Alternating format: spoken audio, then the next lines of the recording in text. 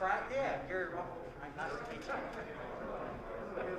Hey, Chris, Yes, I do, but not for the reason you're are you asking. going last or second?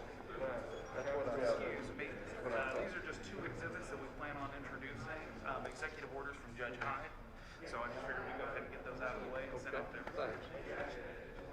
Dr. Romero did not get my email telling him to cancel his 3 o'clock later appointment. So, depending on what happens. Pulaski County Circuit Court, 6th Division, now convened pursuant to adjournment. The Honorable Tim Fox presiding. Thank you. You may be seated. Good morning. Welcome to 6th Division. On the docket this morning is Veronica McLean et al. Versus State of Arkansas et al. CV 21-4692. We're here for the final hearing today on this matter. I have a number of preliminary matters that I need to address, but first, it doesn't matter to me where we start. Let's go around the room, and if you would announce your appearances for the record, please. And whoever's at council table with you. Thomas Mars for the plaintiffs and Ryan Culpepper for the plaintiffs. Your Honor. Hold on. And at council table with you, Mr. Mars. Ashley Simmons and Veronica McLean, although All right. she's so not. She's here somewhere. She's not here somewhere. All right then. Good morning, Your Honor. David Matthews on behalf of the governor. I'm joined by Sarah Waddups, and our client representative is Karen Watley. Good morning. Your Honor, Chris Heller for the school districts. With me is co-counsel Kayam Eddings. The district representative is Eric Walker. We have Superintendent Glenn Fenter of Marion and Marion's lawyer, Cody Keys. Your Honor, Gary Rogers on behalf of the Senator Hickey and Representative Shepard, Randy Bynum, and Mark Allison. So we'll go back to the. Strange on behalf of the state of Arkansas. I'm sorry. Sam Strange on behalf of the state of Arkansas, and this is Asher Steinberg. Adam Coleman, Pulaski County Attorney on behalf of Pulaski County plaintiffs, Sheriff Eric Higgins, County Secretary Hyde, and President of the Council. Good morning. Okay, so before we get to the taking of testimony and evidence, I have just a few things we need to go over first. First of all, masks in the courtroom. Early last week, the court expanded the number of attorneys, parties, and media personnel who could be present during the trial of this case. At that time, the daily COVID numbers were showing, early last week, were showing a decline in the new daily cases. During the course of last week, the new case numbers began steadily moving upward again, although I think, thankfully, the hospitalization numbers are not necessarily.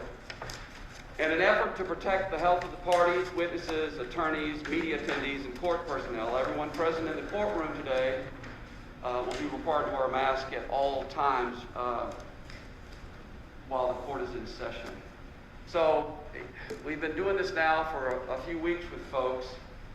Some folks adapt fairly well to wearing a mask while they're speaking, and others seem to have a harder time. What I try to tell everybody is you may have to use a little bit more of your outside voice than you're used to using in the courtroom, and perhaps talk just a little bit slower than you normally do, okay? I'll try to remember to do the same. So Administrative Order number 6, as the parties are aware, the court has entered a media pooling order that is in accordance with the provisions of Arkansas Supreme Court Administrative Order number 6. What this means as far as this division is, for the first time in the history of the division, the court's allowing television to be live streamed during the taking of testimony and the introduction of exhibits in court. The order was entered partially because the pandemic has limited the number of people who may be physically present in the courtroom. I think this is actually the most that I've had since we started back with live court. But more importantly, the court determined that the issues in this case are of great interest to a large number of Arkansans throughout the entire state, and that those Arkansas residents who desire to invest the time to watch the proceedings should have the opportunity to hear the testimony firsthand without it being filtered first through third parties. There are limitations and conditions set forth by the Arkansas Supreme Court in Order Number 6. The Supreme Court has superintending authority over this court, and there are certain matters governed by the order over which this court has no discretion. First, that as far as media, that there be pool reporters who are required to share their source media with other credentialed news organizations. The court would like to thank the staff at KHTV for undertaking the task of coordinating the live television feed out of the courtroom, hopefully so that any other local television networks who are interested may also access the live stream on their websites. Another provision of Administrative Order Number 6 gives witnesses the right to refuse to be broadcast, recorded, or photographed during the proceeding. This is not a matter over which the court has discretion. The court has communicated with all counsel of record and has obtained the names of the witnesses who object to being broadcast, recorded, or photographed during the trial. It's okay. It's neither a plus nor a minus. It's just part of the rule.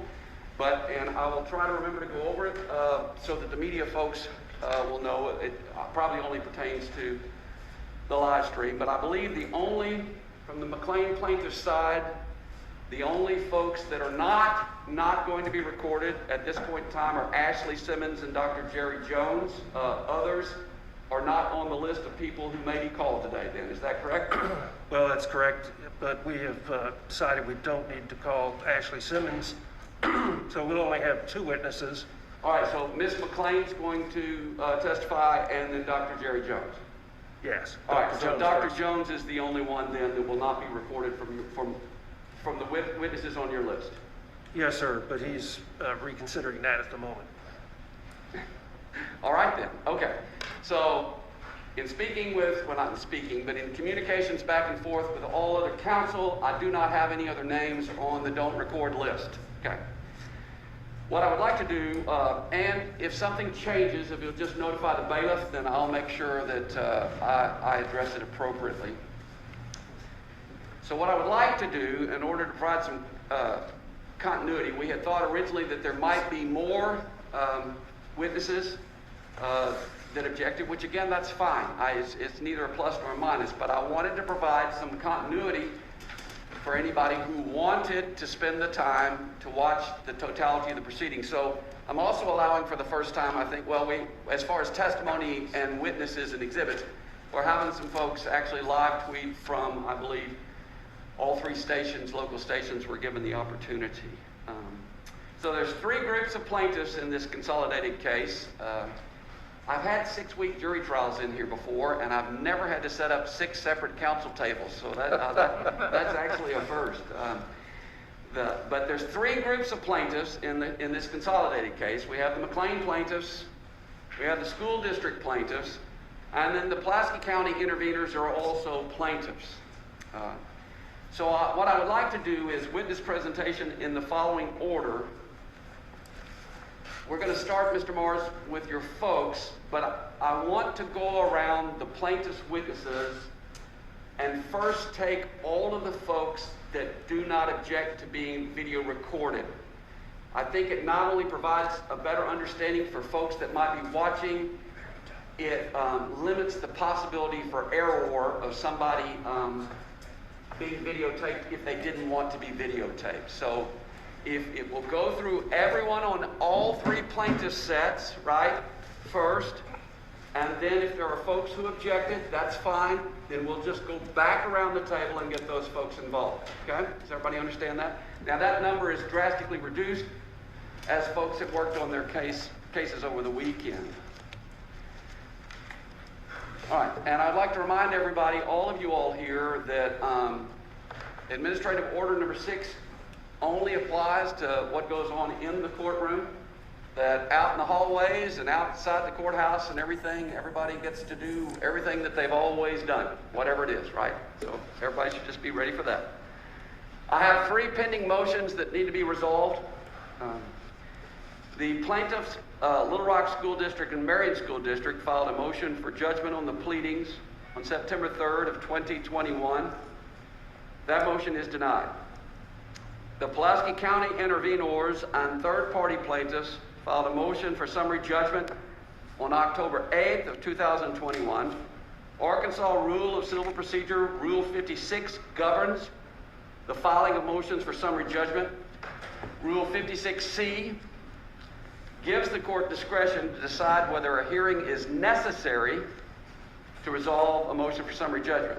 There is, however, an odd little quirk in Rule 56C that states that if a hearing is held on a motion for summary judgment, that the hearing cannot be held within 7 days of the date the final reply was due. So this is a final hearing on the merits. It's not a hearing on the motion for summary judgment. However, it's occurring within that 7-day window of the reply being due on the motion for summary judgment. So the court has decided that the prudent course of action under the circumstances is to take the motion for summary judgment under advisement. This will allow any party at the close of all testimony and evidence to make whatever motions such party deems appropriate at that time. Then late last Friday afternoon, the McLean plaintiffs filed a motion for voluntary dismissal of Jimmy Hickey Jr. and Matthew Shepard pursuant to Rule 41 of the Arkansas Rules of Civil Procedure. Rule 41A gives any plaintiff the absolute right prior to final submission to either a jury or a judge to dismiss a case one time without prejudice. The without prejudice language means that in most cases involving state causes of action, a case can be refiled within the original statute of limitations or within 1 year of the dismissal. The Rule 41 dismissal is effective only upon filing of an order by the court.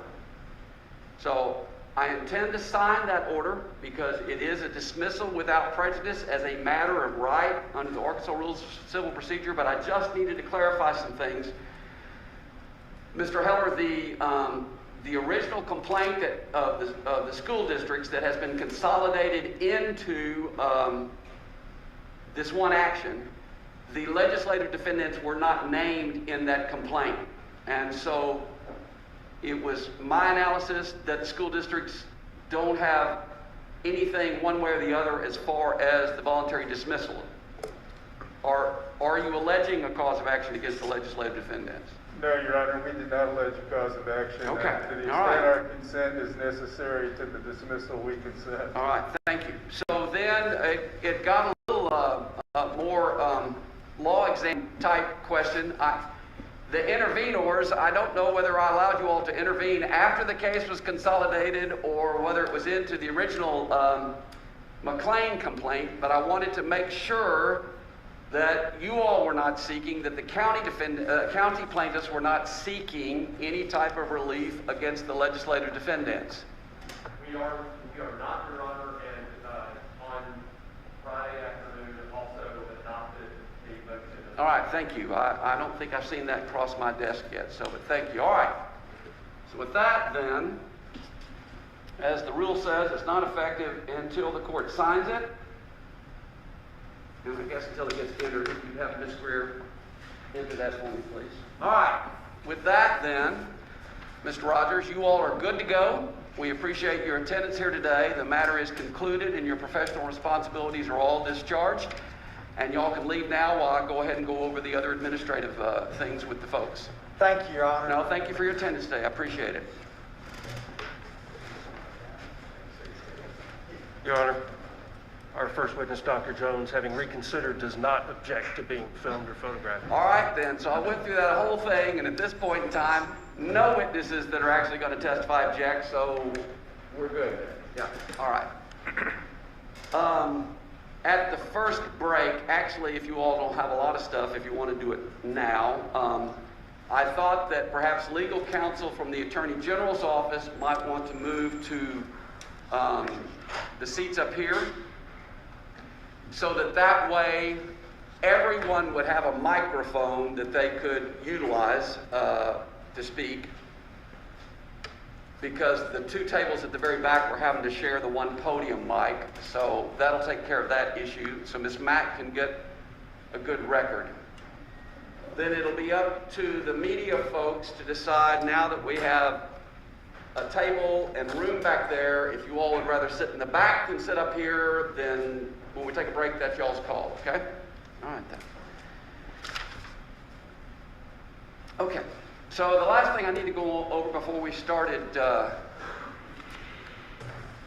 witness testimony and evidence, Mr. Strange, I realize that neither of you can keep going, but that neither of you all were present, you may be seated, at the first hearing. Yes. So the court specifically inquired of the then present Assistant Attorney General whether the Attorney General's office had obtained conflict waivers from the legislative defendants and the executive branch defendant. That's on pages 6 to 18 of the transcript from the preliminary injunction hearing. The Assistant Attorney General advised the court that no conflict waivers had been obtained, and further that the Attorney General's office didn't see any possible conflict of interest. This was despite the fact that one of the causes of action in the McLean complaint was that the legislative branch of government had usurped some of the constitutional and statutory authority of the executive branch of government. So shortly thereafter, pleading-wise, this is what I know from the pleadings, because of the clear conflict of interest between the legislative and executive branches of government, the governor obtained separate private counsel, and then shortly after that, the two legislative branch defendants also obtained separate legal counsel. The Attorney General's failure to recognize and address a clear ethical conflict of interest has now resulted in Arkansas taxpayers having to pay thousands of dollars for private legal counsel that should have been unnecessary. The Office of the Attorney General now is here seeking to represent the party, quote, the state of Arkansas, close quote. It still doesn't cure the ethical conflict. So, Mr. Strange, to the best of your knowledge, since the preliminary hearing, has your office done anything administratively to address this type of situation to assure that it will not happen again? Your Honor, all I can say is that I believe that we have obtained waivers since the hearing from the legislators, the individual legislators, Senator Hickey and Representative Shepard, and I believe that's also true for the governor of the state of Arkansas. That you have subsequently obtained waivers? We did, Your Honor. Okay. Well, thank you for that effort, and I'm glad to have that on the record, okay? Yes. As to the second question, I do not know, to my knowledge, I cannot answer that one, Your Honor. I'm sorry. I don't think the courts are supposed to be given advisory opinions, and it's not my job to run that practice, but bad things can happen, right? Anyway. Okay, enough of that. Mr. Mars, who do you want to call first? Your Honor, the plaintiffs called Dr. William G. Jones. William Jones? William Jones, Okay. otherwise known as Dr. Jerry Jones, not the owner of the Cowboys, but the CMO of CMI St. Vincent. Okay. So what we're going to do is, we're going to have, if Dr. Jones, Mr. Moore, you know where to take Dr. Jones. So the witnesses are all going to sit in this chair right here. I'll swear them in one at a time. The middle microphone, Dr. Jones, the middle microphone is the best one to make sure that we have a good record for the court reporter, and should also be coming through the external speakers here at the front of the courtroom. Since we're not in a situation where it's comfortable for everybody to stand and address the court or question witnesses from a standing position behind a podium, and I know that some of you all have decades and decades and decades. I'll leave it at that third decade, Mr. Matthews, to overcome a practice, and that you're going to have to relearn once we go back to standing up. But it is okay, as long as you make sure that you're in front of a microphone and the witness can hear you, to remain seated while you question the witnesses. If Ms. Mack, for whatever reason, cannot understand a witness or a lawyer, she'll give me the high sign, and I will prompt you to remember to speak up clearly and distinctly despite the mask, and to perhaps speak a little slower. Dr. Jones, that was in fact your prompt, okay? All right. If you'll raise your right hand for me. You solemnly swear the testimony you're about to give will be the truth, the whole truth, and nothing but the truth, so help you God. I do. All right. You may proceed, counsel. Thank you, Your Honor. Please state your name for the record. William Gerald Jones. And you go by Dr. Jones. May I call you Dr. Jones? Yes, sir. And Dr. Jones, you're a native of Arkansas and a graduate of Rhodes College and the University of Arkansas College of Medicine, correct? That's correct. And what type of medicine did you practice before you assumed your current position? You were a cardiologist? Cardiothoracic surgeon. Cardiothoracic surgeon. Sir, you've been practicing medicine for over 30 years now, correct? That's correct. Could you describe for the court in some detail the course of your career from being a cardiothoracic surgeon to being appointed as the chief medical officer of St. Vincent's? Bad luck. No, seriously. In the course of my practice in Dallas, I was asked to take on certain administrative duties, which ultimately led to me being named a chief medical officer for Tenet Healthcare in Dallas, and Baylor Scott & White when they acquired the Tenet hospitals in Dallas. And from there, I was approached by St. Vincent's to have a similar role here back in the world. And as I understand it, in January 2019, you were appointed as Vice President for Medical Affairs for CHI St. Vincent, correct? And why is it, by the way, it's called CHI St. Vincent instead of just St. Vincent? St. Vincent became part of the Catholic Health Initiative about 9 years ago. And subsequently, CHI merged with Dignity Health to form Common Spirit Health, which is our parent organization, the largest not-for-profit Catholic healthcare organization. And when, sir, were you promoted from Vice President for Medical Affairs for St. Vincent to Chief Medical Officer? At the end of 2019. At the end of 2019. Does St. Vincent receive any funding from the Arkansas legislature? No, sir. Would it be fair to say that, unlike perhaps some of your other colleagues, you have no fear of retaliation from the legislature for speaking the truth here today? No, sir. I respect the legislature. And you're not being paid to testify? No, sir. You gave an affidavit in this case a little more than 3 months ago. Do you remember that? Yes, sir. You weren't paid to give that testimony either. No, sir. Thank you. Your Honor, I would move to qualify Dr. Jones as an expert to offer his opinion on issues in this case. I don't have an objection to that, Your Honor, but I do have an objection to his testimony, the relevance of his testimony, and I would like to make that objection, Your Honor, and then renew it for each medical witness that is offered, if that's okay. It's a little bit of a lengthy objection, but we can put it in the record, and then I think I'll just renew it with each medical. That's fine, Mr. Strange. Okay. Your Honor, the state objects to the medical testimony based upon Jacobson versus the Commonwealth of Massachusetts, which is a seminal case that upheld duly enacted laws that require smallpox vaccinations back in 1905. The Jacobson court recognized the purview of the legislature to enact laws to protect the public health and safety of its citizens. The plaintiff in Jacobson, who did not want to take the smallpox vaccination, tried to introduce evidence that the vaccine did not prevent smallpox, caused other diseases, and did more harm than good.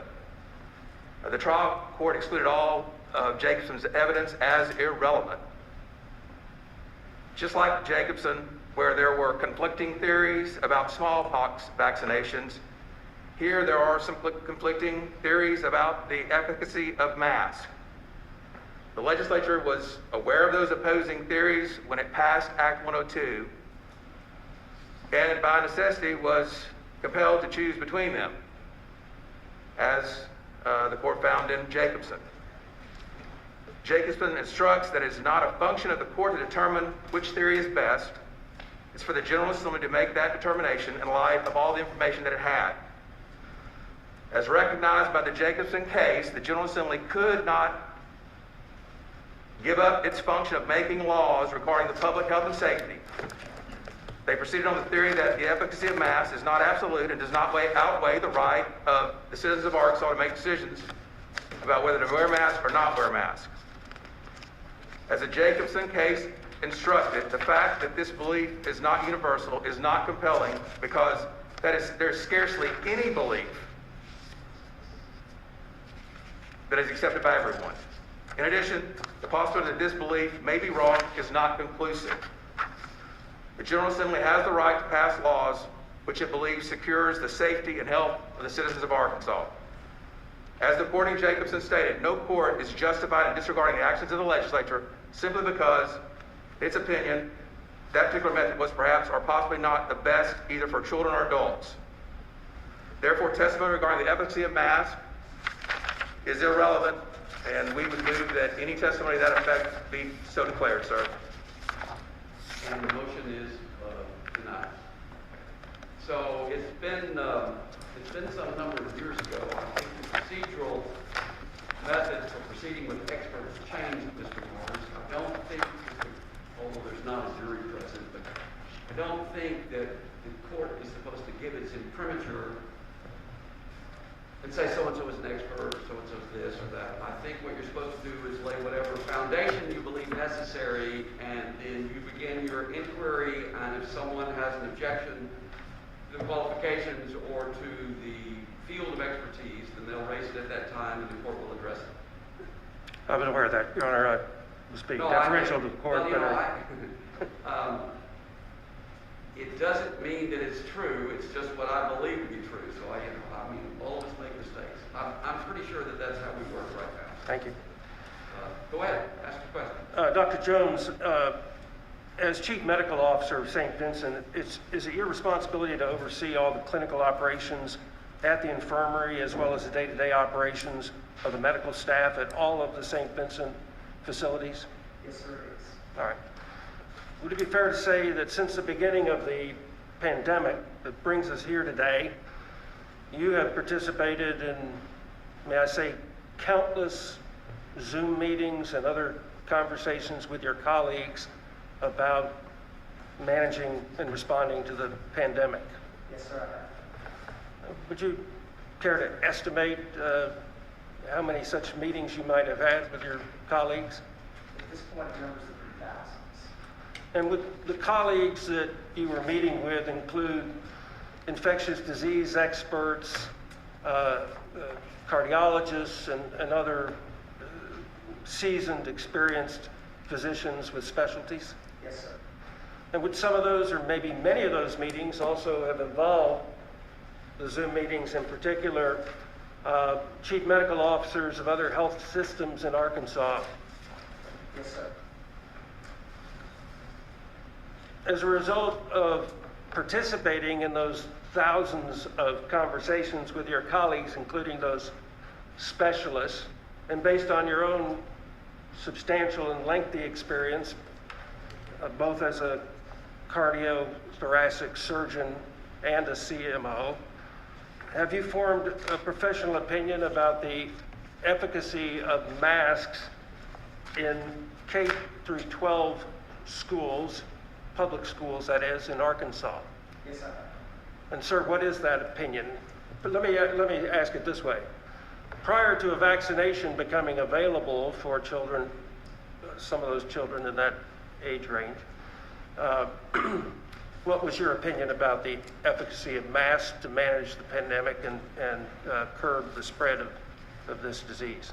I think that the medical evidence plus our own experience in dealing with patients during the pandemic has shown that masks are very effective at preventing the transmission of viral diseases that are transmitted through droplets like influenza and COVID-19. In the thousands of conversations you've had with your colleagues, has that topic been a topic of debate of the kind suggested a moment ago by the Attorney General's office, or do you say there's a consensus among your colleagues on what you just testified to? It is very fair to say there's a consensus among my colleagues about the efficacy of masks. All right, sir. You mentioned the transmission of COVID-19. Are you aware that vaccination has become available since the last time we were in this court for the children of parents like the two parents that sit here next to me? Yes, I am. Has that changed your professional opinion about the efficacy of masks to protect our school children in Arkansas schools K through 12? No, sir, it has not. For both children and adults, I believe the use of masks are an effective adjuvant to vaccination. I'm sorry, I didn't hear that. What did you say, sir? I believe he said masks were an effective adjutant. Adjutant, okay, I'm sorry. Thank you. Could you elaborate on why it is that you hold that opinion, notwithstanding the fact that vaccinations for school children are now available? Despite the amazing efficacy of the vaccine, they are not 100% effective. And we certainly have seen breakthrough cases where fully vaccinated people have become infected with COVID-19. Did not only become ill themselves, but have the ability to transmit the virus to others. So in the absence of a fully effective vaccination, masks remain an important part of the strategy in preventing the transmission of the disease. Thank you. One last thing, Dr. Jones, in your career as a physician, whether dealing with an individual patient or a group of patients, in the practice of medicine, is the psychology of communications relevant in terms of encouraging patients to, for example, take a particular medicine to protect their health when they might be reluctant to do so? Yes, I believe it's our responsibility as healthcare providers to do the best job that we can to explain to our patients what options are available to treatment as well as to protect them from disease. Not sure you're aware of this, but two of the parties now dismissed from this lawsuit have asserted, contrary to other assertions made by the state, that the purpose of Act 1002, don't laugh, was to encourage vaccinations. That to ban mask mandates, they say, the legislature was encouraging people to get vaccinated. Have you ever heard of any such concept before? No, sir, I'm not aware of an established concept of that nature. As a matter of practice or logic, do you find any logic behind what was asserted? No, sir, it's very commonplace in medicine that when we're faced with a serious illness or the possibility of serious illnesses, that we don't rely on a single strategy alone to help our patients. We often rely on combinations of actions or combinations of therapies to treat or prevent disease. Well, the last question I have is just using your wildest imagination. Can you think of any conceivable, logical basis for a physician at least to believe that by banning mask mandates, by telling schools they can't require masks, that they're somehow requiring the population, particularly the population that couldn't be vaccinated at the time, to get vaccinated?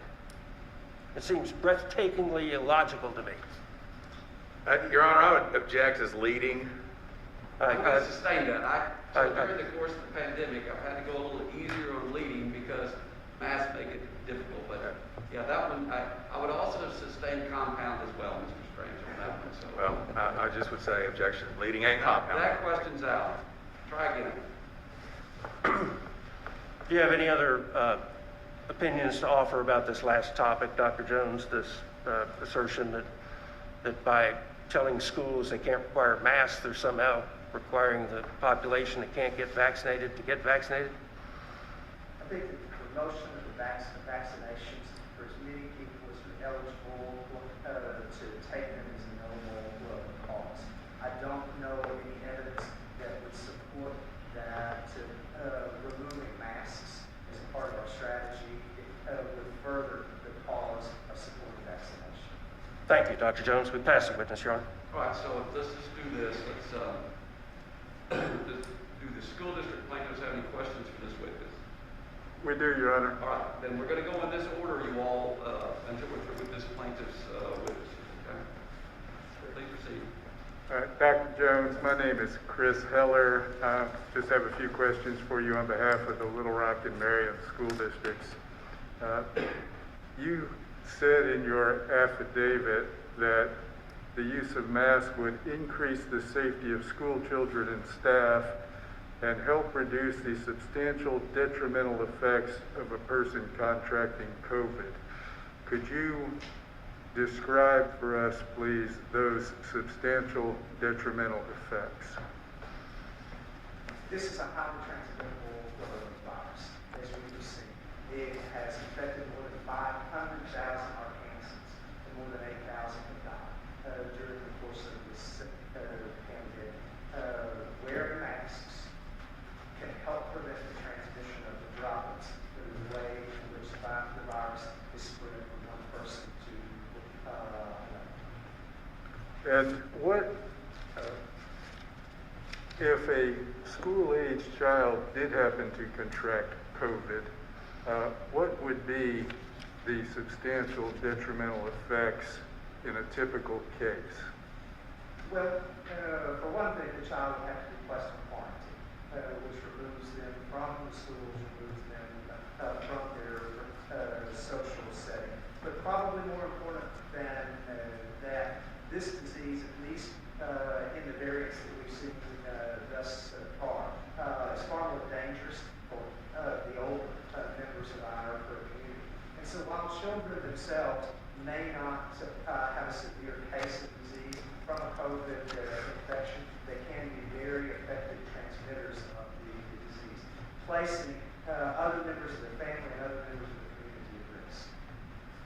Have there been children in Arkansas who have had to be placed on ventilators in response to COVID? Yes, there have. There have also been children in Arkansas who died from COVID infections. And then one more question, Dr. Jones. Can you think of any public health reason to deny school districts the opportunity to require masks during a surge of COVID-19? Objection, Your Honor. I think that calls for a legal conclusion. No, I'll overrule that. Go ahead. One of the functions, in my opinion, of the government and our public health system is to promote the welfare, to protect the public, allowing our local school districts to be able to make a decision based on the situation facing them at any given moment in time, based upon recommendations and advice of the local health community. I think it's appropriate, it's a good thing. I'll pass the witness. Right, and the reason I'm doing it this way is so you all be the ex-county intervener plaintiffs. That way, before the defendants have to cross a witness, they will have the totality of what the plaintiffs have to ask them so that they can be inclusive in their cross-examination. All right. So any questions then? Your Honor? Yes. May I ask, just for planning purposes, which of the defendants will be charged with cross-examination first, the state or the governor? I'll tell you what, Mr. Strange, it seems like I'm going counterclockwise. We'll come to the state right there and then up here to finish up. Thank you, sir. All right. Good morning. Most of the testimony that you just provided is focused on, your opinion on school operations and the wearing of masks. Would your opinion equally apply to office environments?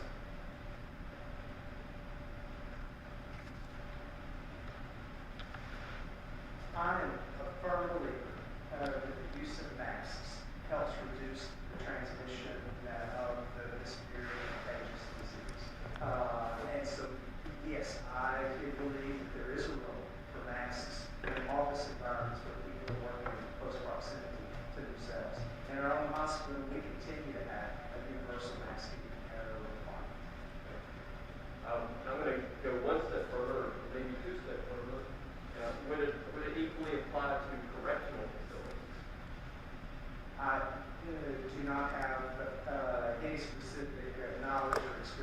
correctional facilities. So I don't have an answer to that. You just indicated that with office environments, you would recommend it for any place that people are in close proximity to each other. If I were to represent to you, that people are in close proximity to correctional facilities. Objection, Your Honor. He said he doesn't have any knowledge of that. Well, so he's asking him a hypothetical, I believe, Mr. Strange. But so, Mr. Fogman, do you not have a witness that can address this? We'll establish that people are in close proximity through the fact. Okay, all right. Then I'm going to sustain the objection. It was a good attempt at a hypothetical. All right, thank you. Any, Jones or Dr. Jones, is there any public health basis, your knowledge, to prohibit a mask requirement for an office environment, or in any place where people are in close proximity to each other? I'm sorry, sir, did I understand you? Could you restate the question? Yes, sir. Yes. Within your knowledge and expertise, do you know of any public health basis to prohibit a mask mandate in any place where people are in close proximity to each other? I'm not aware of any medical evidence that would support prohibiting a mask mandate. Thank you. That's it. All right, then, Mr. Thank Strange, you, Your Honor. for the state. Thank you, Your Honor. Dr. Jones, my name is Sam Strange. I represent the state of Arkansas. Bear with me today. I'm not used to speaking through a mask.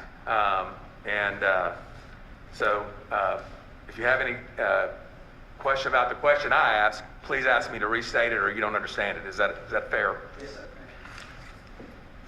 In your opinion, are all masks equally effective in preventing the transmission of COVID? No. Which masks are most effective? The masks that are most effective are the so-called respirator devices, which create a contained environment for the user. However, when we look at the efficacy of masks, the purpose of the mask is to reduce the expression of droplets that contain the viral particles. And in that sense, practically any mask can provide some degree of efficacy in decreasing the transmission of disease. But you would agree that there's a wide degree of efficacy between the respirator mask and, for instance, a cloth mask. There is a different degree of efficacy. What it really comes down to, though, is not necessarily the amount of efficacy that you can demonstrate in the laboratory of one mask consistent over another. It's how practical the use of the mask is.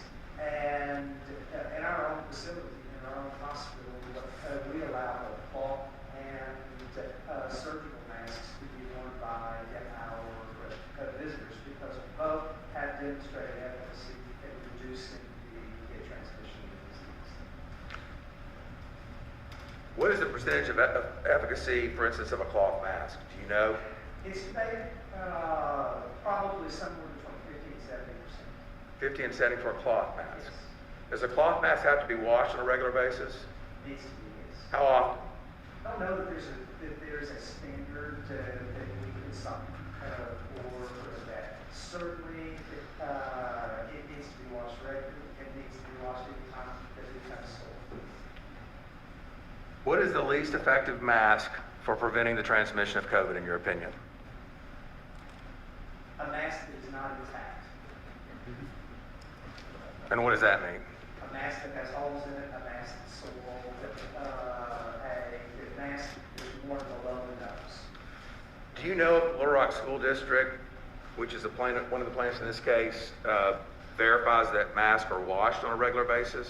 I have no knowledge. What about the Marion School District? Do you have any knowledge if they require their students to wash masks on a regular I basis? do not know that. Do you know if the Little Rock School District supplies masks for their students? I do not know about the Marion School District? I do not know. How important is it for the mask to fit properly on a person's face that's wearing the mask for it to be effective? As long as the mask is covering the nose and the mouth, it will be effective at reducing the transmission of the virus. How effective, though? If it's not properly worn, how effective will the mask be? That's my question to you. Tremendously more effective than no mask at all. What does tremendously more effective mean?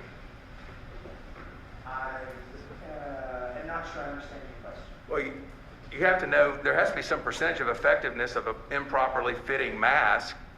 I mean, if the mask is not properly fitting, how effective can it be is my question to you.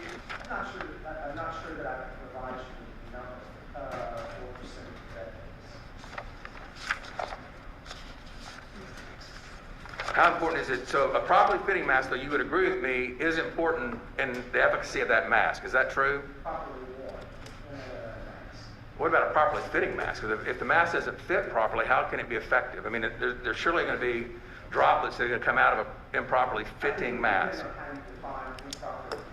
Well, it doesn't fit on the nose. It doesn't fit on the face securely above the nose. The nose and the mouth need to be covered. Okay. And an improperly worn mask, is it effective? Objection, Your Honor. It's asked and answered, I think, 3 times. Well, I asked Go ahead about a and make properly sure that fitting you're clear. mask and an improperly worn mask. Okay, just go ahead and ask the question and let's get the answer.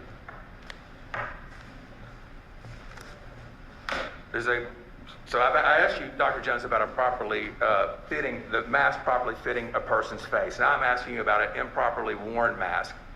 In other words, a mask that's worn below the nose, a mask that's pulled up near the mouth. How effective is that mask? In order for a mask, any kind to be effective, it needs to cover the mouth and the nose. If the mask is worn in such a way that it does not accomplish that, its effectiveness is diminished. Do you know what sort of training the Little Rock School District has given its personnel regarding making sure the mask is properly worn? No, sir, I do not know what training they provide. What about the Marion School District? I do not know.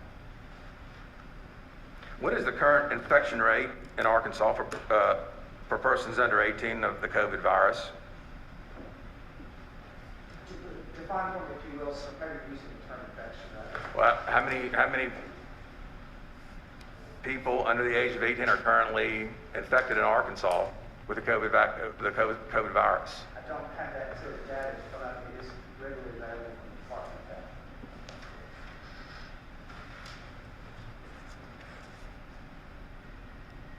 Health. Are children under the age of 18 now eligible for the COVID vaccine? Yes. And of course, children under the age of 18 would include most school children, correct? Yes. In your opinion, is the COVID vaccine more effective than masks at preventing the transmission of COVID among children? Both have a place in the treatment, in the prevention of the disease. I think because they represent completely different means of accomplishing that end, it's not fair for us to judge the effectiveness of one over the other. Well, if you had a choice and you had a child, would you simply go with the mask or would you go with the vaccine? If I had a child during the midst of a pandemic, I would teach my child how to properly wear a mask and as they do so. So what do you think about the vaccine? Is it more effective or less effective than mask? I'm asking you that question. Again, sir, there are two different types of treatments. I don't believe that you can compare the efficacy of one over the other. Both are effective together in the prevention of transmission of disease. What is the risk of a child 6 years or older who is fully vaccinated of being infected with COVID? Don't know that anyone has a number to answer that question. I do not.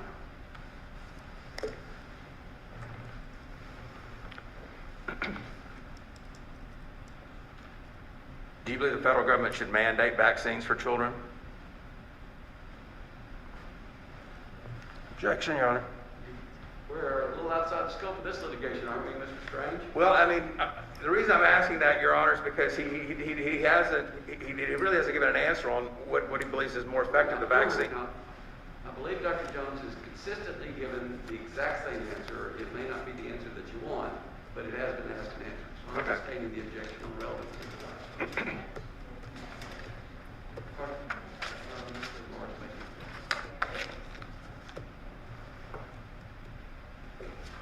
Dr. Jones, are you aware that there are studies that show that COVID-19 and influenza share many similar clinical features? There are similarities, yes, in some of the clinical features of both types of infections. Would masks help prevent influenza among school students? Yes. And are there every year students in the state of Arkansas who get the flu that are hospitalized? Yes. And some die, don't they? Predominantly older people, but certainly get children who die of influenza. To your knowledge, has any school district in the state of Arkansas ever required masks during flu season? Have not to my knowledge. At the time this legislation was passed, and I'll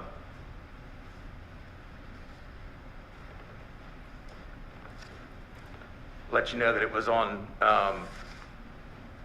April 28th of 2021. That's when it was enacted. That's when the governor signed the law and it became the law, which banned masks in state facilities, with the exception of a couple of state facilities. Were there... Excuse me just a second, Your Honor. I want to interpose an objection at this point. I don't believe the law became effective until July of 2001, perhaps July 28th. The emergency clause did not pass in April. My mistake. So it became the law on July 28th. Is that correct? I believe that was the effective date. Okay. The effective date of the law was July 28th. Were there current, before the FDA, were there current applications pending for vaccine approval for children under the age of 18? I'm sorry, in the course of that discussion. Okay, I'm sorry. So the law became, it became the law of the state of Arkansas, Act 102, on July 28th of 2021. Were applications pending before the FDA for approval of the vaccine for children under the age of 18 on that date? I do not know off the top of my head when those applications were filed. Do you know when children under the age of, between the ages of 12 and 18 were approved to receive the vaccine? Within the past 60 days approximately, but I can't give you the exact date. I'll pass the witness, Your Honor. All right, Mr. Matthews then. Thank you, Your Honor. Dr. Jones, my name is David Matthews, and I'm pleased to represent the governor of Arkansas, and I have just a few questions for you. Thank you for your patience this morning. Yes, sir, thank you. April the 29th, 2001 is when Governor Hutchinson signed what became Act 1002. Was the Delta variant active in Arkansas on April the 29th, 2001? Just beginning to see the rise in Delta variant. Is it fair to say that the Delta variant marked a substantial increase in the exposure of, and the degree of exposure to both adults and children in Arkansas after April the 29th, 2001? Yes, sir, that's fair. Happily, today the newspaper said there were a few less people, a few less active cases, but is it true that the Delta variant continues to be active in Arkansas today? According to the weekly reports from the Arkansas Department of Health, the Delta variant, which includes the Delta Plus, still represent approximately 90% of the positive tests that are subjected to genomic specificity. Would you agree with me that that is a different circumstance than the one that the legislature addressed when it passed Act 1002? Yes, sir. I'm an old man, Dr. Jones, and I'm scared of the future about a lot of things, but especially COVID-19. If we get Delta 19 licked, are there other variants that we see evidence of now? Yes, there is a so-called Delta Plus variant, which is very active in the United Kingdom right now. And it's natural history of the virus, or for any creature to evolve over time. So as long as we continue to have cases, the risk of developing new variants remains. Does that suggest to you that we should make available to ourselves every opportunity to fight any new variant that might appear? Yes, sir. Do you know of any variants of any infectious disease that would not benefit in opposing it from the use of masks and or vaccines? No, sir. All of our current variants are spread the same way as the original COVID-19 virus through droplet transmission, which is effectively diminished by the use of masks. I've read the newspaper on a regular basis during this whole thing, and each day the Democrat Gazette prints the latest statistics on COVID, and I note that there are varying degrees by county. Does that square with your experience that some places have a more serious infection rate than others? Yes, it does. Does it make sense to you as a medical professional that those counties which are exposed to a higher incidence of infection ought to be afforded any and all means to combat the infection? Yes, sir, it does. What's good in El Dorado might not be good in Rogers. Is that a fair statement? And then 3 months later, for the reverse might be true. Thank you. I want to focus just a little on something that's very important to the governor now. Are you familiar with the Arkansas National Guard? Yes, sir. Do you know that there are circumstances in which the governor calls out the National Guard to help with emergency situations that might be related to natural disasters or civil unrest or other consequences that require a show of force and experienced and trained people? Yes, I'm aware of that. If a hypothetical situation to you, doctor, if a National Guard unit got called out, for example, in case of a flood and needed to evacuate a hospital or a nursing home that had patients with COVID-19 in them, does it make sense to you that the Guard members should be protected in any and all ways possible to keep them from getting COVID-19? Yes, sir, it does. Would that include the ability for their commanding officer to direct them to wear a mask? By all means, Do people who are physically exerting themselves, now, at 70, it doesn't take much for me to physically exert. Walking up the steps about did me in this morning. I was breathing deeper, trying to catch my breath. Does that put me at a greater risk for receiving someone else's droplets or infectious particles? Yes, sir. Would that same be true of a National Guardsman who was exerting himself transporting sick patients from a hospital or a nursing home? Yes, sir. And without the protection of a mask, would they be putting themselves at a greater risk of contracting COVID-19? Yes, sir. In your medical opinion, would that be a safe way to protect the soldiers and other volunteer citizens who help protect our state? Yes, sir. Do you think that those soldiers ought to be able to protect themselves with a mask, or their commanders ought to be able to direct them to wear a mask? Yes, I do. Thank you. No other questions. All right, any redirect? Just briefly, Your Honor. Dr. Jones, what is the difference between a state-owned and state-controlled hospital in Arkansas and a county-controlled or county-owned hospital?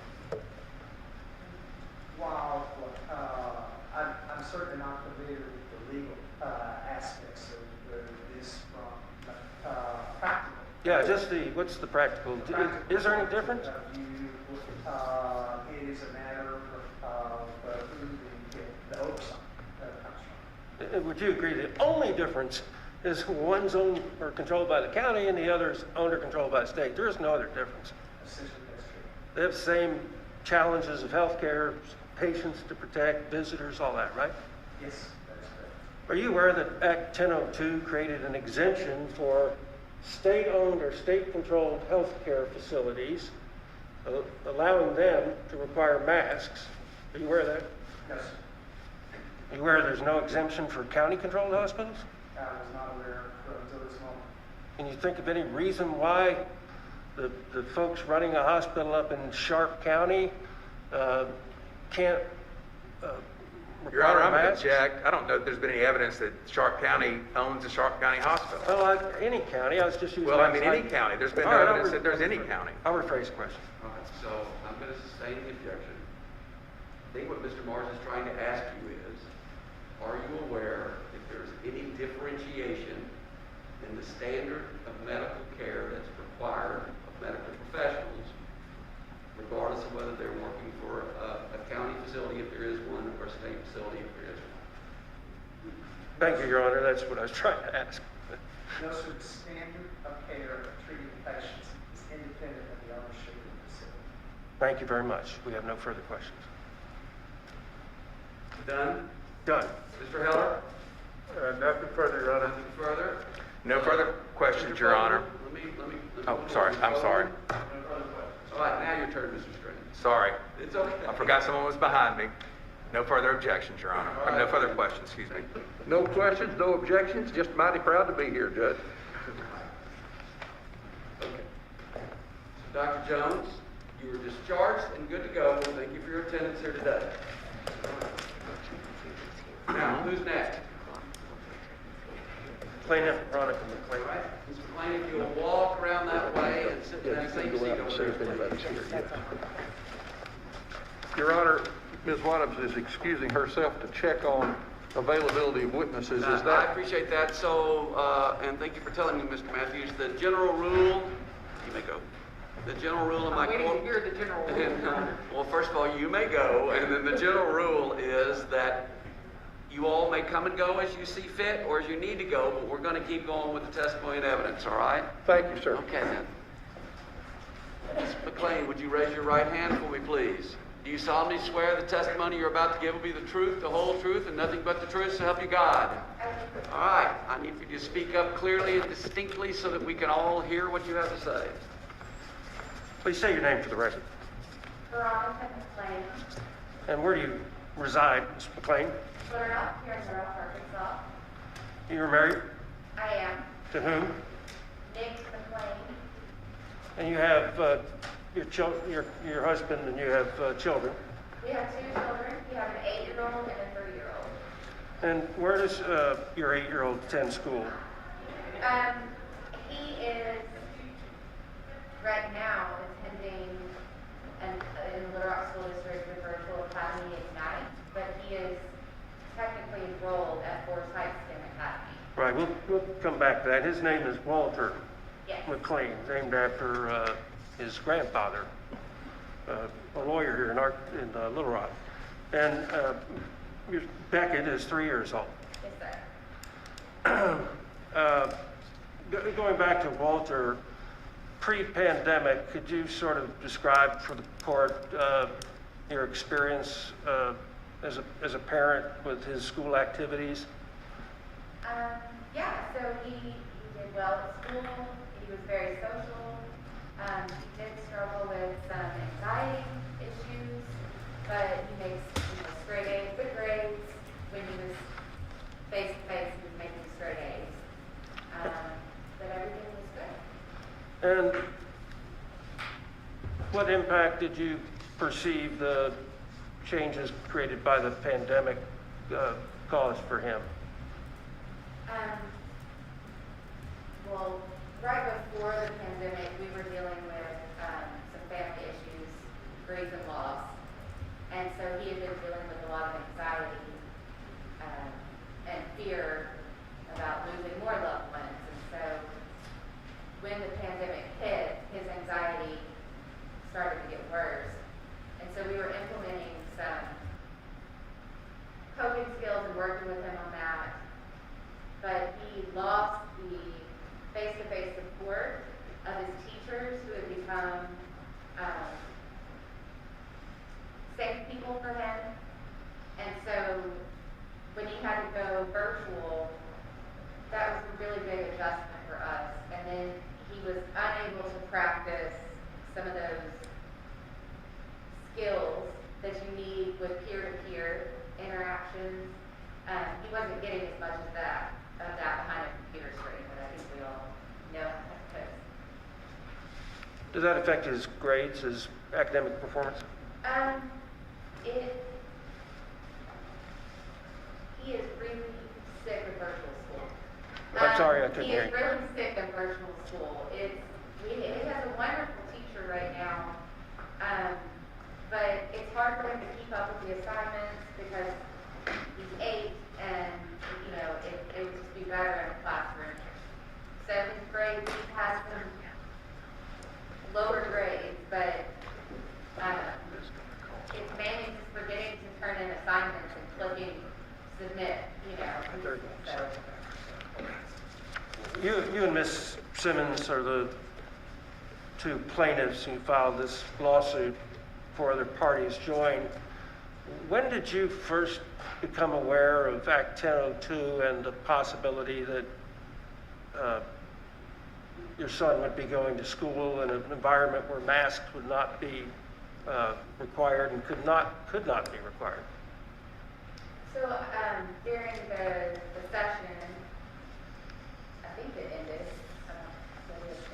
but during the session in the spring, I became aware of Act 1002, and I was concerned, but at the time, it appeared like our numbers were maybe going down, and so I was hopeful that it wouldn't really be an issue in the fall. But then, come June, we started seeing that uptick in cases. And so I started becoming very concerned. And then I started reaching out to my legislators and emailing the governor and reaching out to the school district and saying, what can we do about this? And I kept running into brick walls, and they're like, there's nothing we can do. Or I didn't get a response, or, I got other responses. But,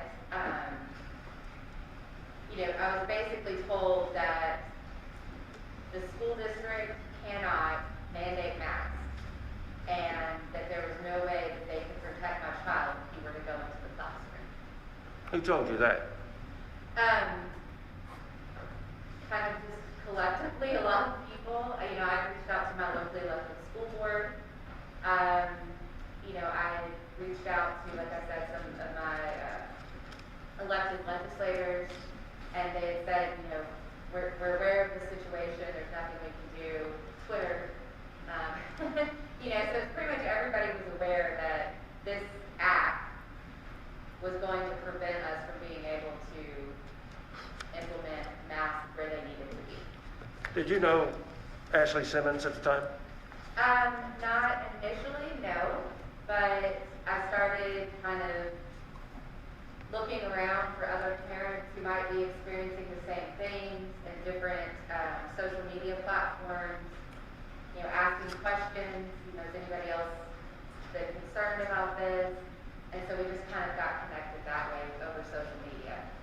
And over time, did that group enlarge to a group of parents in excess of 150 or more? Yes, absolutely. And how do you know that it was that large? It was quite a few. I had lots and lots of people reaching out, saying, we want to be a part of this. How can we implement this? I had pediatricians reaching out who were concerned about their own children. Did you participate in a Zoom conference at some point, I think in July, with other parents? Yes. Do you recall how many participants were on that Zoom call? There were over 100, maybe close. It was between 100 and 150. All right. Why is it that you and Ms. Simmons, well, I'll rephrase the question. Why is it that you decided to become a plaintiff in this lawsuit?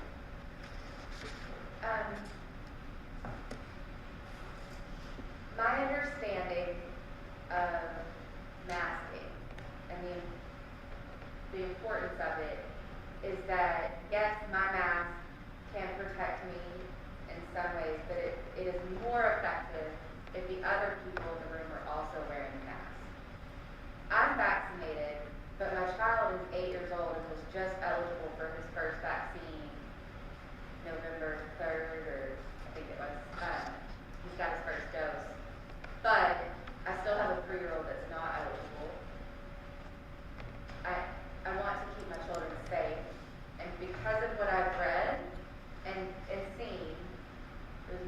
understanding that everybody needs to be wearing a mask for them to be more effective. And so, you know, I've had a lot of people tell me, well, your kid can wear a mask if you're worried about it. But that doesn't protect my kid. It protects your kid because my kid's wearing a mask. So, Let me ask you, you said a lot of people have told you that that's your kid, and did you and your husband install a security system in your house after you testified here the first time? yes. Objection, Your Honor. What is the relevance of this? Well, I think it'll go to her credibility if I can continue. Your Honor. I think it goes to her credibility, but I'll withdraw the question. No one's impeaching her credibility at this point in time. I understand, Your Honor. Okay.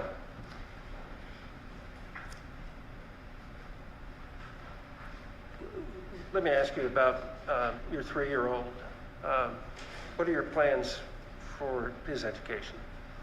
I'm sorry, can you repeat that? What are your plans for Beckett's education? Well, actually, right now he's going to our sitter that we've had for years and years, and then Beckett will start pre-K in the fall. He'll be 4 by then, so we're gonna go to the LRC.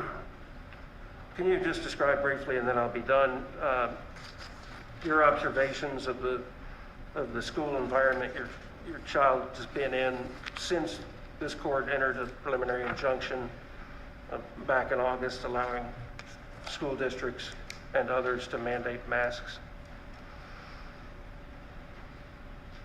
It has been, because we elected to continue going to virtual school because of the surge that was happening. And so he has been virtual with Ignite Academy, which is a virtual school within LRSD. It has been incredibly difficult for my child. And even though masks were being mandated, because of our situation with our sitter, both my husband and I work full time. And there are other children in that home. I was going to lose my child care, and that was going to impact my ability to work. And so until my son can be vaccinated, we needed to be virtual. And your plans after he is fully vaccinated are what? He is going back face-to-face January 5th. Thank you very much. I pass the witness, Your Honor. All right, Mr. Heller. No questions, Your Honor. All right, then back to the county folks. No questions, Your Honor. Mr. Strange, your turn. I'll ask a few questions. Thank you, Your Honor. Mr. McLean, my name is Sam Strange. Do you value the right to choose issues regarding your children's health and education? Do you believe other parents have that same right? Yeah, within reason. I believe that the choices that I make, if they impact other people, then I need to take them into consideration. Did I understand you to testify earlier that you've chosen this, at least the fall of this school year, to have your son who is in school attend by virtual learning? Is that correct? Within the Little Rock School District, yes. One of the choices you have as a parent is to have your child vaccinated. I believe you just testified that at least for the child that is eligible, he has received at least his first dose. Is that correct? Yes, because that final happened in November. He was allowed to be, or that he was eligible. Do you know any sort of procedures that the Little Rock School District, I guess, would you know of any procedures the Little Rock School District has implemented regarding the proper wearing of masks, the proper fitting of masks, the types of masks students wear? I know that every teacher that I've spoken to constantly says, pull up your mask, and they remind students. I don't know if there's direct training, because just the purpose is just to keep it on your nose and your mouth. So who at the Little Rock School District is responsible for making sure the students properly wear their mask? Teachers? Well, I don't really know isn't that,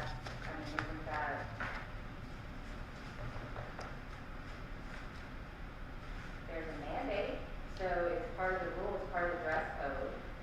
So the mask needs to be covering the mouth and the nose, and then I would think that that would fall under the same, if the student walks in wearing a bathing suit, it was kind of, whose responsibility is it then? I think it would kind of fall under the same thing. Okay. Who makes sure that the students are wearing their masks, for instance, when they're in the restroom? I'm sorry, can you say that Who again? at this Little Rock School District makes certain that a child is wearing his or her mask when they're in the restroom? Well, I don't think that anybody should be, Okay. What about locker rooms? Do you have any idea who would make sure they wear masks in locker rooms? none of the adults should be watching the children undress. Okay. Right? I was just asking if you know who was responsible. I think that it follows the same, And you said you work, what do you do for a living, ma'am? I am a licensed clinical social worker. I'm a therapist, a mental health therapist. And what age group of people do you work with?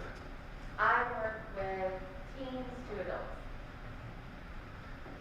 Do you believe there are any potential health issues related to requiring a child to wear a mask? I think there can be some discomfort, but I think that when we look at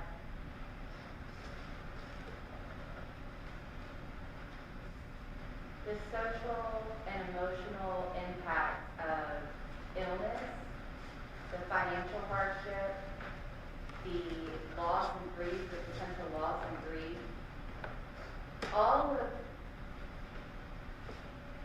of the long-term impacts of COVID-19 or a deadly virus greatly outweigh any discomfort that one might have from wearing a mask, in my opinion.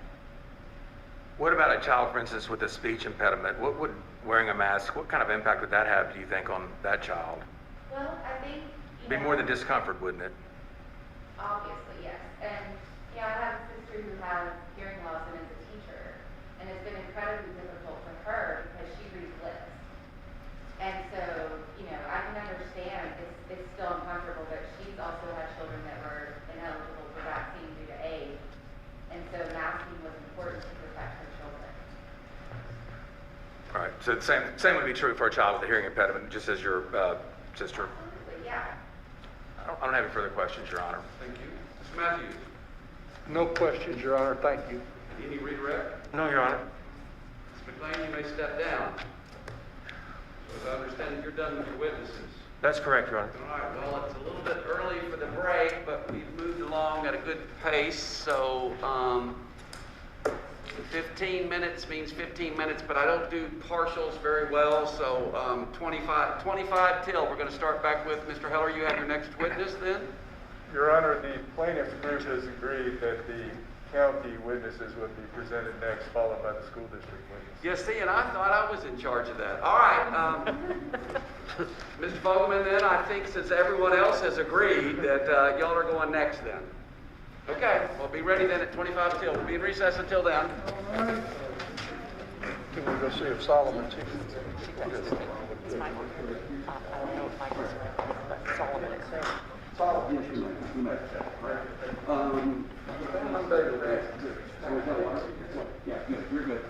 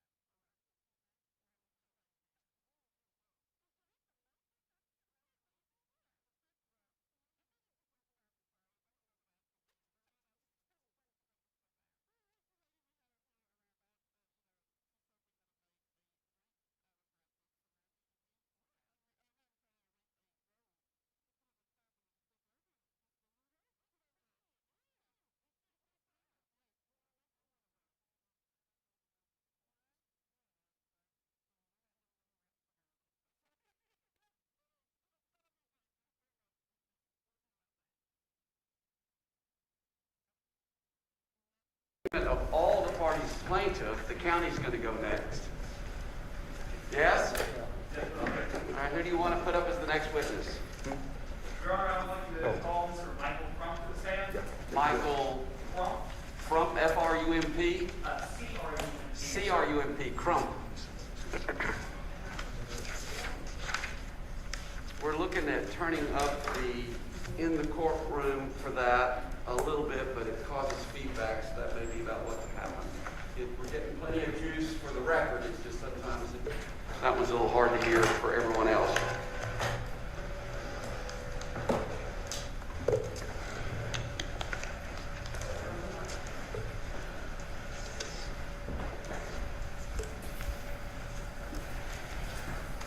Raise your right hand for me, please. Solemnly swear the testimony you're about to give be the truth, the whole truth, and nothing but the truth, so help you God? I do. All right, so I need for you to speak up so that we can hear you. Okay. You may have to speak a little bit slower. Masks are obviously a little bit of impediment here. And then your tendency is going to be when the attorneys in the back ask you questions, your tendency is going to be want to turn to them because that's how we address the folks that we're talking to. The microphones that are picking you up are right there, so it would be better if you stay forward towards those microphones, and then that way we'll have a good record, okay? Yeah, I hear it already, Denise. You may have to turn it back on. All right. So, Mr. Matthews, we can't have that. We can't, no, come on, I appreciate that, but you're okay. He can ask the questions from back there. Just trying to be helpful, I know, Your but Honor. we can't have you potentially spreading stuff all over the place, right? So you need to stay in your seat. And you all may ask from sitting down. Yes, Okay. we have the microphone set up on our table. Great. All right, please proceed. And if you can't hear, it's Mr. Crump. Is it Mr. Crump? Yes. If you can't hear, you ask them to speak up. And if Ms. Mack raises her hand, I'll ask whomever to speak up. So is this Mr. Jenner is asking the questions then, for the record? Go ahead. Thank you, Judge. Mr. Crump, my name is Frank Jenner. I'm with Pulaski County. I believe we got to introduce ourselves earlier. Could you please just state your name for the record? Yeah, it's Michael Crump. And could you just tell us what your title is and your background? I'm the director of the Division of Youth Services with the Department of Human Services. Okay. And Mr. Crump, I'm just going to be asking you some questions. If you don't understand or you need to rephrase, please tell me so. If you can't understand what I'm saying, feel free to just kind of interject and let me know that, okay? Mr. Crump, can you tell me a little bit about the Arkansas Division of Youth Services? Sure, just broadly, we are responsible for rehabilitating juvenile offenders, primarily those juveniles that are committed to us for a delinquency act by the juvenile courts. We have 4 secure facilities that we operate around the state, various parts of the state. We also have a boot camp program out at Camp Robinson, the civilian student training program, and we have a substance abuse treatment program in Louisville that is a diversion program. Those children are not adjudicated. Okay, thank you. You said one of the primary responsibilities of DYS is the juveniles committed to your facility because of adjudication of delinquency, correct? Yes. Can you tell me a little bit about those facilities? Yeah, I can tell you we have, like I said, we have 4. We have one in Harrisburg that is for females only, and all these facilities are for juveniles from the age of 10 up to, we can hold them up until 21 years of age. We have one for females only in Harrisburg. We have one in Dermott for 18 to 21-year-old males. We have one in Mansfield that is for males, that is sort of our moderate offenders, I would say. And then we have campus in Alexander, which is our largest facility that houses both males and females. Okay, so these juveniles are in there because they've been adjudicated delinquent, correct? Correct. So adjudication of delinquency, to your knowledge, is someone, well, could you tell me what your understanding of someone being adjudicated as delinquent is? Adjudicated delinquent just means you did something that if you were an adult would have been considered a crime and you could have been committed for a crime, but the focus is more on treatment than punishment at the juvenile level. Okay, perfect. Now, regarding these delinquents in these facilities, are they the juveniles in generally close quarter facility or in rooms and spaces? And they are. They're not the same. All are a little bit. Some places we have individual rooms where the juveniles sleep. Some we have more of the open style dorms with some mini beds out in the open. And then we also, because they're juveniles, we have regular classes during the day. They have therapy. Lots of activities to keep them up and moving and active and involved during the day. So yes, they are in fairly close quarters. Okay. Do the juveniles have control over where they get to move throughout the day, or is that restricted? No, they do not have control over that. Are they restricted in which rooms do they get to stay in or sleep in at night? Yes, sleeping is definitely where we tell them to sleep. Yes. Okay. And are the sleeping facilities generally close quarter in nature? Like I said, it depends on the facility. Some facilities I think have a little bit of both, but sometimes they're in a room by themselves sleeping, and sometimes they're in an open dorm where there might be 10 beds in the dorm. Okay. You were saying a little bit about some of the day-to-day activities for the juveniles. These include education services. Correct.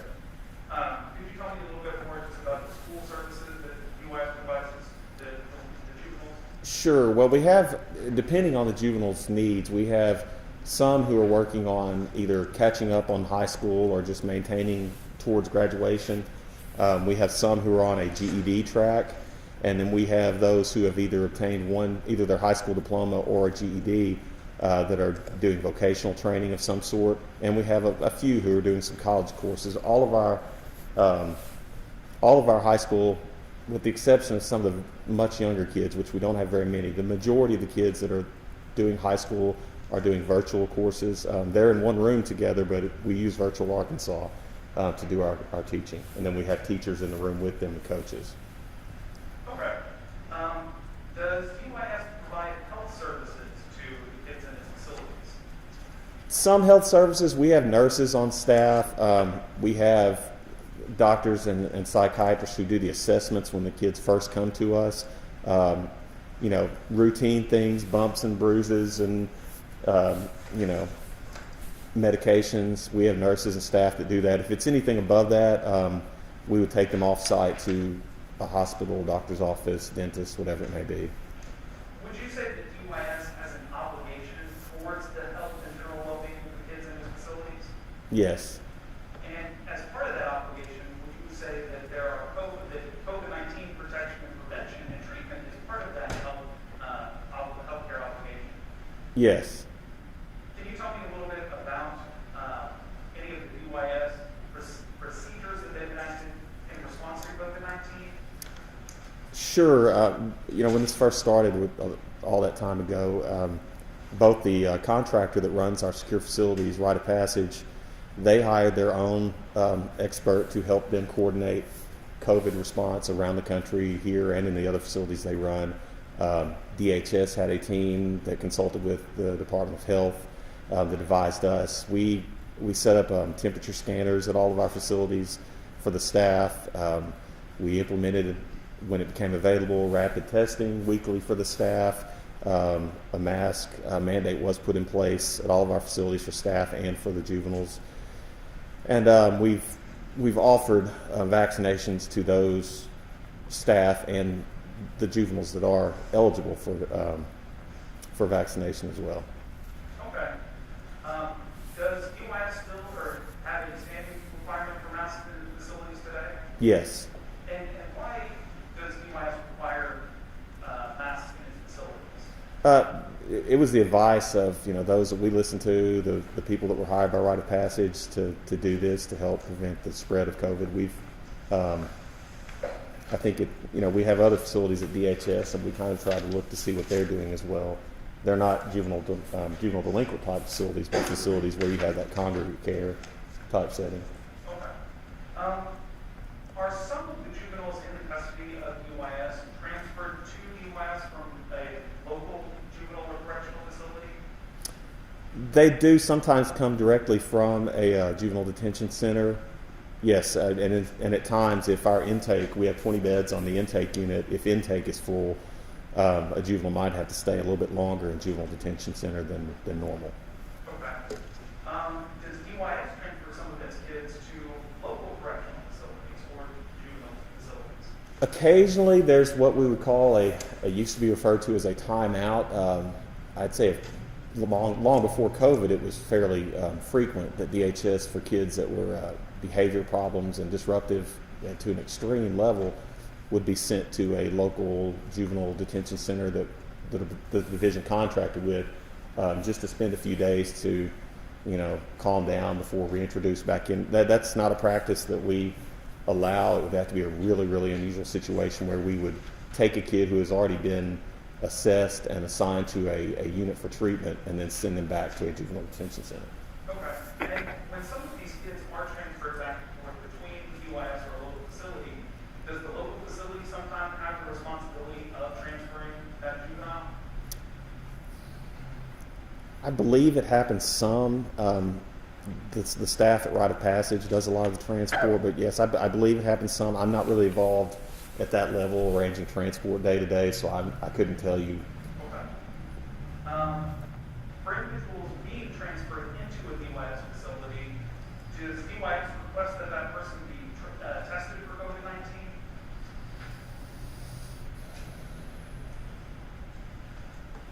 I'm not sure. I believe when they are first brought to us, when we get a kid who's committed and they're brought into the intake unit, they are tested at that point, but they spend 3 weeks on the intake unit anyway, kind of quarantined from the rest of the population. So, but I believe they are tested initially when they come. Now, they were not included in the rapid weekly testing that we do for staff because when we did have COVID, it typically comes from the outside. The staff that go home at night would be the ones bringing that back.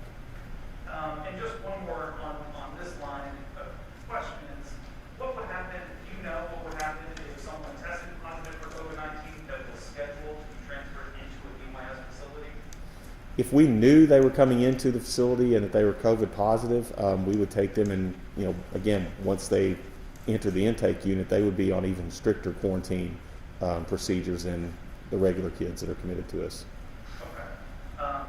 Does DYS facilities take juveniles from Pulaski County? Yes, we take kids from all the counties. Okay. Are you familiar, do you have a knowledge as to juvenile sentencing, as to why a juvenile may be sentenced to be delinquent or as delinquent? Yes, it's part of the reform efforts, I guess, 2 years ago. Included having all the juvenile courts use the same risk assessment tool. It's called the SAVRY, S-A-V-R-Y. Structured, I can't remember exactly what SAVRY stands for, but it had been a pilot program around the state at some of the larger jurisdictions.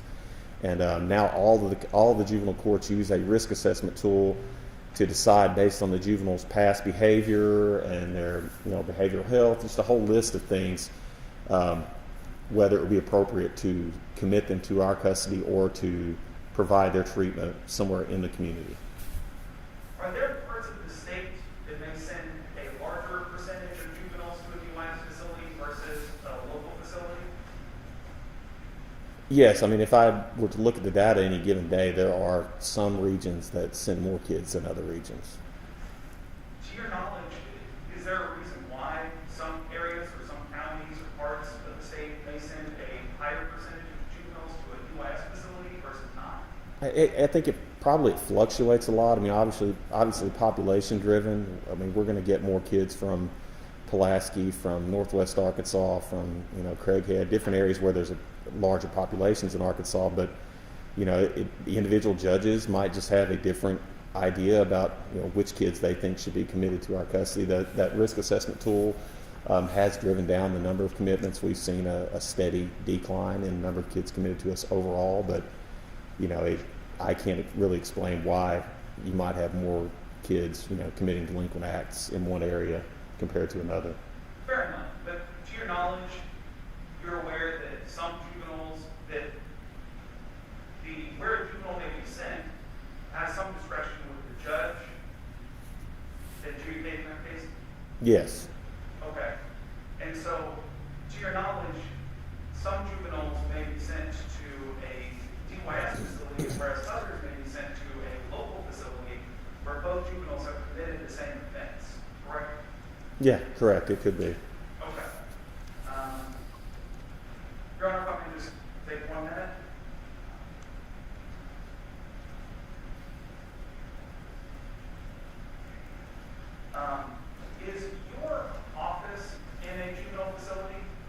No, my office is not. Okay. Does DYS operate facilities that are used solely for administrative purposes or office purposes? All of my staff are on the campus of one of our facilities, with the exception of what we call the central office staff, which are housed downtown in the DHS offices on the 5th floor.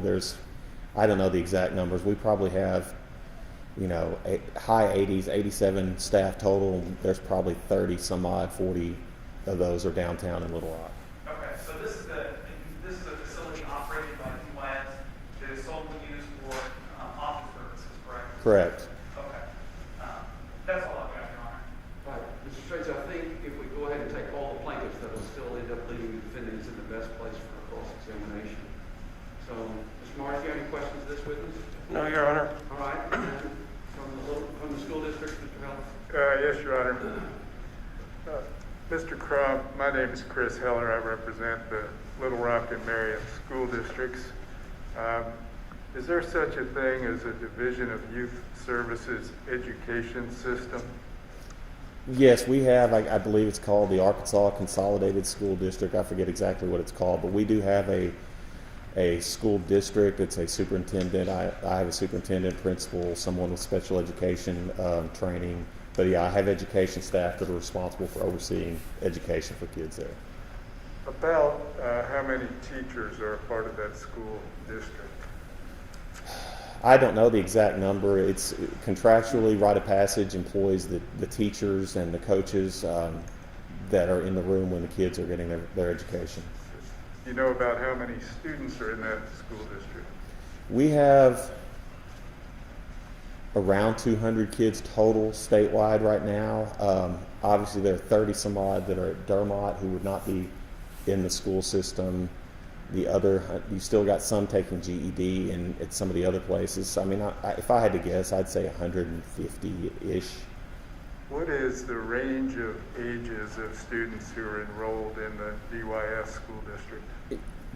For the school district, those that are seeking a high school diploma, they could be anywhere from 10 to 21 years old, but I'd say on average they're mostly 15 to 17 is probably the largest concentration of kids we have. We have very few that are under the age of 14. It's rare. Do students who are enrolled in the DYS school district go to school every weekday? They do. They follow the same schedule as kids from around the state, more or less. And is the goal of the DYS school district to allow students to progress from grade to grade, just as in another public school? Yes. That's all I have. Thank you.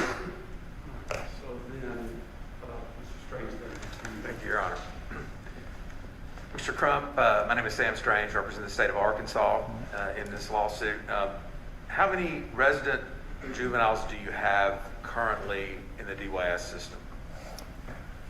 In the system, I mean, that's a big question. I think we have 195 or so that are, in one of our 4 secure facilities. We have probably 17 or 18 in our boot camp, probably 4 or 5 at the substance abuse facility in Louisville. And then we have 27 kids, I'd say, that are at group homes. The lower risk kids around this, those that are either were ready to step down, or the treatment team that did the assessment thought they could receive their treatment in a group home setting. So do the juveniles that are at the boot camp, do they live at the boot camp? They do for 9 weeks. And what about substance abuse? The substance abuse would be living there too? Yes, that's a 90-day program. And so all told, if you were to add those 3, so you have basically 6 or 7 facilities around the state that house juveniles, is that correct? 6 counting the boot camp and the substance abuse. 6, okay. How many employees are employed at the residential facilities? I don't recall off the top of my head. It's rite of passage. I'd have to look at the contract and actually call them, because the numbers fluctuate based on the population. There are ratios that they have to have when supervising the kids. So, they're having staffing issues just like everyone else, but I'd say several hundred. I think when we did the testing, I want to say it was 300 or 400, but that's a total, just kind of trying to remember what it was. Does every county in the state of Arkansas have a juvenile detention facility? I don't believe so. I don't really, we only use a few of those, but I don't think they're 75, but that's really outside of my area of expertise.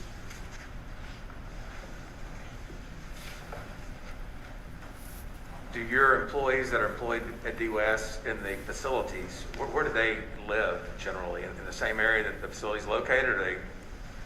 Most of my staff live in Central Arkansas.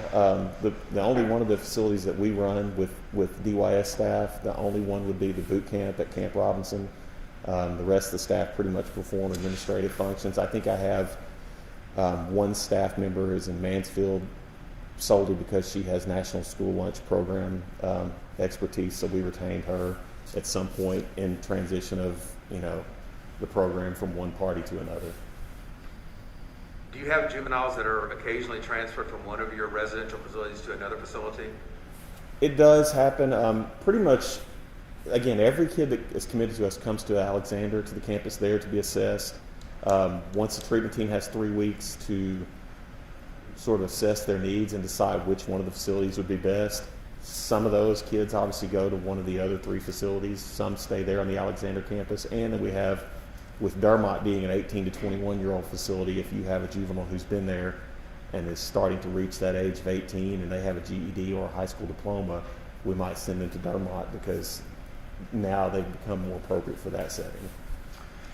Do any DYS staff members travel between the DYS facilities on a regular basis? Yes, we have our own compliance auditors. I have an investigative staff. Those are the ones that we have case coordinators that are assigned to kind of keep up with the kids' progress and communicate with them. All of those staff do travel from one facility to another, but pretty much all those staff live in Central Arkansas, so they have to go out to the ones that are outside of this area. What about things like maintenance? Do you have your own maintenance staff at every facility, or there? I have one staff who oversees our infrastructure, construction type. His role is really more of a sort of advising us on whether or not we should reimburse the facility or pay for whatever repairs, because under the contract some things fall to the contractor, some fall to us. Most of that stuff falls to the contractor with rite of passage though. How do you quarantine one of your juvenile residents if they contract COVID? We would provide education on the dorm. Again, we were already providing education virtually before COVID started, so we would do their education using a laptop or tablet of some sort and keep them as isolated as we could on their dorm unit and not move them to education building and to the dining and everything, but we would keep them from the rest of the kids. So you would be able to quarantine them from the other students? Mostly. I'm not going to say that it's. I mean, they're juveniles, so expecting them to wear their mask and do what they're told is not always an easy task. I think I'll pass the witness, Your Honor. No questions, Your Honor. Any redirect, Mr. Jenner? Yes, just very briefly. Mr. Crump, you said there are 6 facilities, correct? Correct. And they range in population for each facility, correct? Yes.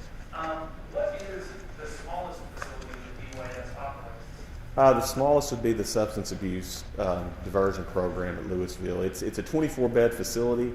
It's relatively new. It just opened in the last year through some federal grants that we were able to obtain. So I mean, we might have 5 kids there. Okay.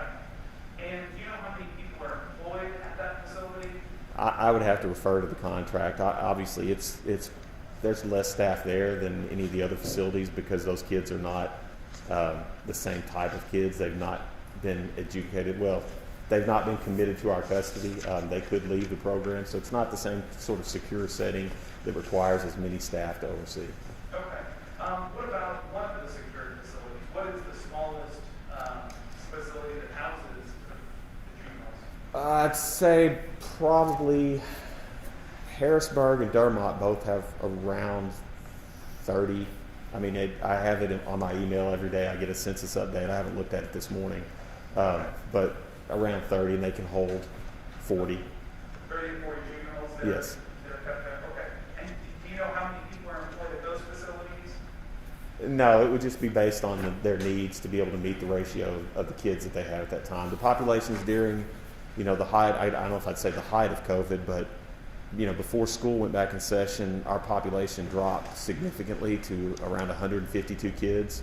So we had as few as 10, 11, 12 kids at one time, and I would not expect the provider, the contractor, to have as many staff at those times. But they have to have, I think it's 1 to 12 at night is the ratio, and 1 for every 8 kids during the day. So that's your direct, what we call direct care staff. But then there's teachers and nurses and case managers and therapists, and so it's food, the people who prepare the food. I mean, it's a lot.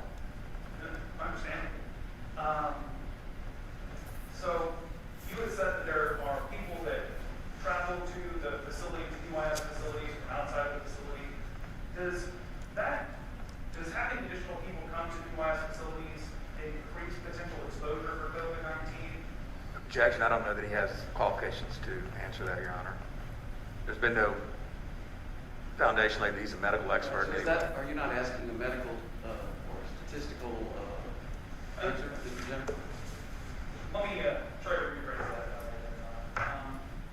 Does UIS try to take precautions to prevent COVID-19 exposure from coming from outside individuals that are coming to UIS facilities? Yes, as I said, the temperature scanners that we utilized at the beginning, which those were at all the DHS offices as well, everyone that came to the facility had to be screened and sanitized, and all those things that we test staff weekly when we have availability of rapid tests. So yes, we take measures to try to keep it from coming in from the outside. Okay.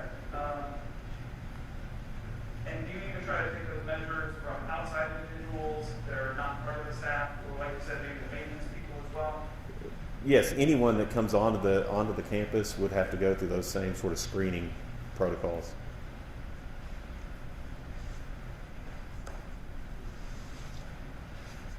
Even in those facilities where there are lower populations of juveniles, those low population facilities?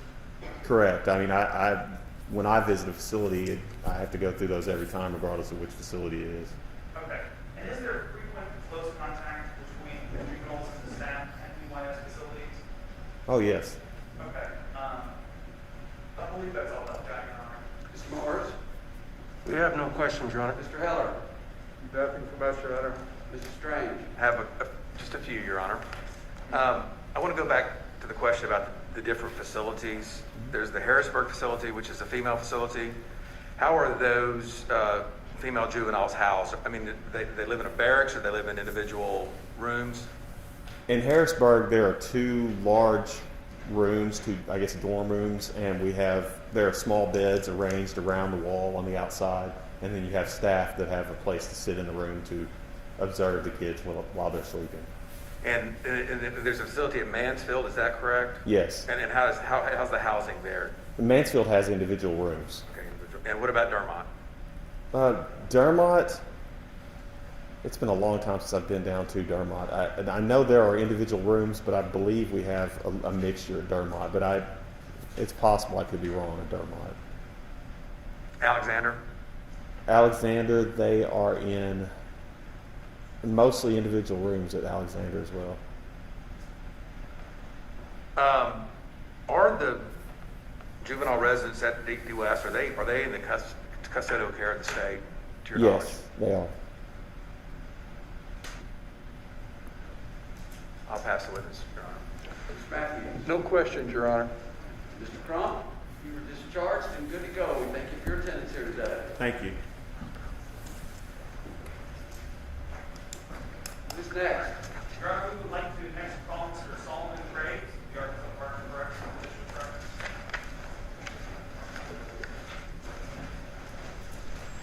Your Honor, we will have a substitution of counsel at table for this witness. That is acceptable.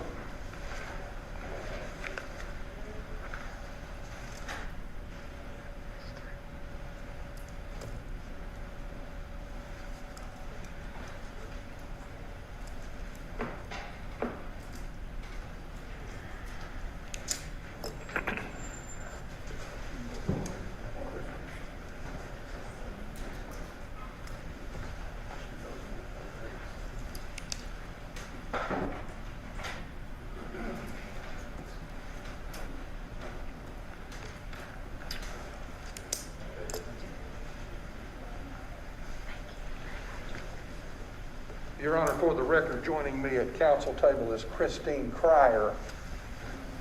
Welcome, Ms. Cryer. Thank you, Your Honor. Raise your right hand, please, sir. Solemnly swear the testimony you're about to give me the truth, the whole truth, and nothing but the truth, so help you God. I do. All right, you may be seated. I need for you to speak up clearly and distinctly. And no matter where in the room anybody may ask you a question, I want your response towards those microphones in front of you, all right? That way we'll ensure that everybody can hear and that we have a good record. Will do, Your Honor. Thank you. Who's going to inquire? I will, Your Honor. Mr. Jenner, then, you may inquire. Okay. Mr. Graves, my name is Frank Jenner. We've been able to briefly introduce one another, but could you just introduce yourself to the court for the record? I'm Solomon Graves. I'm the Secretary of the Arkansas Department of Corrections. Okay. And can you tell me a little bit about your position with the Arkansas Department of Corrections? As Secretary, I serve as the Chief Executive of the department, which consists of the Division of Correction, Division of Community Correction, the Correctional School District, along with 3 different boards and commissions we provide administrative support for. Okay. Can you tell me a little bit about some of the functions of the Division of Corrections? The Division of Correction is responsible for providing custody for individuals sentenced as an adult to state prison. Okay. And so these individuals that have been sentenced, they've been sentenced for both felonies and misdemeanor crimes, correct? The Division of Correction only holds felonies. Okay. Are there people, though, that have committed felonies or that have been convicted of felonies that have also been convicted of misdemeanors as well in custody of agency? Yes. Okay. So regarding these facilities in which these individuals are in custody, would you say that these facilities are generally close quarters in nature? Our system is a mix of barrack-style housing and single and double man cells. Okay. Can you tell me a little bit more about some of these facilities as far as the cell facilities? We have approximately 4,100 cells within the Division of Correction.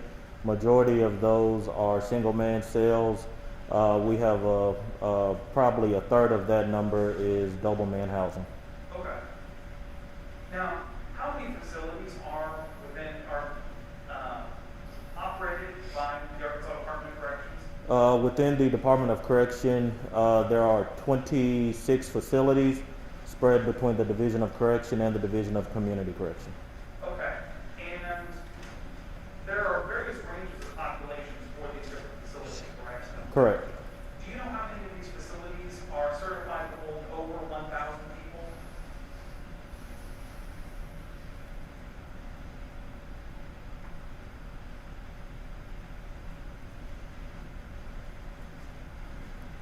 Six. 6 of the facilities? Yes. So the other 20 facilities hold less than 1,000 people? Correct. Okay. Does the Arkansas Department of Corrections operate any buildings or facilities that are solely used for administrative or office space? Yes, our parole and probation offices, along with our administrative support offices throughout the state. Okay. Do you know how many facilities there are that fall into that? The parole office number I would not, but there are 13 areas, parole and probation supervision areas within the state. Each of those has multiple offices. The number of administrative support locations operated by the department would be 5. Okay. Going back to the correctional facilities, in these facilities, are the individuals that are housed in these facilities, do they have free reign to go about the facility where they want throughout the day? They do not. Okay. What about at night? Do they have free reign to choose in which rooms or cells they stay in? They do not. Okay. Are you familiar with the parole system operated by the Arkansas Division of Correction? By the Division of Community Correction, yes, I am. Okay. Under that system, are individuals sometimes released early from a correctional facility on parole?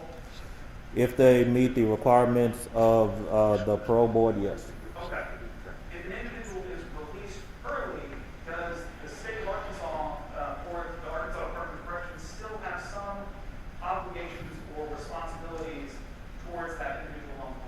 Yes.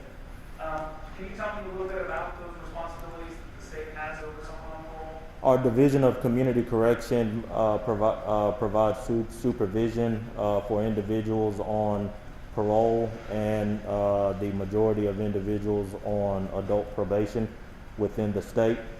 That process is coordinated by the parole and probation officer. Okay.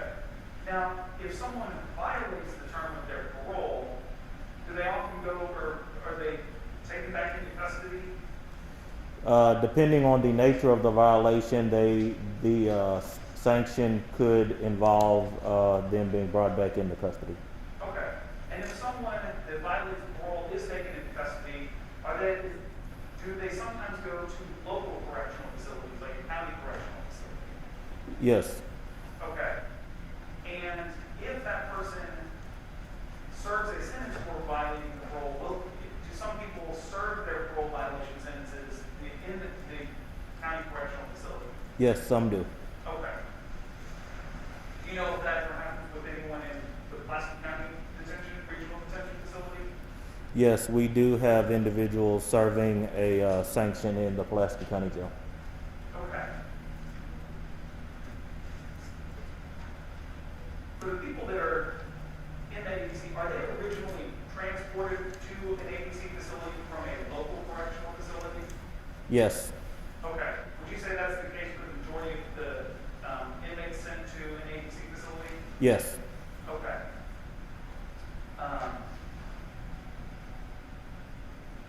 Sorry, I'm just taking 1 second.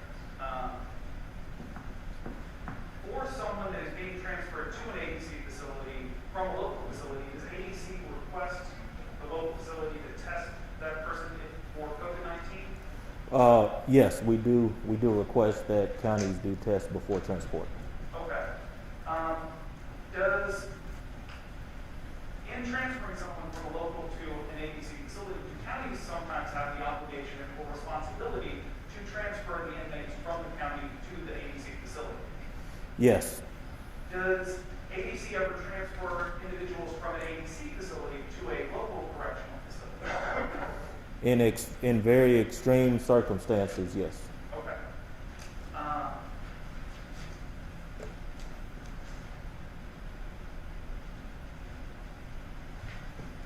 Your Honor, if I may just take 1 minute to speak to co-counsel.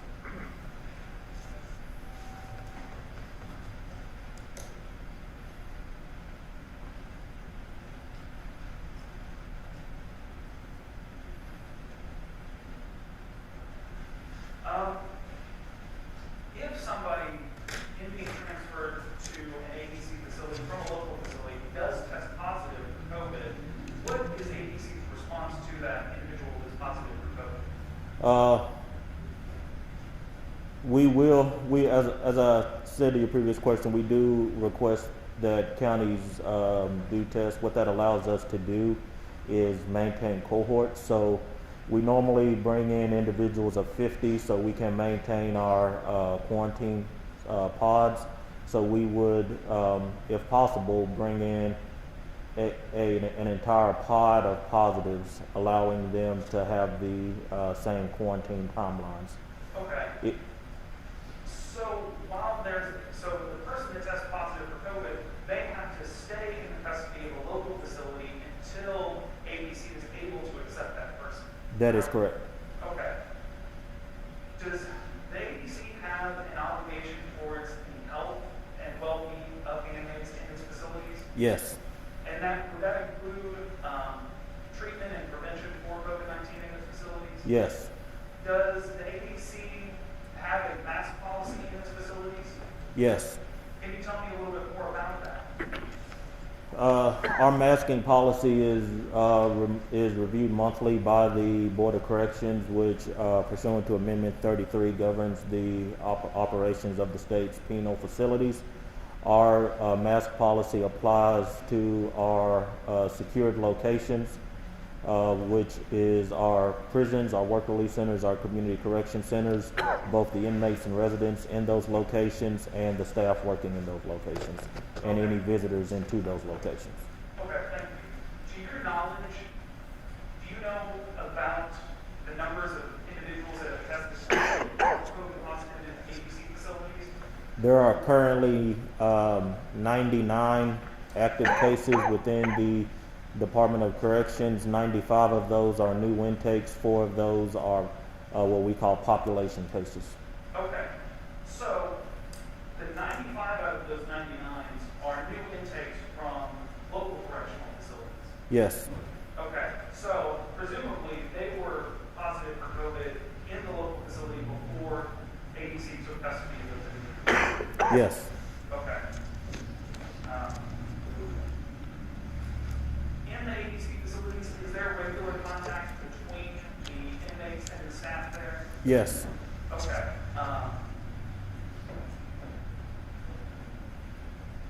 As well as, is there close contact between the inmates themselves? In barrack style housing, yes. Okay. I believe that's all I have, Your Honor. Mr. Morris.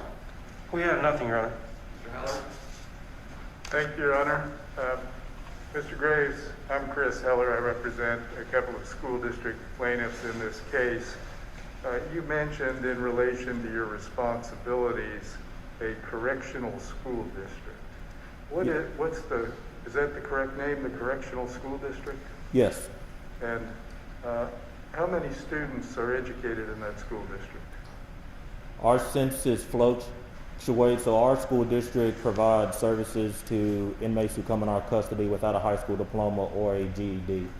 Right now, we have right under 1,000 inmates who are being served through the school district. The school district also has, a career technical education component which provides services to those who are getting VOTEC skills but also have a high school diploma or GED. Is there a superintendent of that school district? Yes. Who is that? Our superintendent of schools is Dr. Bill Glover. How many locations do you have for education in that district? Each of our facilities has space allocated for our school district.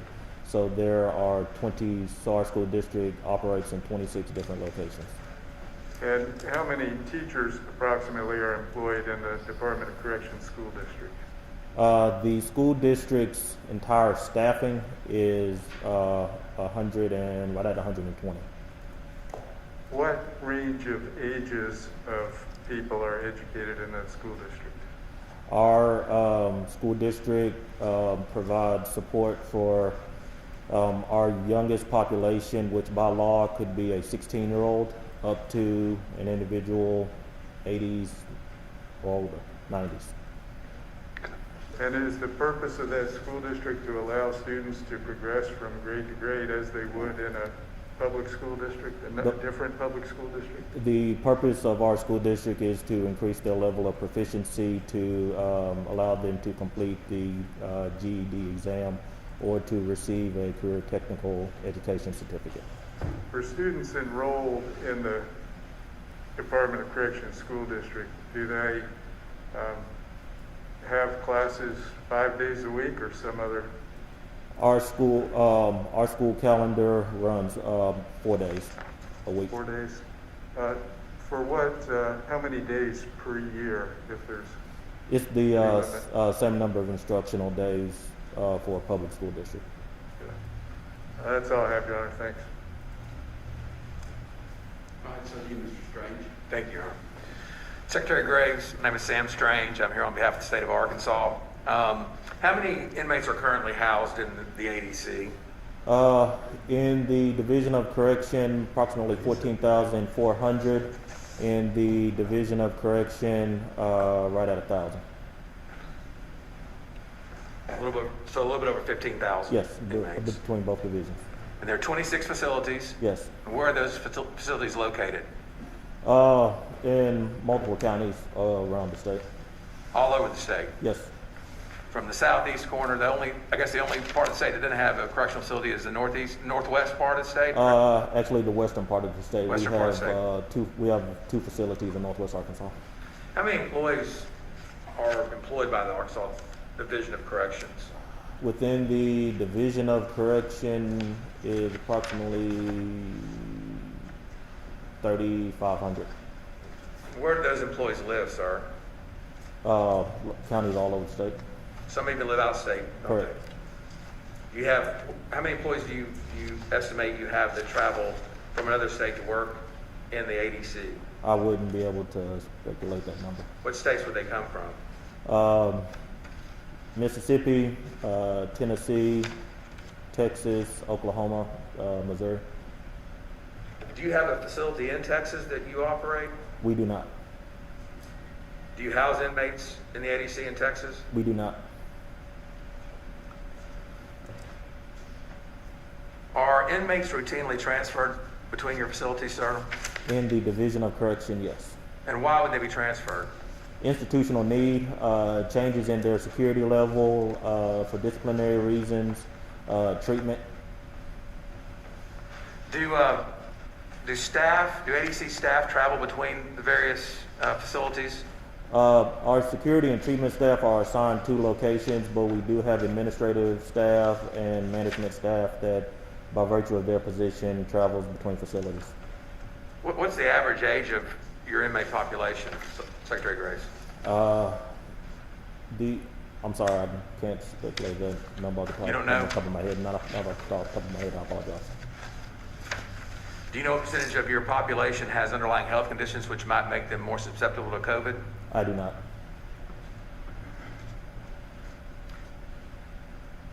For your students for your ADC inmates that attend school, how would you quarantine one of those students if they were to contract COVID?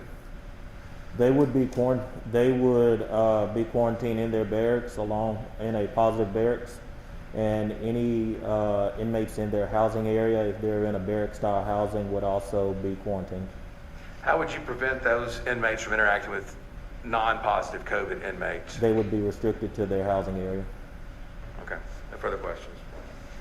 All right, so Mr. Matthews. No questions, All right, Your Honor. Mr. Jenner. Yes, Your Honor, just a few follow-ups. Mr. Graves, so you had said, there are 26 facilities, correct? Yes. Do you know the size of the smallest facility in the ADC's operation? 100 beds. 100 beds? Do you know how 100 beds. Okay, sorry. Do you know how many people are employed in that facility roughly? I do not. Okay. Do you know, are you familiar with the Act 1002, the statute that issued here regarding mask requirements and mandates? I am. You are? Are you aware that it exempts all facilities operated by the Arkansas Department of Corrections? I am. And that includes office and administrative facilities as well, correct? It does. Okay. Now, to your knowledge, if an inmate is required to travel to a court date, would that inmate be potentially transferred from the ADC facility to a local correctional facility? They would. And would that apply to, say, Pulaski County? Yes. Okay. And sometimes does Pulaski County take on the obligation of transferring that inmate between the ADC to the correct local facility? Yes. And would Pulaski County have the obligation sometimes to transfer them from or back to the ADC facility? Yes. Okay. That's all I have, Your Honor. Mr. Mars. We have no questions. Mr. Heller. No, Your Honor. No, sir. Nothing further then. And Mr. Matthews, nothing? Nothing, Your Honor. Thank you. Director Graves, thank you for attendance here today and for speaking up clearly and distinctly and providing quality testimony. I appreciate it. You are discharged and free to go. Thank you, Your Honor. Should ask Sarah to come back. Thank you. Who's next? Your Honor, the county county judge carried that. All right.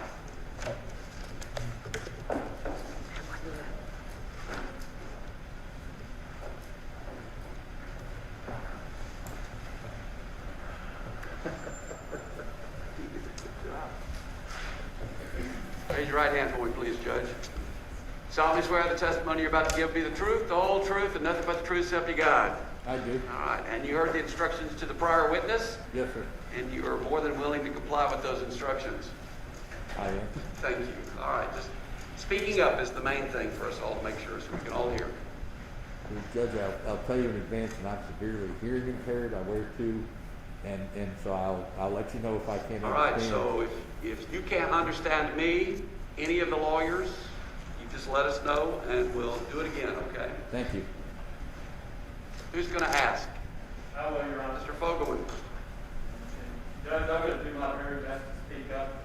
I'm unfortunately soft-spoken sometimes, but I'm going to project as best I can. Could you please state your name and position for the record? My name is Barry Hyde, and I'm the Pulaski County Judge.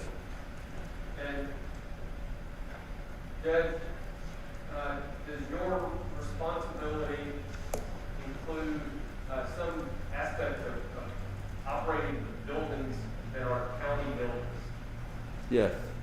Could you give us a general overview of the county buildings? County buildings are the courthouse across the street, the prosecutor's office, the administration building, the Justice Center on Roosevelt Road, Road and Bridge, sanitation, the county jail, county sheriff's office, county sheriff substations, other elected officials, satellite offices, and secondary locations for servers. I think that's pretty close. Do you believe that it is part of your responsibility to ensure that the space provided is adequate for the intended use? Yes. Does that adequacy include that it is a safe place to use for the intended use? Sure, yes, yes. Let's start with the county courthouse. Can you describe the operations contained within this building? Well, I may not be able to describe all of them, but the circuit courts, with all their administrative folks for each court, the county clerk, which has keeper of all records, as well as real estate transactions and records, as well as marriage licenses, auctions of property on the steps, or this morning I noticed it was in the foyer. There's multiple operations here. And would you also describe the operations contained with the Pulaski County Administration Building?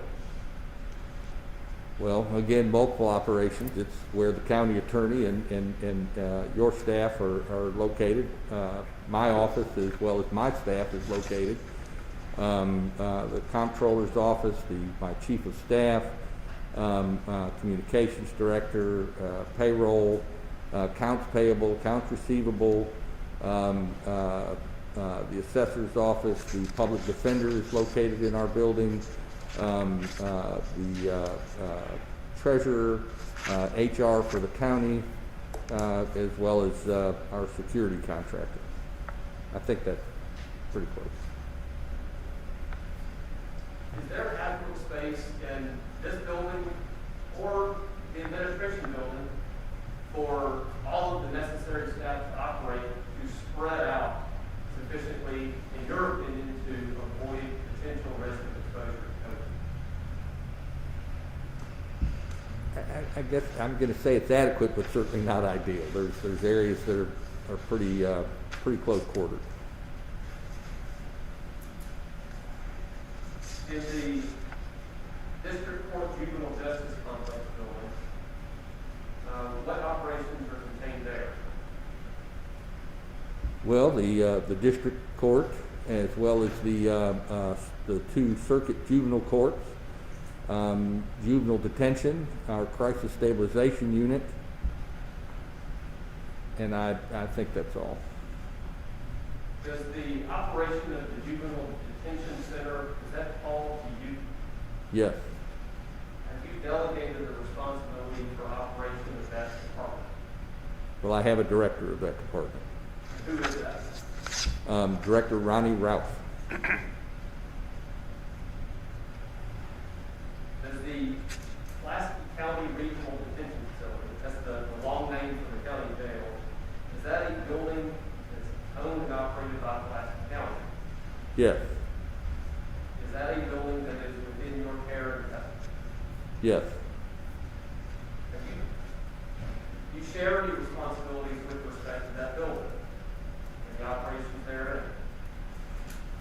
The operation is conducted by the county sheriff, but the facility and the maintenance and appropriateness of that facility remains with the county judge.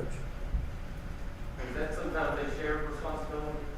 I'm sorry? Is that sometimes a shared responsibility? Sure, it's almost always a shared responsibility on the condition and upgrades and updates and maintenance. In addition to the responsibilities with respect to facilities, you sometimes preside over the county court. Yes. And has the county court had any hearings since the onset of COVID-19 in Arkansas? Yes.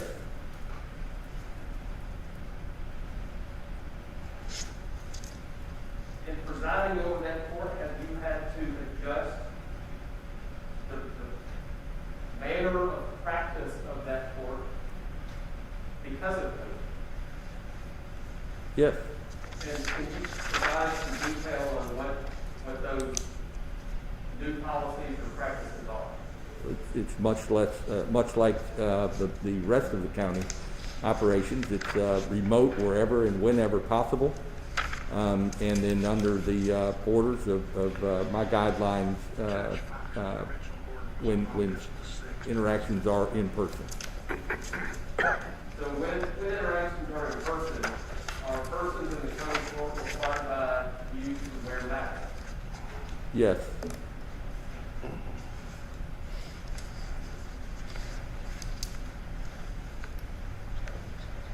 Are you familiar with Act 1002? Yes. Is it your understanding that would impair your ability in operating the county court to require masks in the county facility? Yes. Or in your courtroom? Yes. Is it your understanding that act would impair your ability to require masks as a condition on entry into county facilities? Yes. When COVID arrived in Arkansas, what action did you first take?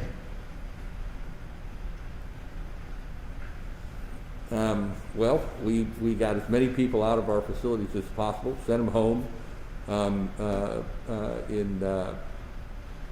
asked and tried to help as much as possible to allow them to do their jobs, or as much as possible their jobs remotely. Over time, have you modified that approach? Yes. Why? Well, we continue to get updated information, more mature information from CDC and the Arkansas Department of Health and the folks that advise us, the experts. In developing your approach, have you consulted with others? Yes. Who? Well, we certainly pay attention to the CDC as well as what the Department of Health publishes. And then personally, I consult on a regular basis with the director of the Central Region of the Arkansas Department of Health for interpretation of all those guidelines and discussion of the different situations that arrive in our facilities, and then also the county physician or the county health officer. Since COVID arrived in Arkansas, has there ever been a period of time where masks were not required as a condition of entry in county buildings? Can you say that again, please? Okay. Since the time that COVID has arrived in Arkansas, has there been a period of time where masks were not required as a condition of entry in county buildings? Yes. When did that occur? I think that's the end of July when Act 1002 became the law. And what was the impact of the removed mask, or the removal of the mask mandate? Well, it was uneasiness, certainly for everybody using, or most people using our facilities, and our employees especially. That level of protection was gone. Was there a potential exposure in a county department that occurred at that time? Yes, our facility on 630 between Pine and Cedar had a section of the Community Services Division stood up to manage and implement the Emergency Rental Assistance Program, a federal treasury program that we were awarded earlier this year. And it was reasonably close quarters, I guess, and the entire department had to be sent home and quarantined. Almost all of them had come down with COVID. What is the ultimate goal of the condition as a mask in county buildings? I'm sorry. What's the goal of requiring masks as a condition on entry in the county buildings? To hopefully prevent the infection of employees and our constituents in our buildings, and to stop the spread of COVID-19.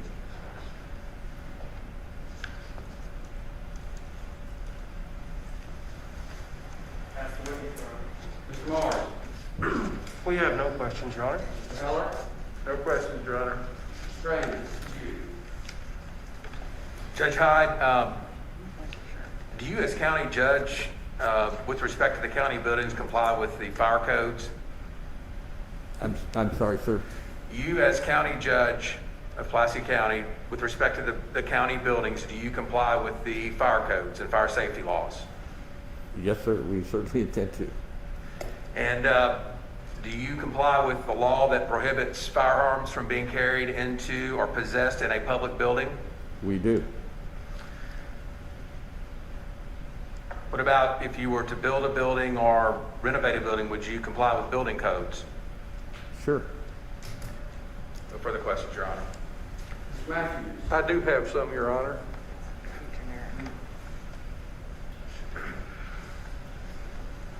Judge Hyde, how long have you been an elected public servant in Arkansas?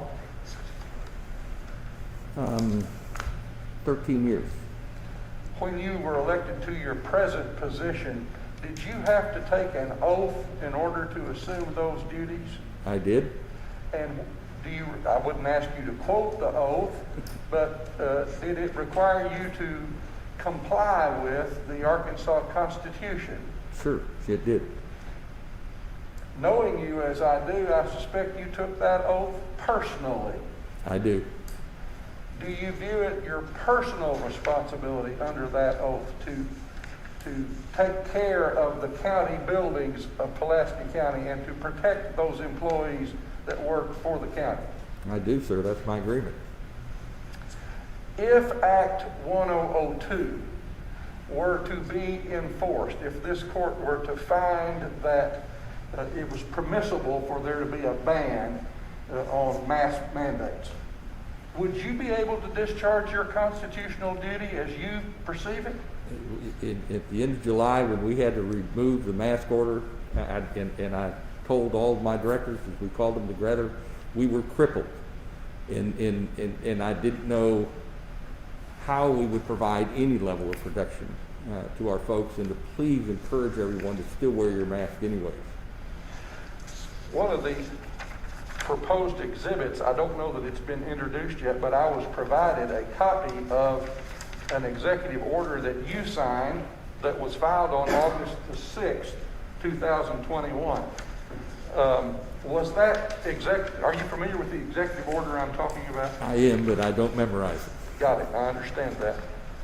Was that filed after Judge Fox entered the preliminary injunction on the enforcement of Act 1002? I'm going to assume that it is. There's one sentence at the end of that executive order that I want to ask you about. And because I don't want you to try to rely on your memory, with your permission, I'll read it to you. Thank you. It's right above your signature. It says, courtrooms and associated offices are exempt from this order and instead are subject to the restrictions, if any, imposed by the presiding judge. Do you know why you put that final sentence in this executive order? I don't recall specifically. I'm sorry, but I'm sure that it was on the advice of my advisors in the county. Do you know whether or not there are other constitutional provisions in Arkansas that govern the superintending authority of courts? Well, in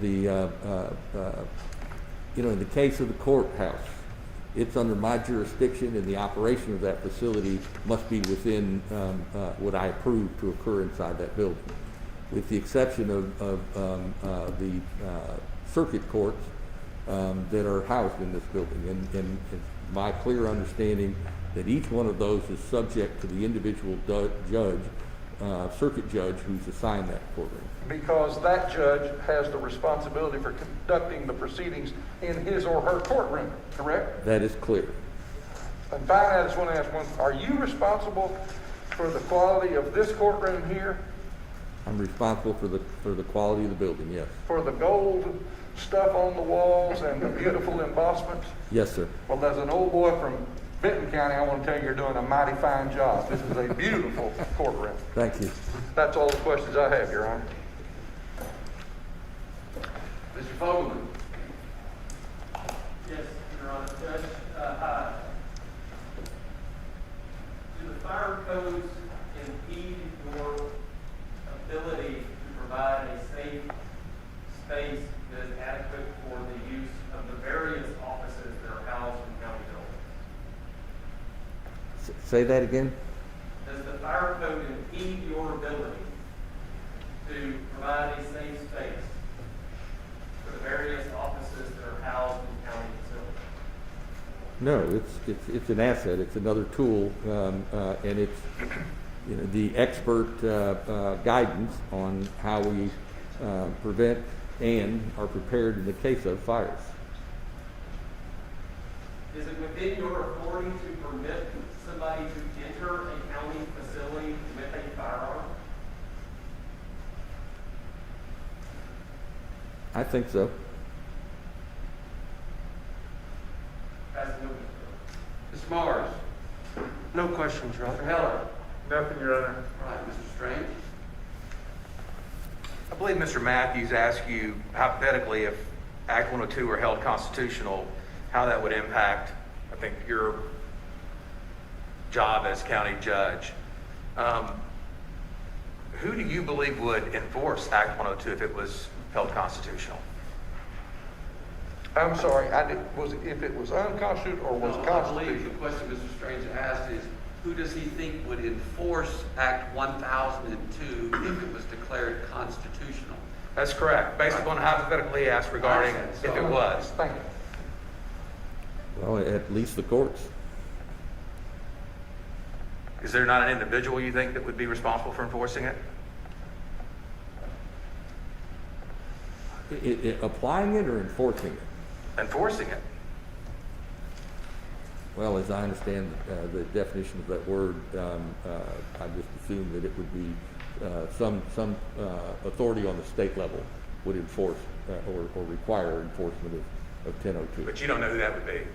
I'm sorry? You don't know who that would be? I don't know what you're trying to get to. I'm confused.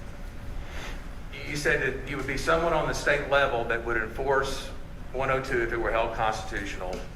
But do you know who that individual would be? Your Honor, this is really interesting, but I object. I mean, it's not relevant to anything. It's been answered. Okay, so what's the relevancy of the question? Well, I just wanted to know who would enforce it and if there was a credible threat of it being enforced.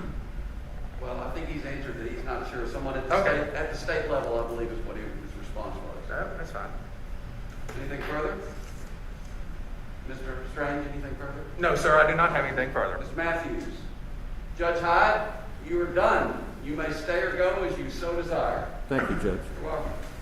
All right, looks like a good time to take a break. How's that sound, everybody? All right, so at 10 till 1, we are going to start with the next witness. Is that someone from the county? That is Ron. And who is it? We'll have Sheriff Higgins. Sheriff Higgins at 10 till 1. We'll be in recess till then. I hope you all have a very nice lunch break. Your Honor, may I ask you a procedural question? Yes, Mr. Matthews, you may. Thank you. I'm not accustomed to practicing in your court, and I don't know how long you typically go at a day. The thought occurs amongst some counsel that we might be able to finish this trial in one day and give you back a couple if we could extend it a little. I don't normally think that a marathon session does well with yours or with any finder of fact. So the normal day is done by 4:30 or 5. I'm not saying if you're not close to being done that we might not stay late, but when I see everybody's eyes start glazing over, it's normally time to take a break. Okay? So we'll see how it goes. If we can finish today, great. If not, then you all have tomorrow morning, right? Thank you, sir. Have a nice lunch. All right. Yeah.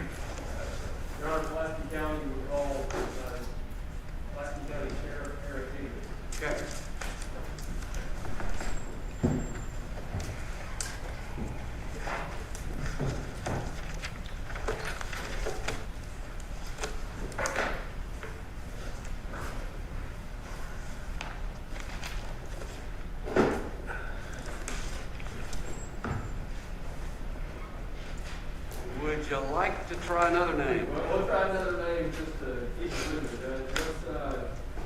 Let's call the Director of Juvenile Detention, Ronald.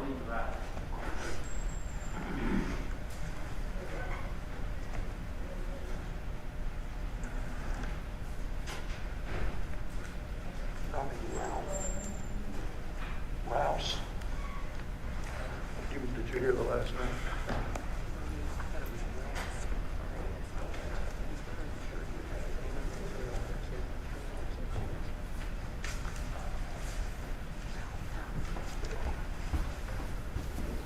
Raise your right hand for me, please. Solemnly swear the testimony you're about to give will be the truth, the whole truth, and nothing but the truth, so help you God? Yes. All right, I need for you to scoot forward, and it doesn't matter where in the room somebody's asking you a question. I need for you to speak into the microphone so that we can get a good record, okay? Okay. All right. Who's going to inquire? I will, Your Honor. Mr. Fogelman? Mr. Ralph, would you please state your name and occupation for the record? Ronald, R-O-N-A-L-D, last name Ralph, R-O-U-T-H. I'm the director of the Pulaski County Juvenile Detention Center. Mr. Ralph, prior to your current position, you served in law enforcement or detention service. Yes, I have. Could you please give a brief description of that period? In the late 70s, I was with the Sheriff's Department for a short period of time. Then I became the director of the Pulaski County Juvenile Detention Center from about 70, 78, all the way up to 80. Then I was accepted a position with the Pulaski County Sheriff's Department. I was the corrections administrator for that facility for probably all the way up until about 82. I took some time to be in the private sector for a while, and then in 2015, Sheriff Doc Holliday invited me to come back to the Sheriff's Department. I was Administrative Lieutenant over all safety and security for the Pulaski County Regional Detention Facility. And then in November 30th of 2019, I was offered a position with the Pulaski County Juvenile Detention Center by Judge Barry Hyde. And the Juvenile Detention Center is now under your responsibility, is that correct? That is correct. You know who owns it? Sir, You know who owns the juvenile detention center? the Pulaski County government. And where is that juvenile detention center located? 3001 West Roosevelt, Little Rock, Arkansas, 72204. What's the general function of the juvenile detention center? It's to house detained juveniles awaiting court, the initial detention hearing or adjudication.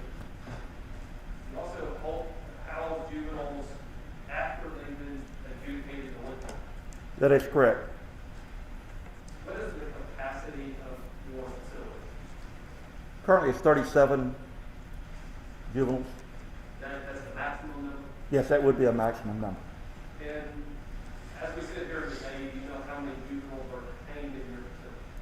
This morning when I left to come here, there were 11. Is that representative of the average that are generally held in the Pulaski County Juvenile Detention Center? It averages out 13 to 15 kids a day. Obviously, some numbers would be really low on one day. We've recently had as many as 21, but averaged out about 13 to 15 kids a day. And what's the nature of the housing, the actual residential aspect of We have two separate units. The C. Charles unit, which is orange, the D. David unit, which is blue. There are a total of, in the C. Charles unit, there's a total of 8 rooms. In the D. David blue unit, there's a total of 7 rooms. Those are the two separate housing units that we currently have. There are some of the rooms have, by federal standards, guidelines to have more than one bed. Some of the rooms, by the mere nature of its size, can only have one bed or bunk bed. Do the kids in your custody, they ever spend time together? Oh, yes. Can you give some explanation? Our kids go to the Little Rock School District, or Little Rock School District comes in and they're our school. And so the kids will get up and get dressed in their school uniforms, and they'll go to school just like they would if they, well, probably better so than if they were out home. So yes, they go to school. So the school is actually in the four walls of your facility? Yes, sir. Are there also some recreational opportunities? Yes, sir. We have an outside courtyard, which is concrete basketball goal, foursquare, a track where they can walk around. And then we also have, separate from that, we actually have a garden that we're really pleased about. That the Pulaski County Co-op has actually come out and built places to grow vegetables and fruit and flowers. So we have that, and they're able to go out and work into that area as well. Is there a common area indoors in addition to what you just described? There's a common area in both units, C and D. For the kids that are assigned to C, they're only allowed to be in the common area for C, and for D, only in the common area for that area. Is there adequate room in the units to always keep kids spaced apart more than 6 feet? Well, now you've got a concrete wall. What is that? 8-10 inches maybe apart from each other. So no, I mean you couldn't have them the 6 foot apart if that's what you're asking. We don't have the design or capability of doing that. Not where they're housed. And you know, you talk about it being, or I talked about it being a concrete wall, but there's vents between them, and then also where the toilet and everything is affixed to the wall. They call it their telephone. They can go up to that and talk to the room next to it, and there's air that comes back and forth. So that's their telephone to each other. Do the kids in your custody regularly have interaction with other kids? Yes, certainly on that unit they do. And do they also have regular interaction with your staff? Yes.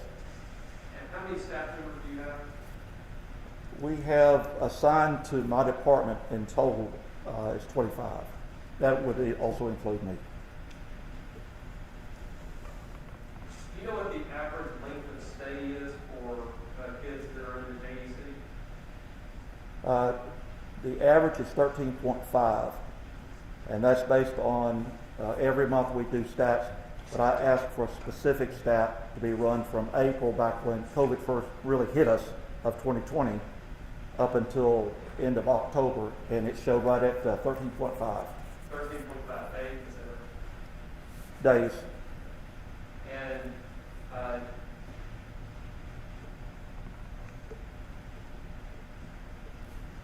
well, let's talk about the difference between the length of stay of some kids versus others. Sure, some kids may have, for instance, if you were arrested this weekend or detained, we'd say this weekend, in 8th Division, you would have had a detention hearing at 8:30 this morning and you may have been released. In 10th Division, it was 8:45 and you may have been released. We did have someone come in after that time. Now they're having to stay until Wednesday for the next detention hearing. But after a child goes through a detention hearing, the court may decide that child, for whatever reason, whether it's personally, they're worried about how they may do something to themselves personally or to the community as a whole, the judge may require that the child be held, typically 2 weeks until a detention hearing. Sometimes it's postponed. We have had some kids, and we do now have one child that is being held for another court that he's been there about 100 days.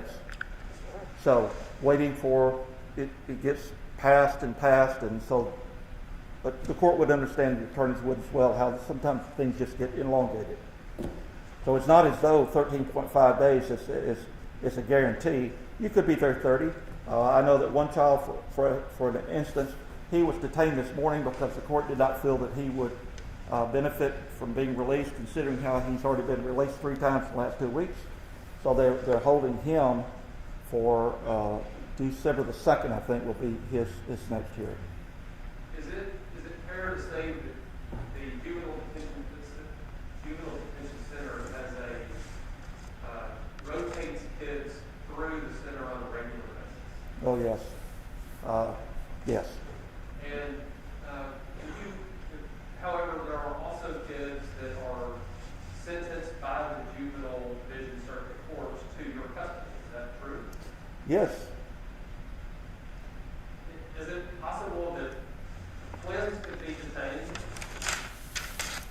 charged by the prosecutor's office with a petition and the same allegations, and one go to DYS and one go to the Pulaski County JDC?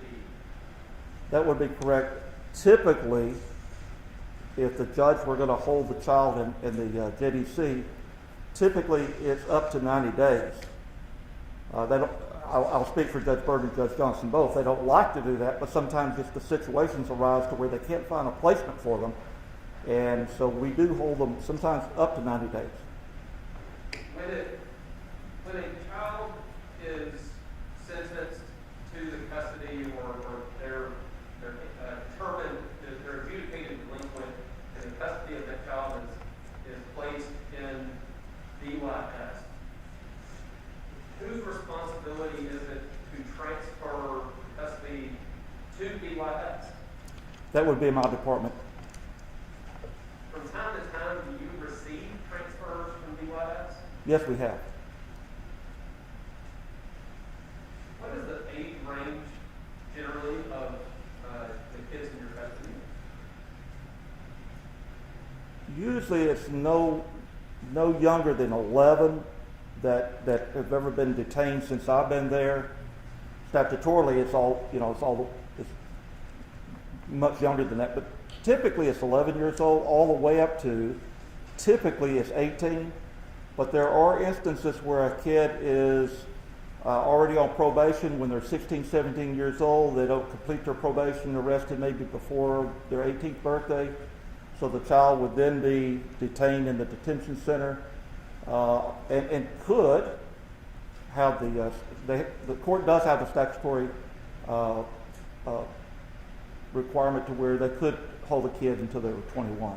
But that doesn't happen. But since I've been there and in my time in the past with the juvenile center, there are several kids that are over the age of 18 that are being held, sometimes temporarily, sometimes maybe a couple weeks.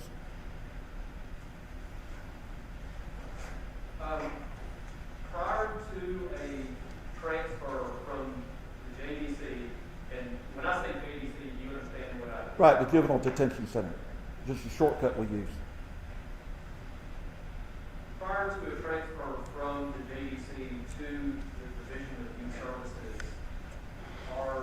is there a requirement that you're aware of that the kids be tested for COVID? And that's not a requirement. Is that a practice? We have, since COVID, we have tested, and again, you're talking about at the time they're tested, it's a different level of population. Some of the kids that we tested on the very beginning when COVID first hit, they weren't there when we did it the second time. Sometimes we'll have a kid come in.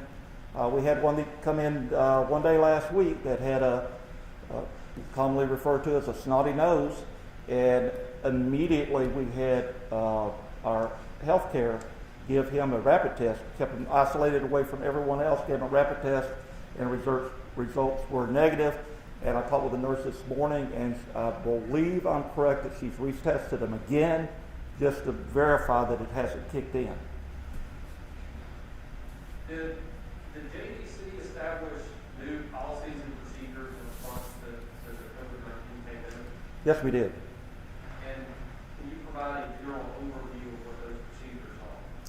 Well, it's pretty involved, but initially from the time that the officer brings them into the intake area, which is really about the size of the length of counsel's desk,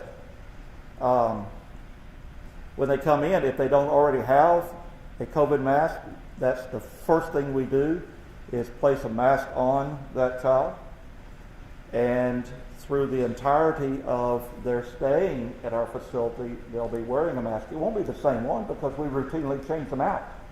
You don't need to wear them for a month or 2 weeks. So it's that. From the walking in the door, the initial, and what we see as one of the most important things is to put a mask on because we don't know where they've been, who they've been in contact with. And then there's a lot of different levels of cleaning. Matter of fact, if I go back and I think about what CDC, the Center for Disease Control, has recently said, I believe it's November 5th, I may be wrong on that, but one of the first things that it talks about is that kids from K to 12 should be wearing masks. And then it goes into, it's pretty cool because it goes into washing hands, having hand sanitizer, frequent washing hands and face. So we do that. We give them fresh clothes, fresh bedding every day. So it's very, very involved. But for all of the time that they're with us, we have them wear a mask. Because you constantly got kids coming in and coming out. Plus you have staff coming from outside coming in. So I just don't want it to be a nightmare for someone to at some point say, why didn't you do something as simple as make them wear the mask? Because CDC said for you to do that. Is there anything specific about the JDC as a facility that makes wearing a mask essential in that space? And to point to the court, sometimes I have a difficult time hearing. I wear age, but Just ask anytime that you don't understand something. Just ask the attorney or myself to repeat it. Thank you, sir. Is there something about the JDC space, the facility itself, that makes wearing a mask essential? Yeah, we're in very close quarters. I mean, even though I said there's two different units, and they're really not that far apart. Ventilation system, it all runs together. So I mean, we already know that. I've talked with maintenance about that. Kid coming in the door from the outside being arrested, detained initially, they're passing right by the blue unit, which is the non-quarantine unit. So the kids, even in the unit themselves, as I said, we're very cautious that they wear their mask because, again, in a quarantine unit, and the kids just came in, one came in this morning.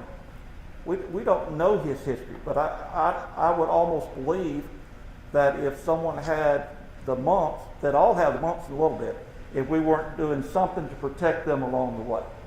And so that's just what I've done since I took over, and COVID hit us about April of last year. And I just want to do everything I possibly can to make sure my kids are safe. Because I know there will be the naysayers that ask why you didn't do something as simple as wear a mask. Do you know what percentage of your kids in your community are vaccinated? Oh, I don't know. Occasionally some of the kids will say, my mama had me vaccinated. I would say in the last year I probably had 2 or 3 might have told me that. Could the numbers be more? Could. Could the ones that told me that not be true? Could.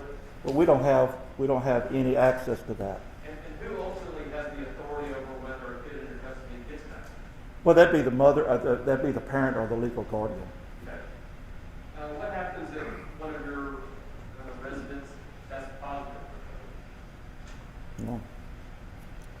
What we would do if they tested positive, we'd make sure that everyone in the center, not just if that kid hypothetically that you said tested positive was on orange, everyone in the facility would be tested, including all staff members. And then we would go by the protocol of, there we are, we've got a kid that's positive, and we would do everything within our power to keep them as isolated as possible, but still yet. The protocol that I have laid out is if that kid were to be, we have somebody that did test positive, I would be sending them to Children's Hospital for verification, and then I would be, while they're at Children's Hospital, I would be working with the court to see if I can't get that kid released to its parent or guardian so that that kid needs to have one-on-one attention, and so that they can be with a parent or guardian. And ultimately, the authority to release it's not in your position, it belongs to somebody else.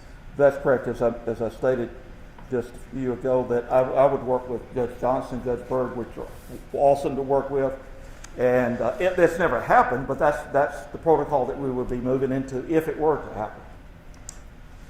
And if, and you mentioned already the DYS, kids in your custody are transferred to DYS from time to time. If DYS were to refuse or delay the acceptance of a kid in your custody, where does that person go? Well, the kid would remain in our custody, and it has happened. And they would remain in your custody until DYS agreed or was able to receive them? Until they had an opening. They work really well with us, but if they don't have any place, you can't bring them. Are you familiar with Act 1002? You may need to refresh. Are you familiar with the legislation adopted earlier this year by the General Assembly that would prohibit local officials and state officials from imposing mask mandates for certain offenses? Yes, sir. If that act were in effect, would it interfere with your ability, in your opinion, to keep the kids in your custody safe? Absolutely. That's what. Mars? We have no questions, Your Honor. Mr. Miller? No questions, Your Honor. Thank you, Your Honor. Mr. Ralph, to your knowledge, do each of the 75 counties in the state of Arkansas have juvenile detention centers? No, they do not. How many have juvenile detention centers? I don't know. You don't know? No, sir. And did you say earlier that you have 25 employees? I believe the number is 25, including me. You, right? Yes, sir. And where did those employees live, to your knowledge? They live in Little Rock, Pulaski County? What county do they live in?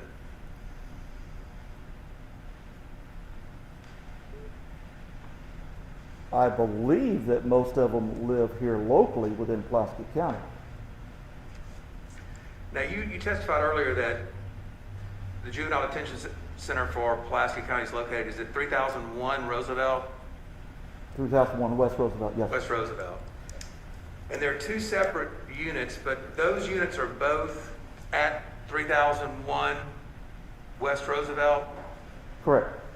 And one is the Charles unit, is that correct? C. Charles unit? It's a name. Okay. And the David unit? The David unit would be the blue unit. How many rooms in the Charles unit are one room? One bed? One bedrooms, yes. I believe only one. Okay. How many in the David? I believe there are two. Okay. And you have a total of 15 rooms in both of those. If you added the rooms for both the Charles and the David together, it'd be 15 rooms, right? That would be correct. And on average, you have somewhere between 13 and 15 juveniles detained at your facility on a given day. Is that correct? That would be correct. So most of the time, your juveniles would be able to be housed in a single room, correct? In a single bedroom. Understanding that when they're being housed, that typically means that that's the room assigned to them, but they're not in that room 24 hours a day. Okay. But because of the number of juveniles you typically house and the number of rooms you have available, you can usually put one juvenile to each room, can't you? There are times we can. Some kids cannot be in a room by themselves. Now, earlier you said it was impossible to distance in your facility because the walls were there, but still you can, some of those juveniles, particularly if they're in a single bedroom, they're separated by the room, aren't they? They're by themselves in that room. They're not with someone else in that room. Sometimes. Did you say earlier the common areas, what is the maximum number of students that juveniles that you will allow to be in a common area at any given time? In the orange unit, which is the C. Charles unit, then that's the unit that we use for quarantine based on COVID, and they're really watched closely for 6 days. Their stats are their vitals are taken 3 times a day. So it very well be that we could have 3 in the television room this morning, could only have 1 in there at noon, and 6 in there tonight, depending on what their COVID quarantine status is. How many juvenile residents that you currently are housing at the Pulaski County Juvenile Detention Center have tested positive for COVID? None. How many have you had? Are you talking today? Today, yes. Today. Well, I just know that the 1 came back negative today. How many cases have you had at the Juvenile Detention Center since March or April of 2020? 1 juvenile. No further questions, Your Honor. Matthews, did you have any staff members contract COVID? Oh, yes, we did. How many? During the Delta variants that they called it, from September to October, we had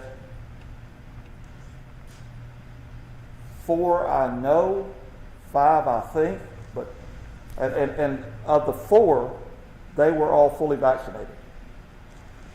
Thank you, sir. Nothing further. All right, so Mr. Fogelman.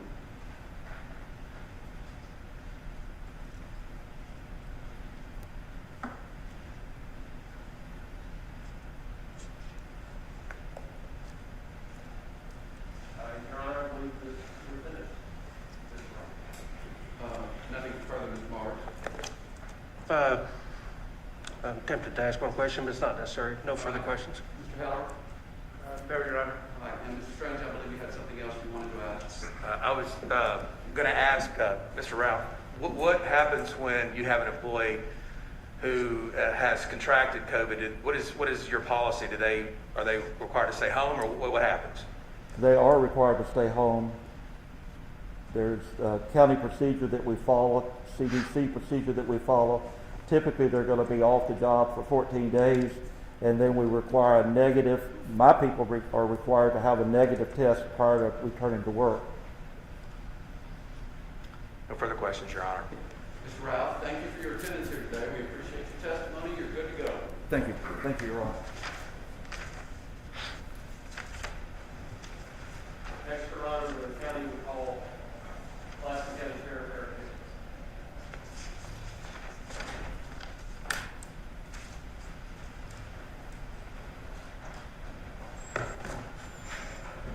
You get Sheriff Higgins.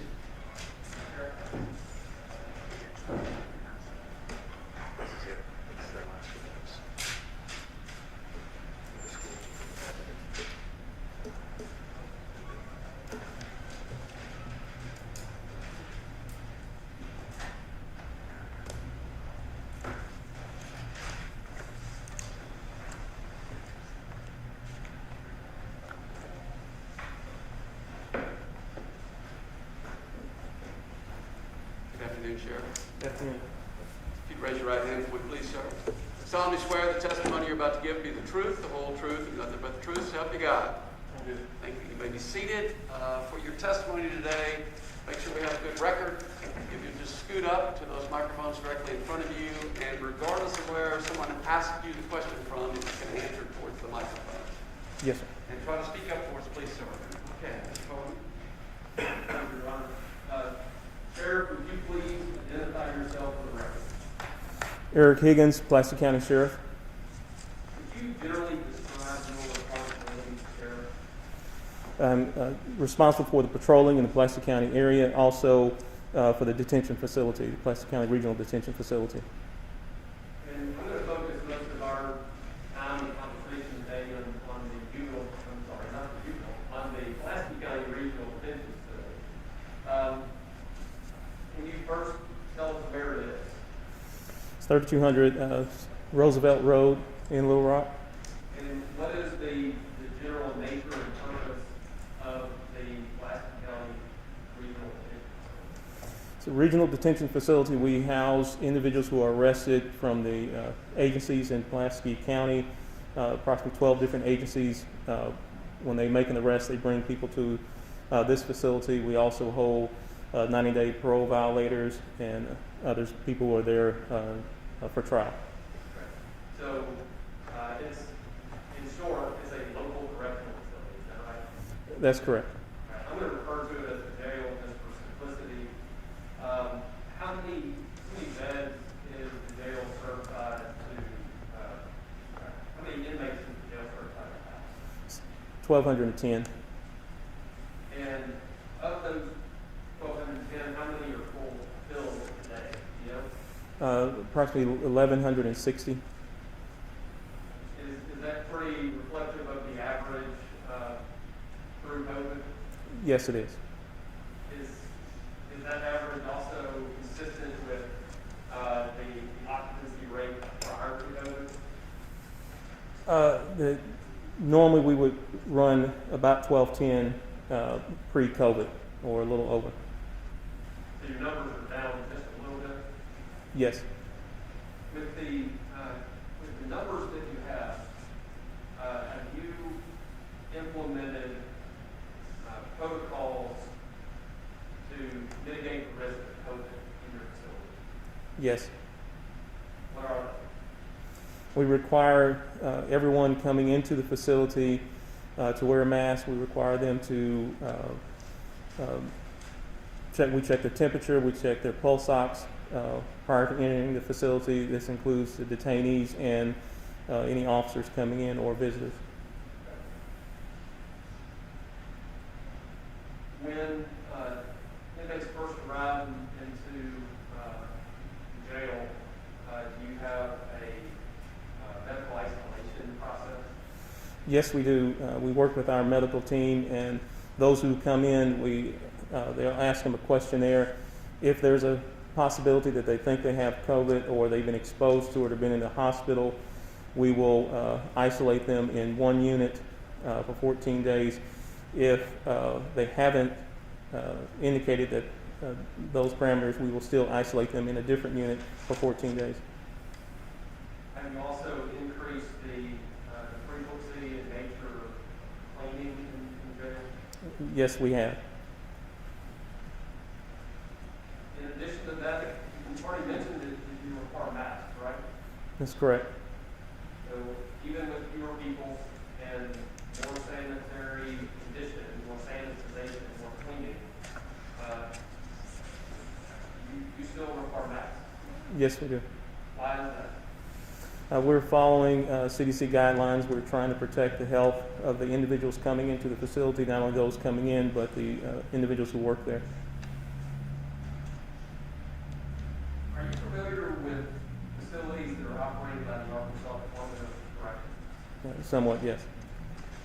In comparison to size, do you know where Pulaski County Jail falls with respect to the ADCs? It's approximately the fourth or fifth in size compared to ADC. Is the fourth the biggest? I believe it's the fourth. Are there any other detention facilities, long-term detention facilities in Pulaski County? No. How many law enforcement agencies does the county jail sheriff's office support? Approximately 12. And how many state and local courts does the county jail support? Approximately 33. Do you know how many people have been through the intake process at the county jail in the last year? For this year, it's been about 11,400 individuals have been processed through the facility. What's the average stay in the county? It varies. The person can be there 4 months, 6 months. During this time period, if they're waiting for trial, we've seen that number go from a 6-month time period to almost 18-month time period. To some people that come into the county jail and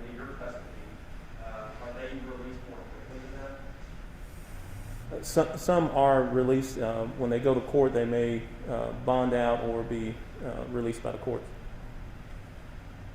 And other individuals, they stay longer, is that true?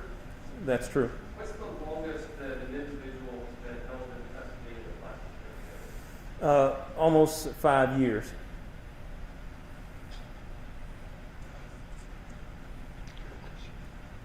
What type of housing units does the county jail operate? Generally, we have most of our units are they're 2-bed units in a pod. There's maybe a total of can keep 80 people in a pod. We do have some units which we call open barrack units. There's 3 units that they're bunks in the middle of the room. There's not individual cells. In our intake area, we have about 6 open barrack cells also in there. We have additional 2 units, which is part of our old jail, which because of fire regulations do not have individual cell doors on them. So that we consider that an open unit as well. So you've got, generally speaking, you've got cells and barracks, is that right? Yes. Are inmates in your custody, are they free to roam about the facility? No. Their movement's controlled? I'm sorry, can you repeat the question? Their movement is controlled? Yes, sir. Are they free to leave the facility on their own volition? No.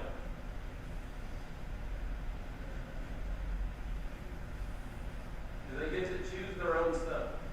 No.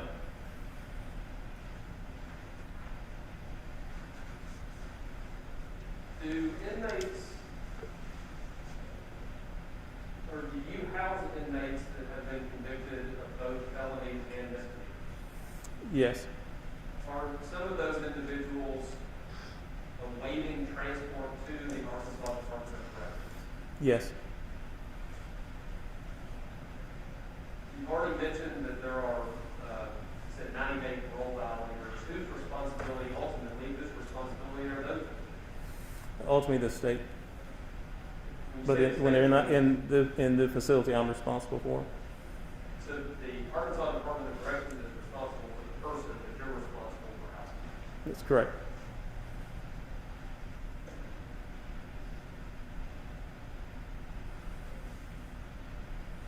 Do some of the people in your custody that are post-conviction, do they serve their entire sentence in Pulaski County Jail? We have some who will be sentenced to less than a year will be in our facility. That's the question. Yes. Yes. Is your population pretty stable, or is there a bit of turnover? There's a large turnover in our population.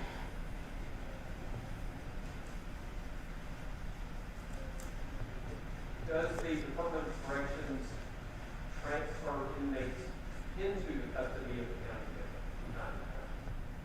the county? Yes, the 90-day violators. They will transfer them or pick them up, bring them to our facility. To answer that question, then there's times we go to the state facility to pick up detainees and bring them to our facility for court.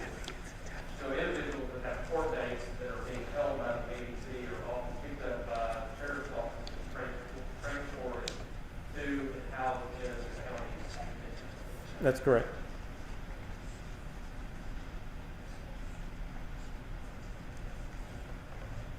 Are you familiar with Act 1002 of 2021? Yes.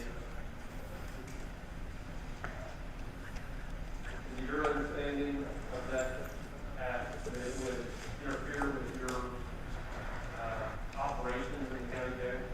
Yes. Can you say how?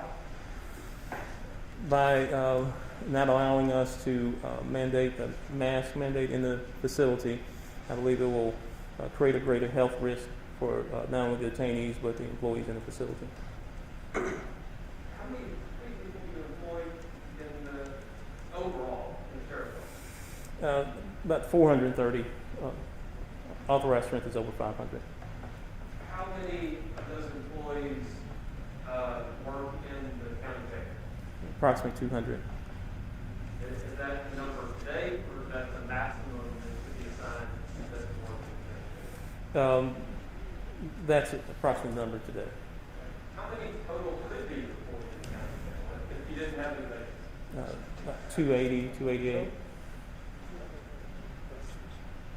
Has it been your experience that the ADC has refused to accept somebody from transfer from the county jail because they have COVID?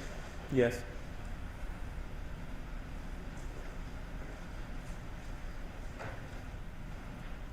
Where did they go once they were refused? They remain in the detention facility.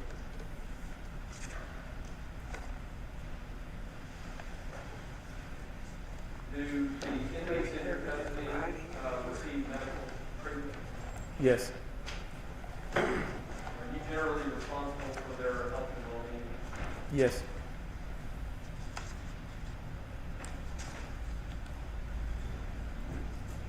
And do the inmates in your custody, are they frequently come into contact with others?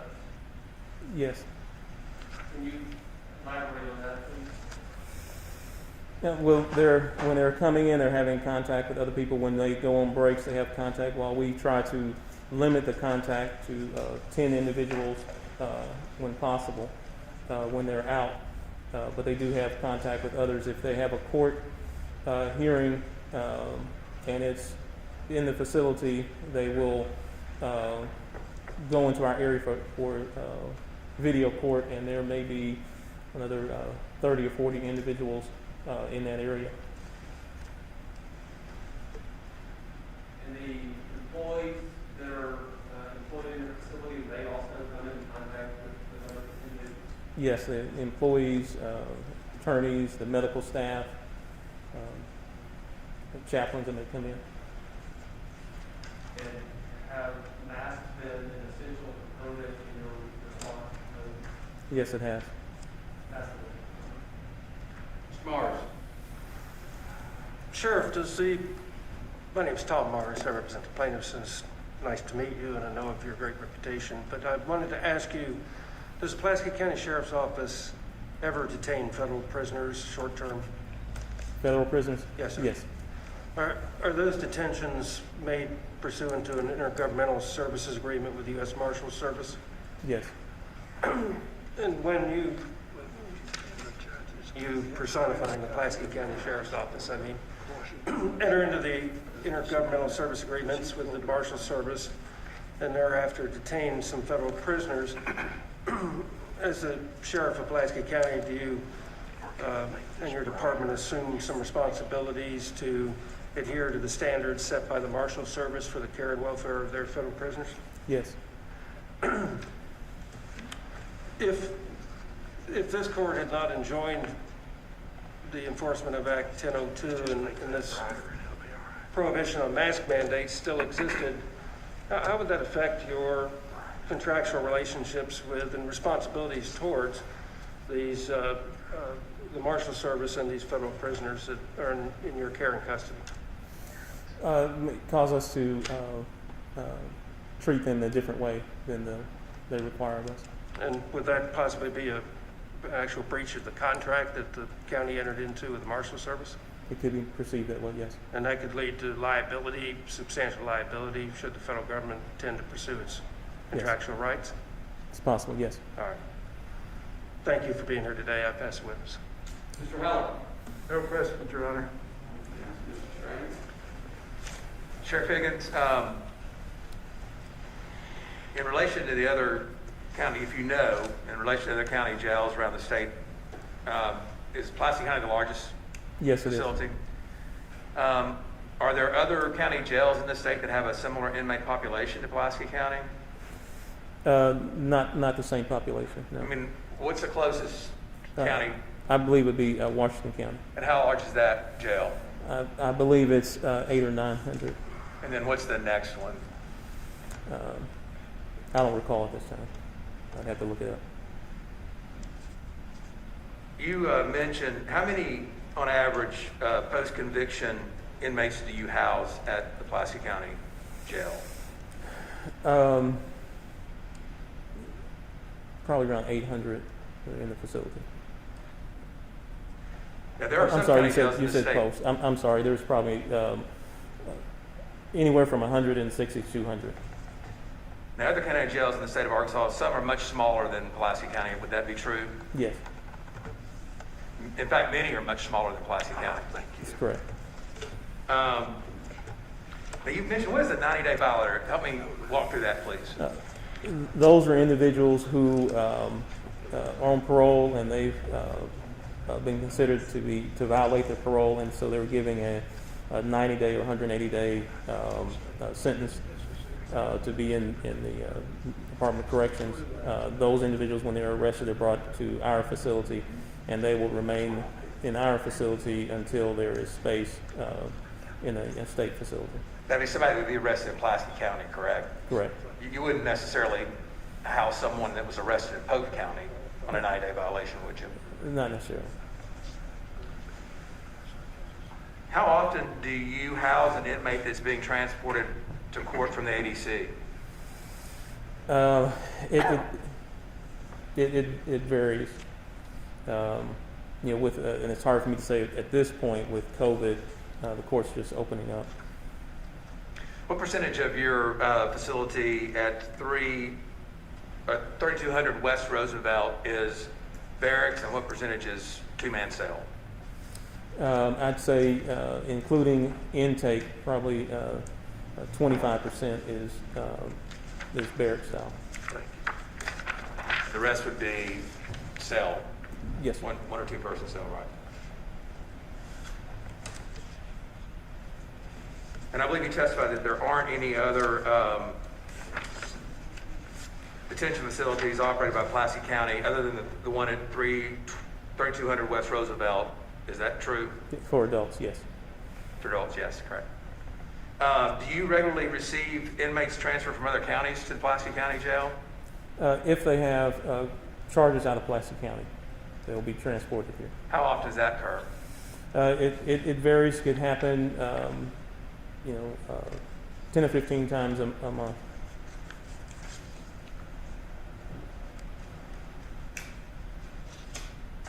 How many cases of COVID have you had at Pulaski County Detention Center since April of 2020? We've had detainees. We've had over 300 cases since 2020. You know how many? You have any idea how many cases they've had at the Arkansas Division of Correction? No. No further questions, Your Honor. Mr. Matthews. Thank you, sir. Sheriff Higgins, my name is David Matthews, and I'm proud to represent the governor of Arkansas. But I live in Benton County and don't know much about you, so I wanted to ask a few questions. Yes, sir. You sound like maybe you've been in law enforcement a while. Yes, sir. Tell me about your credentials, please. A little over 30 years in law enforcement. Started Little Rock Police Department. Was there 30 years. Retired as assistant chief there in 2015, and was elected sheriff and took office in 2019. 2019? Yes. During your 30-year career, have you received any training, any classes or schools that you've attended? Yes, sir. Did any of them deal with managing large detention facilities? Not from the Little Rock Police Department. Sheriff Association does provide some training for new sheriffs. And so have you taken training since you were elected to the office of sheriff? Yes. And was that training necessary, and did it inform you on the proper steps to take to keep the inmates and the officers safe? I believe so. Can you tell the court some of the training you received that you don't have to specifically talk about masks, because I'm sure that you weren't thinking about COVID-19 when you first started getting your training. What other aspects of safety precautions for detention facilities are you trained in? The training involved running a detention facility, ensuring that you're following the guidelines related to housing individuals in a detention facility, dealing with allegations on whether someone's been assaulted or not in the facility, proper procedures to go through dealing with that, following guidelines on housing and the number of detainees related to the number of employees that you have, things of that nature. Have you been provided written materials by either the Sheriff's Association or Pulaski County or the federal government to inform you on the steps you need to take to maintain a safe environment?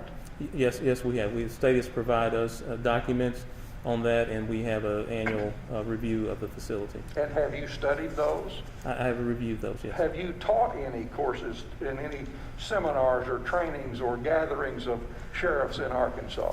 Have not, sir. It has often been said in recent years that black lives matter and that blue lives matter. Do you believe that? Of course. Yeah, all lives matter. All lives matter. Do you believe that it is incumbent upon you as the sheriff of Pulaski County to take the steps that the scientists tell you are necessary to keep the incarcerated persons and especially your officers safe from contagious disease? Yes. In your professional opinion, as an expert in jail incarceration, do you have an opinion as to the necessity of masks in your jail in Pulaski County? Yes, I have an opinion about it. And what is your opinion, sir? My opinion is that the mask help to reduce the spread of COVID in the facility, helps to protect the individuals and the visitors in the facility. Back in April of 2021, as a part of Act 1002, there was a section that did not pass. It's called the Emergency Clause, but it had this language in it.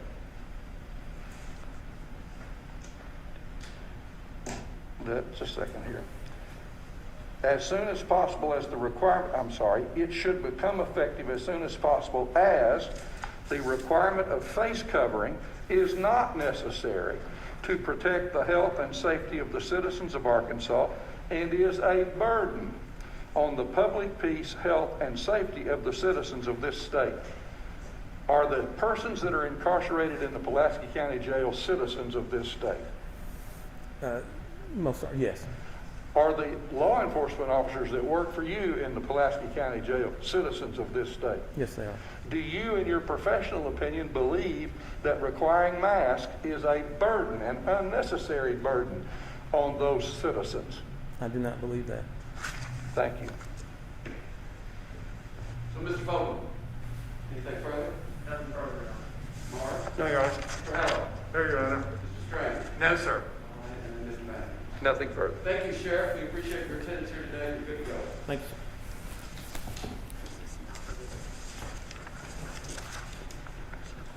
So, Mr. Fogelman, if I say next witness from the county plaintiff's intervenors, your response is?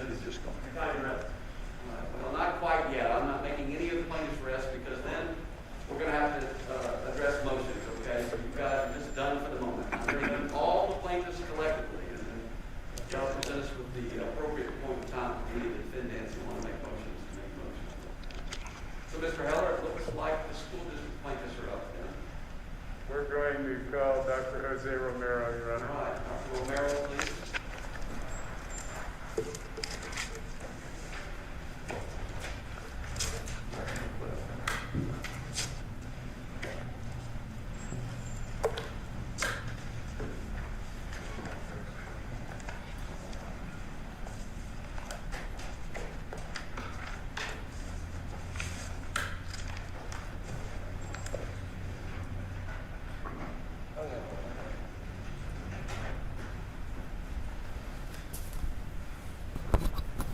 Leave that where it is. I can see somebody's been used to doing press conferences. Yes, sir. Would you raise your right hand for me, please, Doctor? Do you solemnly swear the testimony you're about to give will be the truth, the whole truth, and nothing but the truth, so help you God? I do, sir. You may be seated. Okay, so what I need for you to do,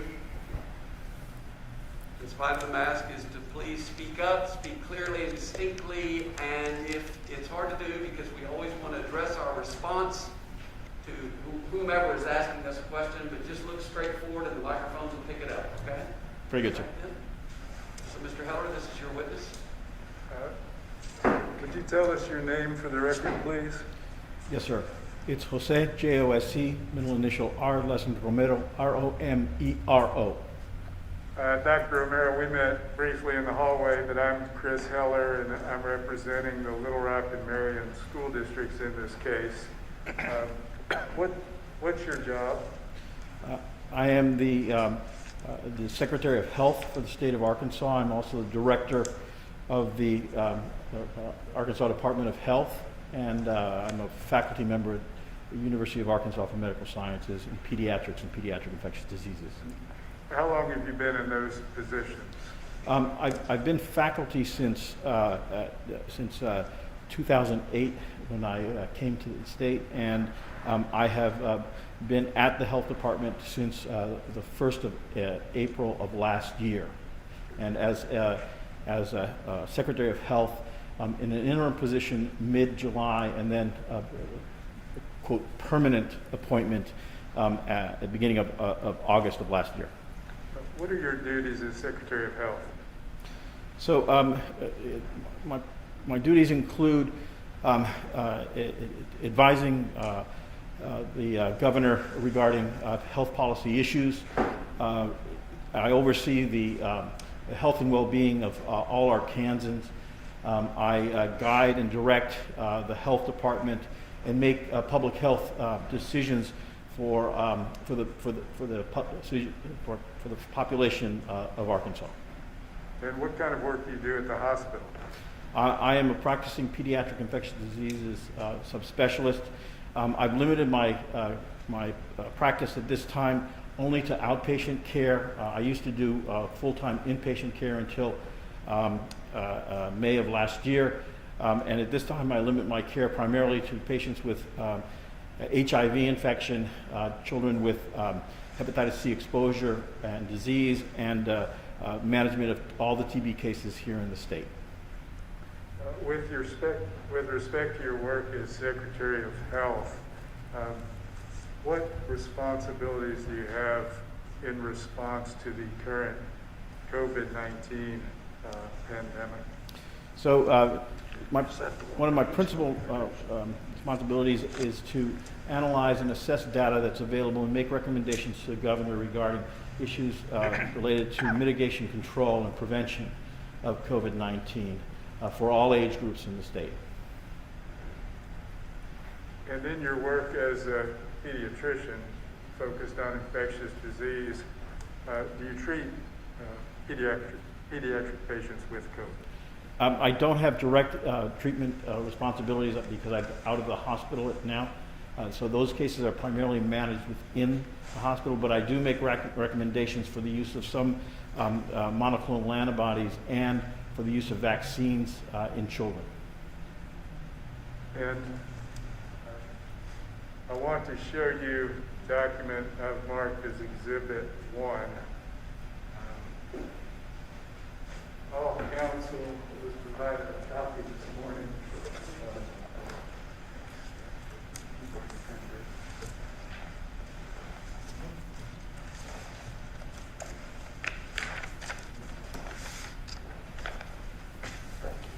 Judge Ross, is there any way to deliver a copy of this? You'll get a copy of the bailiff, and if you stay at your council table, There's some others Mr. right Poore will be there. happy to come make sure everybody gets copies. So Here's some, Stranger Chris. has your copy. So I think everybody else should have one this morning. So we're going to label this for identification at this point in time as school districts number 1, and then school districts number 1. Please proceed. Dr. Romero, do you recognize the Plaintiff document school districts. which has been marked for identification as School Districts Exhibit 1? Yes, sir. It's my curriculum vitae updated as of June 30th, 2021. Have you reviewed studies, data, or other information concerning the effects of COVID-19 on school-age children? Yes, I have. What types of studies or data have you reviewed? So I've reviewed primarily peer-reviewed studies from the CDC, from a number of reputable sources and journals that have informed my decision regarding the use of masking, social distancing, vaccines, monoclonal antibodies in these populations. Have you also reviewed studies, data, or other information, scientific or medical information concerning the effectiveness of masks in reducing the transmission of COVID-19? I have, as part of of my overall responsibility, yes. And have you also reviewed studies or data concerning the effectiveness of masks, specifically in a public school setting? Yes, I have. And could you explain or describe the effects of COVID-19 on a pediatric patient, both short-term and long-term effects? Yes, sir. So, COVID-19 infection in children is not a benign disease. It is responsible for a significant number of infections in this country. So, there have been more than 6 million pediatric infections since the start of the COVID pandemic here in the United States. About 1/3 of these are in children between the ages of 5 and 11. And at the end of October of this year, COVID was infecting approximately 100,000 children per week. This disease also affects these socially disadvantaged and individuals from minority and ethnic and racial minority groups. So if we look at hospitalizations, 1/3 of the hospitalizations had no pre-existing data, but over 2/3 of hospitalizations based on the COVID net data, that's 68%, are in Black and Latino children. A third of these kids had no underlying medical condition. American Indians, Native Alaskans, African Americans, Blacks, Latinos, Hispanics account for the majority of these cases, and it affects them 3 times higher than it does Caucasian children. We know that there have been almost 700 deaths due to COVID in this country, and COVID-19 now ranks among the top 10 cause of death in this country for children. It is the largest, it contributes to the largest number of deaths in vaccine-preventable diseases. So for those are diseases for which we have vaccines to prevent them at this time. So it outranks everybody else, every other disease in that category. There are immediate consequences of infection. We know that a significant number of children have asymptomatic infection, but there's also a significant number that have severe disease enough to be hospitalized, and we define severe disease as hospitalization in children. Among those kids, among those children, about 1/3 are going to wind up in the intensive care unit. We know that there is a disease, a longer-term complication, which is a dysregulation due to dysregulation of the immune system. It's called multisystem inflammatory syndrome of children. This tends to occur somewhere between 2 to 6 weeks after infection occurs. The incidence of this in this country is 1 per 32,000 infections in children. 60 to 70% of these children are admitted to the ICU, with 1 to 2% dying. Additional post-COVID conditions include what is called long COVID or long haul COVID. And we're only beginning to understand what that is at this time. We know that it exists in adults and can have long-term consequences for the well-being of the individual and for their ability to work and to function socially. Studies from the UK show that its incidence is somewhere around 7 to 8% of reported signs and symptoms. These last for more than 2 weeks. Some studies place it much higher than that. There's now a national study to look at that. But the major symptoms of that long COVID in children are very similar to those of adults. That is fatigue, headache, insomnia, trouble concentrating, muscle and joint pain, cough. all of these have significant implications for the child's well-being and for their ability to continue in school. So that is an overview of the disease as we see it now. And Your Honor, before I get too far past it, I'd like to move the admission of School District Exhibit 1.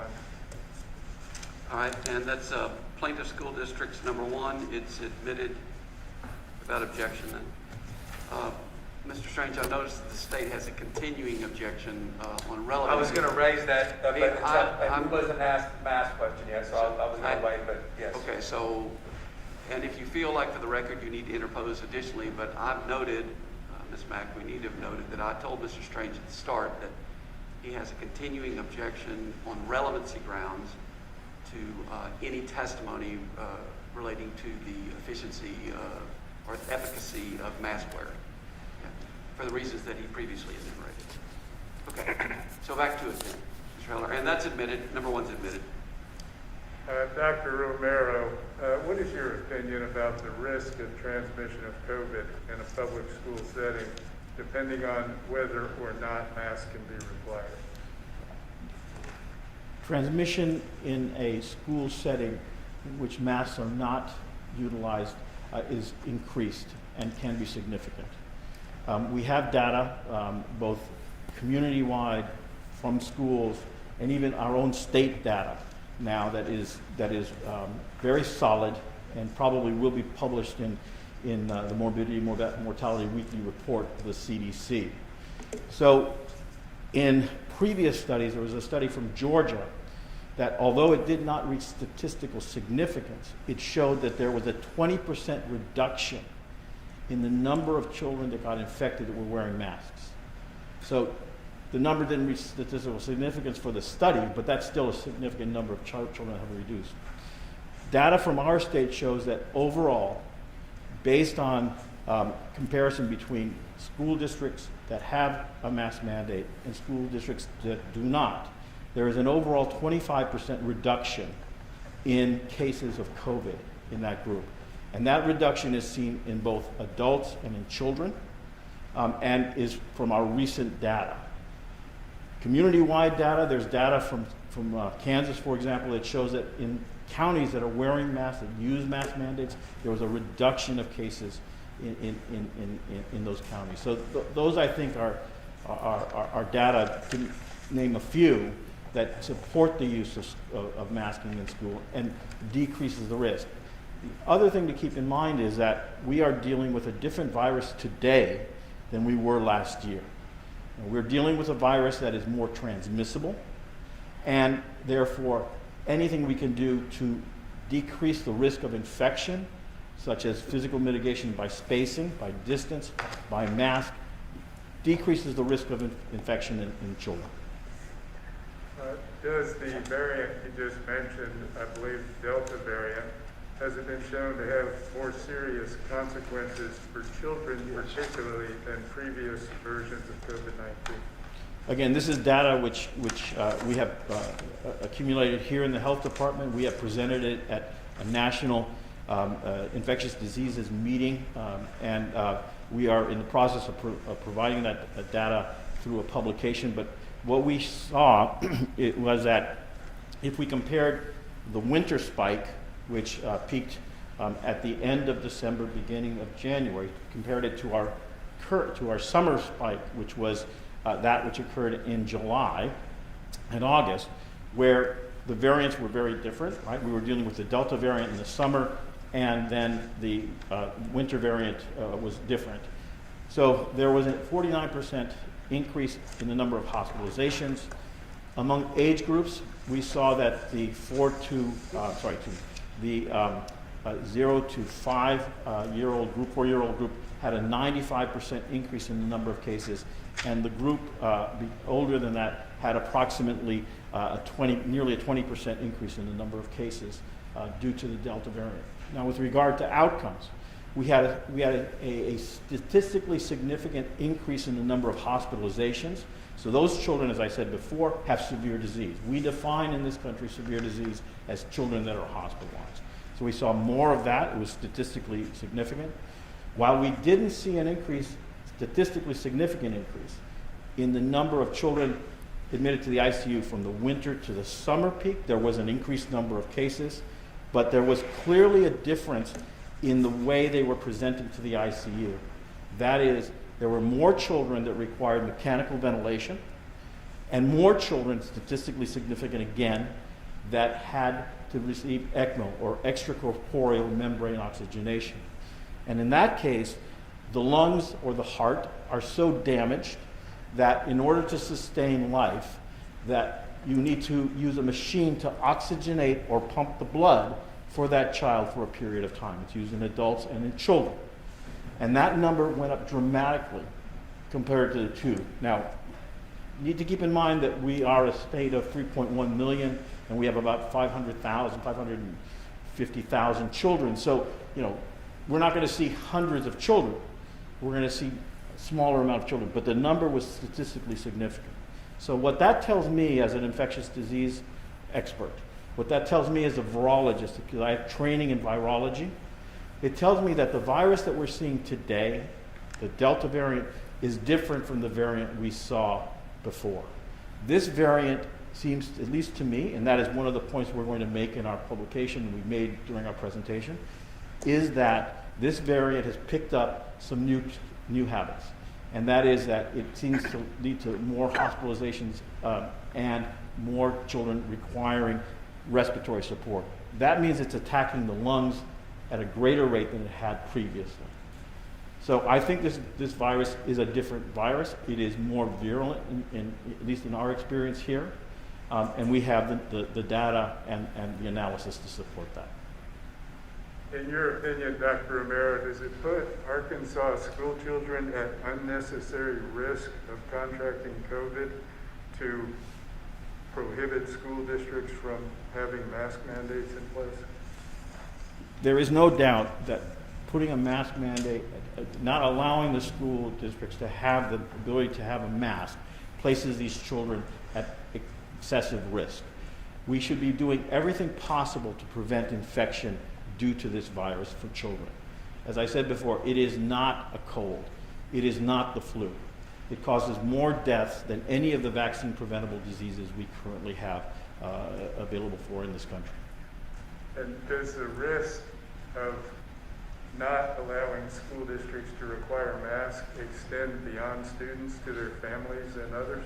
It does, and there again, these issues are what I would call the fallout of an infection in children. Those children have the same amount of, at least the same amount of virus in their nose and pharynx. They transmit this virus to their family members. You place the family members at greater risk. If you look at ethnic minorities and racial minorities, you'll know that the extended families within the family unit are significantly greater than in white populations. So therefore, older individuals become at risk because of the infection of the child. And so the community also becomes at risk, right? These children, will go out and may infect other children and other members of the community.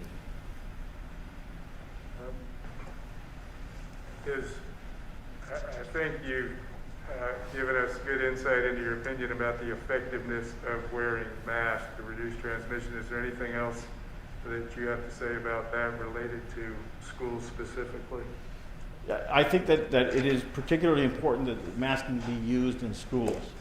We've had some discussions about changing our regulations for what is considered a close contact.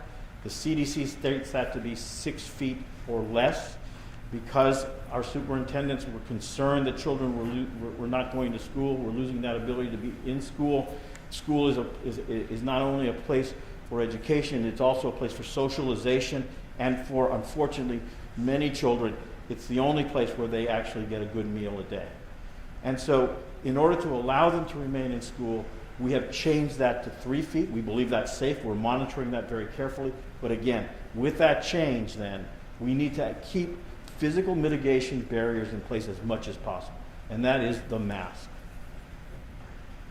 Arkansas is known nationally to have lower vaccination rates than, I guess, the majority of other states. Do you have information about the vaccination rates in Arkansas among school-age children? Yes, sir. We do have data, and that data is more solid between the 12 to 18-year-old group, because that's been vaccinated the most. So at this time, we had just about 51% of that group, 12 to 18, vaccinated with one dose of vaccine. About 40, a little bit more than 40% fully vaccinated. The uptake in children 5 to 11, which is the other group that now has access, and that actually only began about 2.5 weeks ago, is far less. So that uptake is increasing at about 0.3 to 0.5% per day. Today we're at about a little bit over 6%. And if we graph the two, if we create graphs that show the uptake in the older age group, that is 12 to 18, and that of children, they lag behind.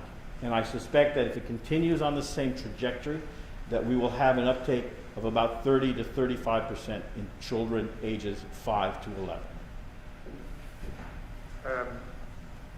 Two school superintendents will testify following your testimony that one of the things they can be or were forced to do last year and the year before in response to COVID cases and quarantines is to switch to virtual learning. Are there consequences, negative consequences for children from having to get their learning remotely rather than at school? Yes, sir. There clearly is. We know that now. So not being in the school environment and having a teacher on hand to guide you, especially during the early years, makes it very difficult for reading skills, right? For having somebody guide you. So being out of the classroom is a disadvantage. Again, if we look at this from a racial, ethnic minority point of view, that ability to have out-of-school education is weaker in that group than in a Caucasian affluent population. So it creates further disparities. School is also very important because of the socialization issues. Children learn to interact. They learn to interact with their adults and children. And I think that those are some of the major issues that we've talked about. We've also talked about the issue of food insecurity, and that for some of these children, this is an area that's very important. As a matter of public health policy, Dr. Romero, do you believe that school districts should have the ability to require mask mandates to address any future surges or variants of COVID-19? Yes, I do. I do believe they should have that. And here's the example. We went through this winter spike, right? We all said, and I was one of them, I thought maybe we were done with it. Maybe we had acquired enough immunity and vaccinations were going to go in the right direction.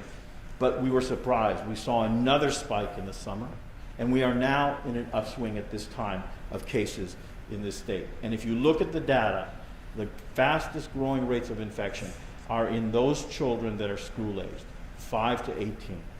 So this will probably happen again.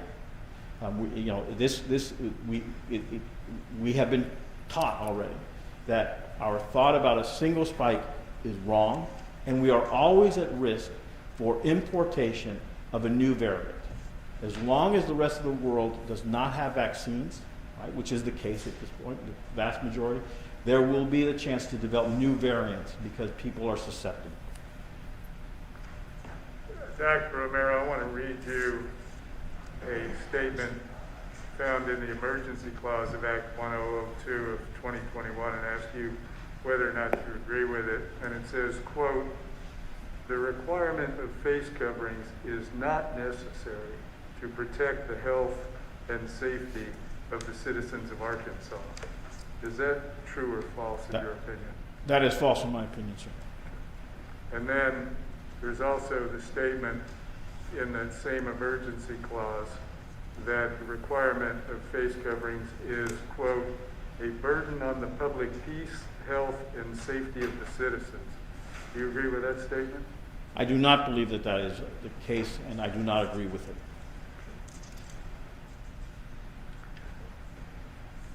You mentioned the possibility, maybe likelihood, that there could be a resurgence of COVID or a different variant. And it looks like we're seeing the beginnings of something like that right now, correct? That is correct. For the last 2 weeks, we've had an increasing number of cases.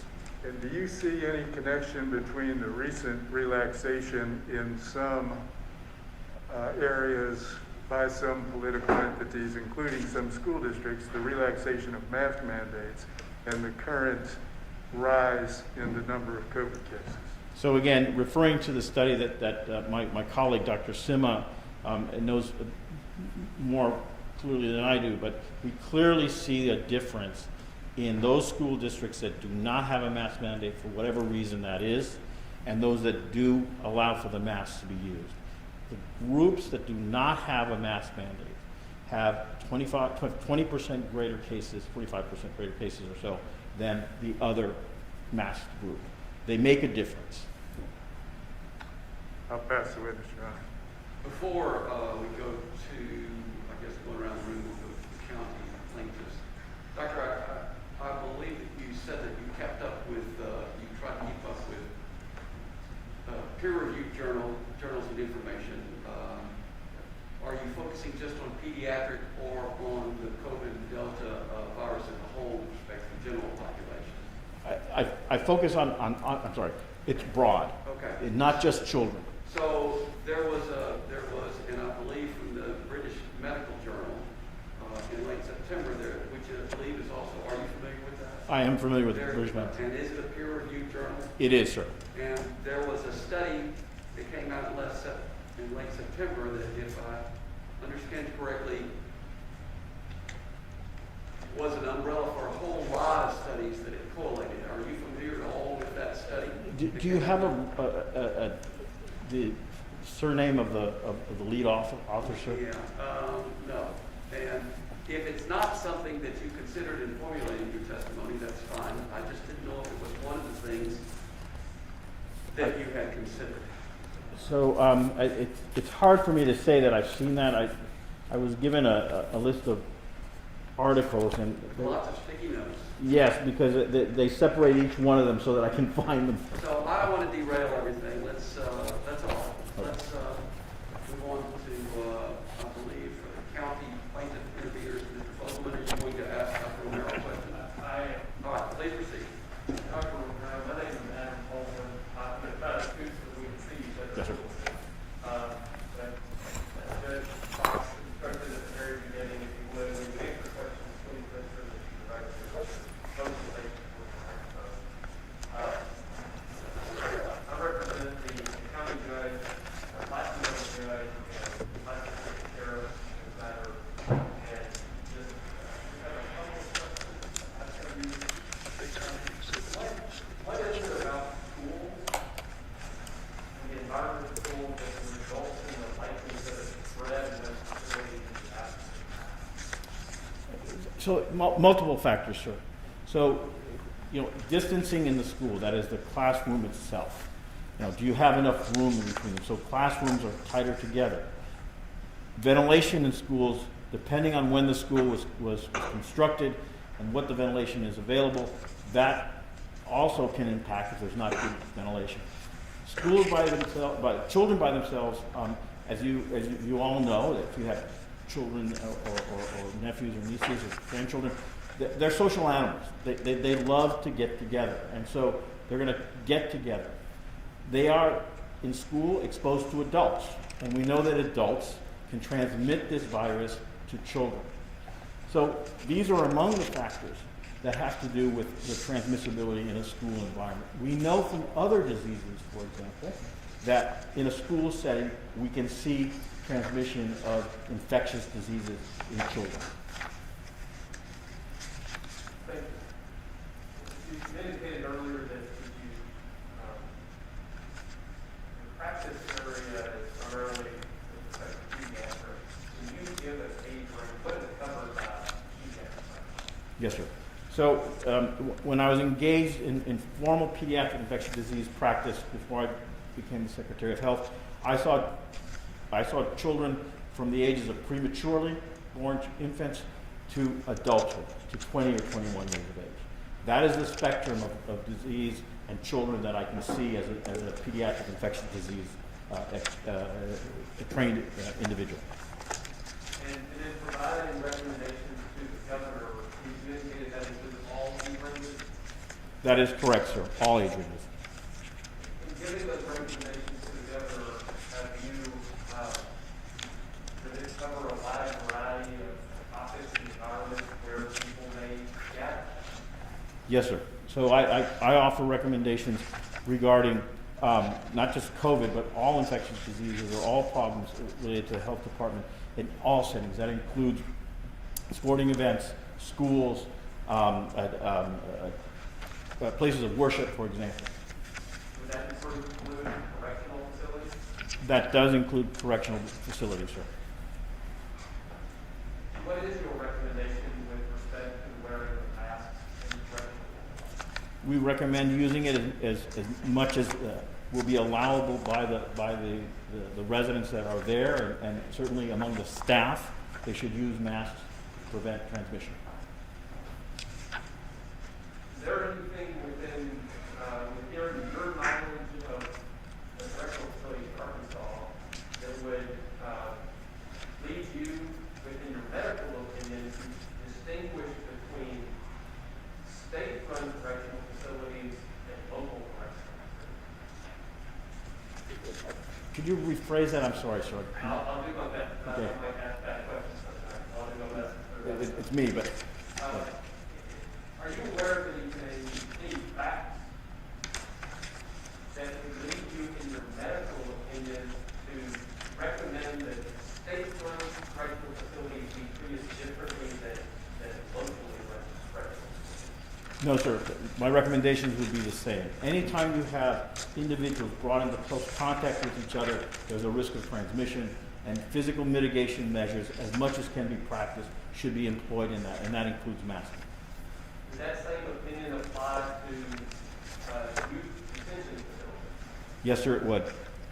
And again, without respect, does that opinion apply without respect to whether the youth detention facility is operated by the state or by a local governmental entity? It's regardless of either. These are public health measures that are applied across the board.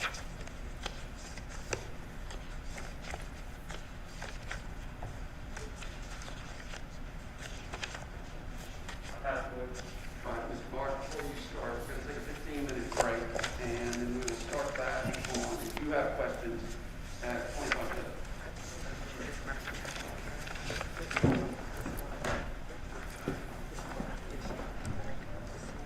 Okay. Come on, ask her. Okay.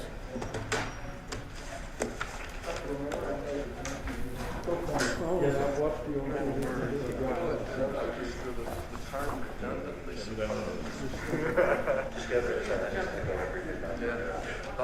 Dr. Marinaro. That's the old days. I've heard different versions, but that's the repetitive.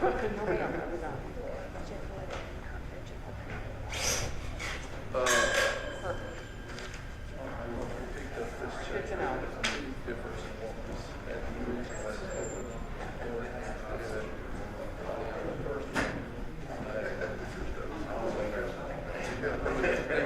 Like 500 to 1,100 or something, but you don't want me to take this. You want me to just ask your question.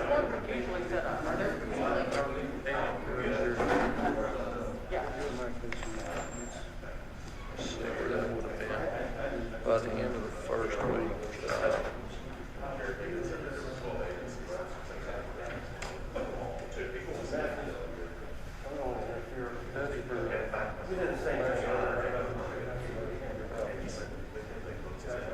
Or no, that's this year. No, it's this year. Let's see if let's see.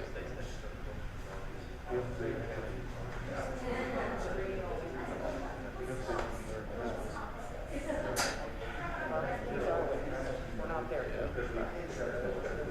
Where is that?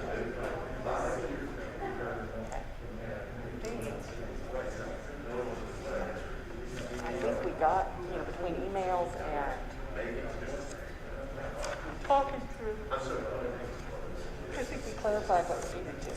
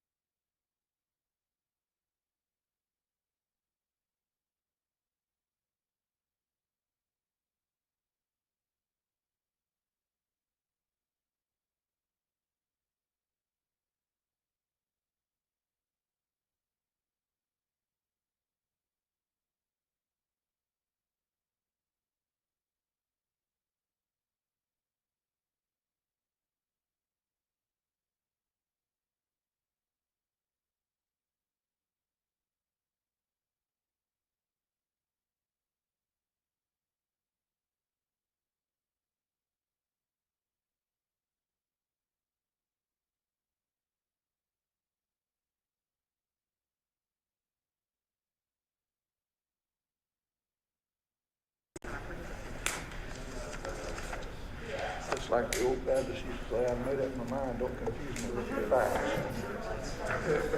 Coach. Or the biggest contributors. Or the people that respond most to their tweets. That's how fast it grew. Okay. By the end of the second week of school, we quarantined that many people. Social media has been way more of a... Your number here was based on the first bang.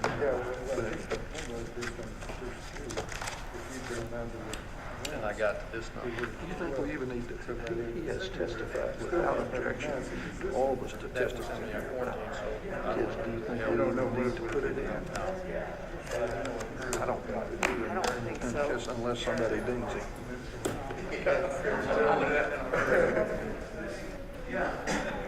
I know that you got in the information you wanted out of this article, unless somebody challenges you, because I'm not going to introduce it at all, because there's no history of the law. If you want to go out and tell us the numbers from today, You know, it's funny, I have to tell you. kids are making 20% as of today, as of today, and as of last month, I'm assuming. So, it's a significant number. Just have that ready, if somebody wants to put in there, that wins it, question, just go ahead and do it through the third round.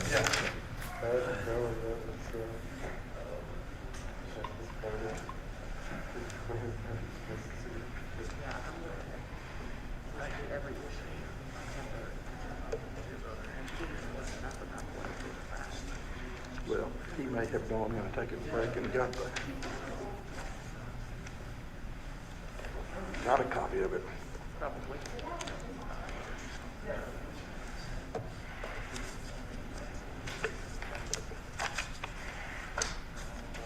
But no, I don't think nobody's running challenges yet.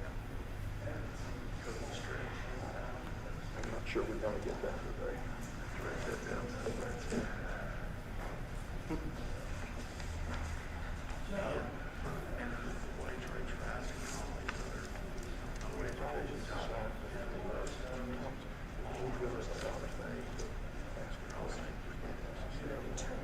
Part of the so-called Great Resignation. Yeah.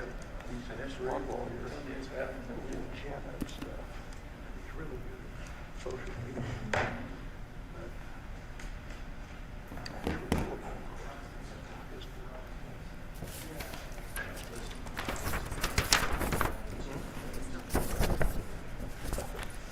That may be what you're thinking about all this stuff. I've said good things about you.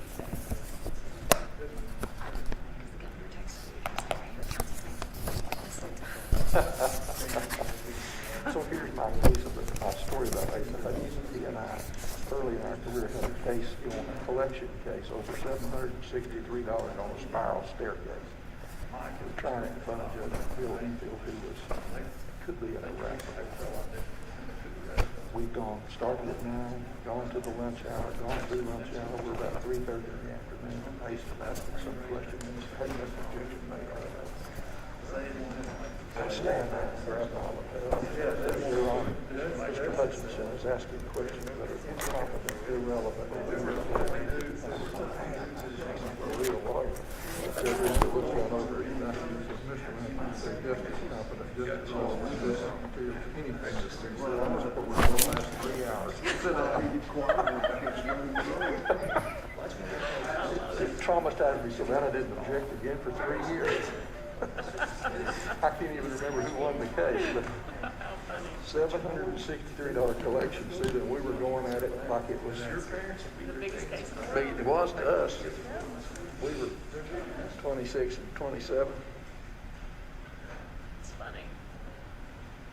We had that.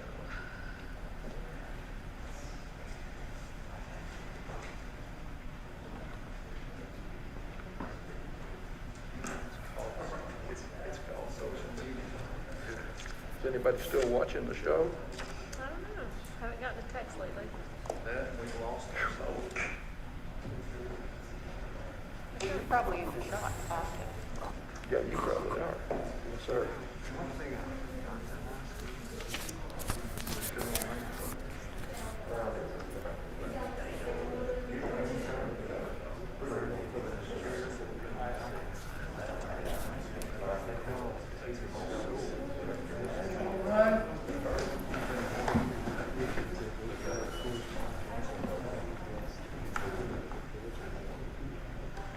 Thank you. May be seated.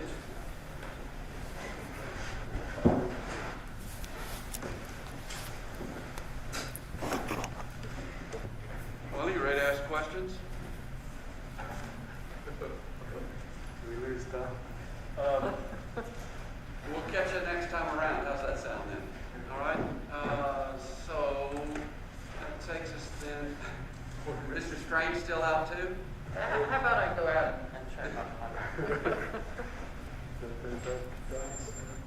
Was the county finished asking questions?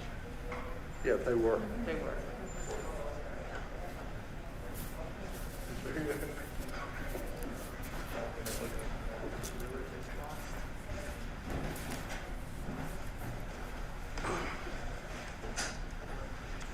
Mr. Mars, you have some questions? Your Honor, we've decided we have no questions of Dr. Romero and appreciate him being here today. Then it is to you then, Mr. Strange. Thank you, Your Honor. Dr. Romero, I noticed that you are referring to several documents during your testimony. What are you referring to up there, sir? It is a series of articles with a cover stating the state of Arkansas as Exhibit A. And I apologize, I did not hear exactly what you said. Forgive me. I'm sorry. I'll project. All right, I think we've lost the microphone somewhere in the shuffle. Maybe the papers are in front of the one right there, Doctor. Just remember, those microphones are more important. Yes, sir. So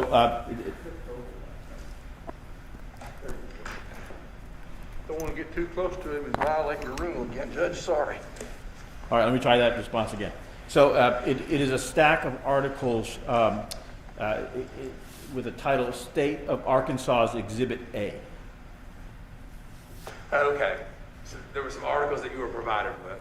Yes, sir. They were. Okay. And who provided those to you? The attorney. The attorney for the governor? Yes, sir. Yes, sir. And besides that, was there anything else you were referring to during your testimony?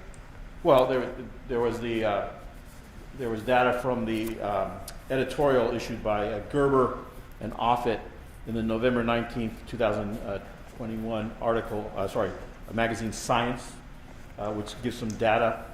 I also referred to some notes that I obtained during an advisory committee on immunization practices at the CDC.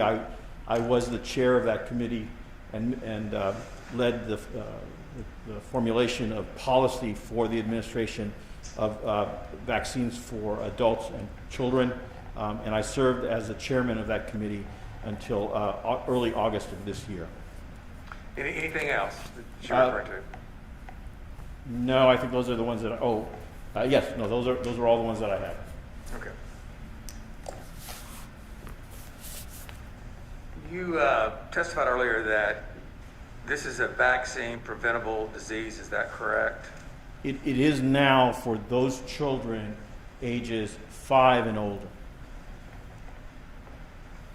And what do you mean by vaccine preventable exactly? So when we refer to a disease that is vaccine preventable, it is a disease that if the individual receives the vaccination for it, that the risk of developing the disease, if infected by the virus, bacteria, whatever, is decreased significantly, and with no exception really. There's no absolute protection from the vaccine, but these are highly effective vaccines. How many children in Arkansas have been infected with COVID? Do you know? I don't have the numbers with me at this time, but they're easily obtainable. Yes, sir. Okay. What percentage of children that have been infected have been hospitalized? So at this time, I can't give you those numbers specifically, but I can get them for you. Okay. Are children between the ages of 6 and 18 considered a vulnerable group for COVID-19? But they are at risk for infection, yes. Compared to other age groups, how do they compare as far as vulnerability? Well, all children are vulnerable to the disease. I mean, there's no specific age group at which there is greater or lesser vulnerability. I'm having a hard time saying that today. There are risk factors for this disease, and all of these children are at risk for complications of it. No study has shown that one group over another has less of a risk of developing adverse outcome. At the time that Act 102 became a law in the state of Arkansas, which I believe we've established was July 28th of 2021, do you know if there were applications pending before the FDA seeking approval for the COVID vaccine for children under the age of 18? Could you give me the date, please? July 28th, 2021, were there applications pending before the FDA for approval of the vaccine for children under the age of 18? I believe so. And do you know the exact dates that the FDA approved the vaccine for children between, let's say, the age of 12 and 18? I don't have that data with me today, but I certainly do have it among my notes and can give it to you. At some point after the vaccine became widely available last spring, weren't we told that we wouldn't have to wear a mask after we received the vaccine? So, with regard to adults or all populations in the state or children? Well, we can go to each group. Let's go with adults. Yeah, so we have no public health statement saying that if you got the vaccine, you would not have to wear a mask. This is a moving target, and so we don't have that recommendation. What we do have are recommendations regarding quarantining in schools, so that if you are exposed and you have a full vaccination, that is 2 doses of vaccine, you do not need to be, 2 doses of vaccine, you do not need to go into quarantine.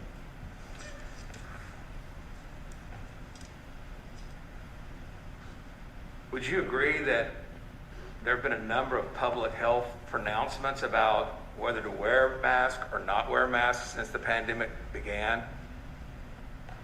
Are you referring to public health announcements within the state or within any? Let's start with the CDC. CDC has had different opinions on whether masks were important or not throughout this pandemic, haven't they? If you're referring to the original recommendation by Fauci not to use a mask that was later changed to using masks, it is because our decisions are based on new information. So let me go back here. One of the first things I said from the podium at the governor's press conference was that the virus is going to do what the virus is going to do. That our responsibility is to be nimble and to respond to that. And that what I tell you today may not be true in a week. And all of our recommendations are predicated on new data. We may find out 3 months from now that one thing that we're doing today is not effective or is not proven. It doesn't mean we're wrong.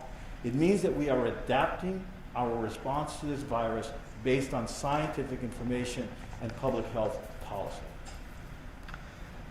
Dr. Romero, do you believe that all masks are equally effective in preventing the transmission of COVID?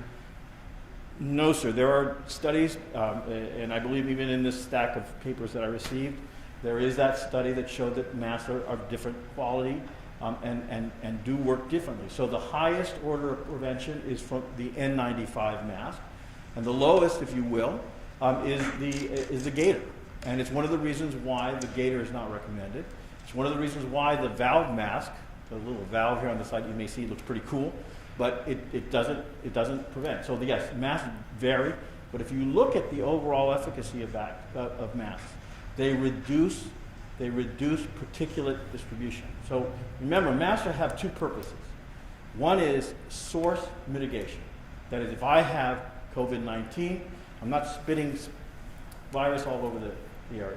They also we now know, right, that they protect us to a certain degree. Now, certain types of masks, like a cloth mask, it is recommended they be washed on a regular basis. Is that correct, sir? That's correct. Do you know how often they are suggested that, it's suggested that a cloth mask should be washed? You know, I've seen different recommendations. Generally, I say, you know, wear them like a day, you know, and change it, sort of like changing your shirt or other undergarments. If a cloth mask is not washed on a regular basis every other day or every day, how effective is that mask in preventing the transmission of COVID? I don't know of any data that suggests that not washing it makes it any less effective. What I think is important is for the hygiene of the individual. Remember, spittle is left on the mask. That spittle contains bacteria, and so removing that bacteria from your face is a good measure. Now, in school districts that don't have a mask mandate in place, and I think the majority of school districts in the state of Arkansas do not have a mask mandate in place. Is that your understanding, sir? That is my understanding. Are those students that attend those schools prevented from wearing masks? I don't know that for sure. Do you know what percentage of students in schools that do not mandate masks are actually today wearing masks? I don't have that information.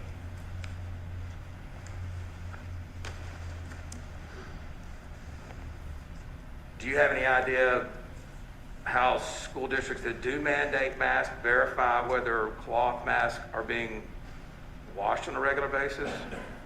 I don't, but I don't know that it has any impact on the mandate itself. Okay. Excuse me just one second, Your Honor. I want to interpose an objection, if I might. I know that the state has a continuing objection to questions having to do with the efficacy of masks. It just seems a little incongruous to me for him to then be asking questions that go to that very subject. And I'd suggest that he's waived his continuing objection. And so it's kind of a catch-22 situation. Mr. Strange is attempting to make a good record in light of the court's ruling on relevancy, which he respectfully disagrees with. So he has the right to make that. Now, I will say this. It does seem to me that the case that's being made is a case for legislation perhaps requiring more effective masks as opposed to no masks. But, you know, he can ask the question. thank you, sir. Dr. Romero, do you have any idea if school districts that mandate masks are providing masks to their students? I don't know that, sir. How important is it for the mask that a person is wearing to properly fit that person?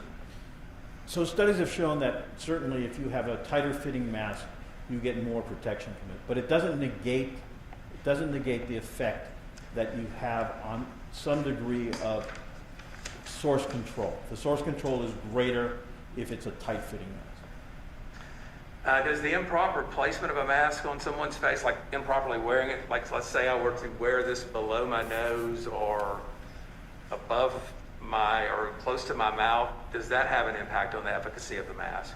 Yes, and that is to the, when we talk about, when we, the health department, issue our recommendations, when the CDC has issued their recommendations and other public health organizations have issued their recommendations, it is that to wear the mask correctly. That is, not with it just holding below your nose, not with it above your chin, but over your entire face as you all are doing today.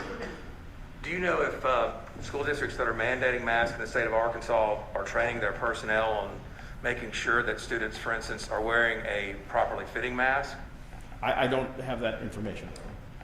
And do you know if there are school districts in the state of Arkansas that mandate masks that are making sure that students are properly wearing those masks? That would be a question better for the Secretary of Education than for myself. What is the current infection rate in Arkansas for persons under the 18 with COVID? I'd have to get that data. I did not come prepared to provide that with you. And as of today, the vaccine is currently available, I think you testified earlier, for everyone 5 years and older. Is that correct? That is correct. That does not have a contraindication, correct? And that would include, I guess, most school-age students. Is that correct? That is correct.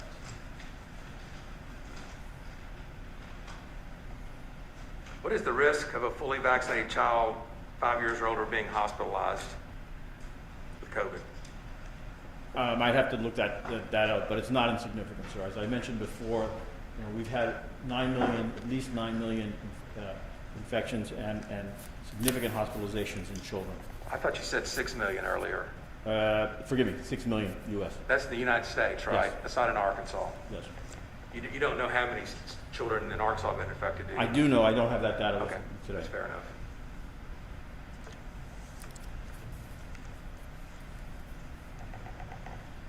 In your opinion, is the vaccine more effective in preventing serious illness or mortality from a person, any person that would be infected with COVID? Vaccine is highly effective in preventing serious complications, yes. Is it more effective than the mask in preventing serious illness or death from infection of COVID? It is. Do you believe that federal government should mandate vaccines for children? Objection, Your Honor. So clearly outside the scope of testimony that we've been discussing today, I'll suspend the objection.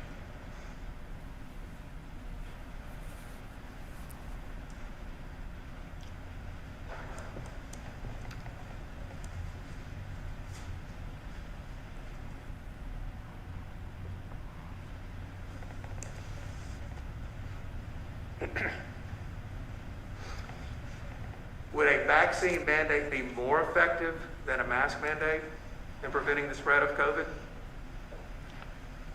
If the mandate were applied across the state appropriately, yes, it would be. That's why, for example, in preventing the infectious diseases such as measles, mumps, rubella, the ability to vaccinate the vast majority of our population prevents the disease.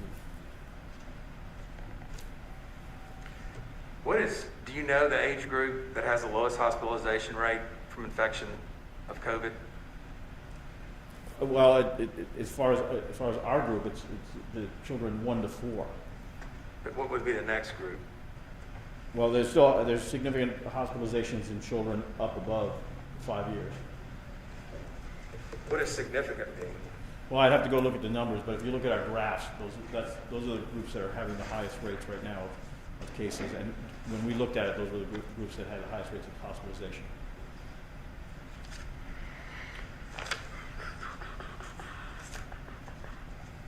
Who makes the decision today of whether a child under the age of 18 gets vaccinated? It's a parental decision, sir.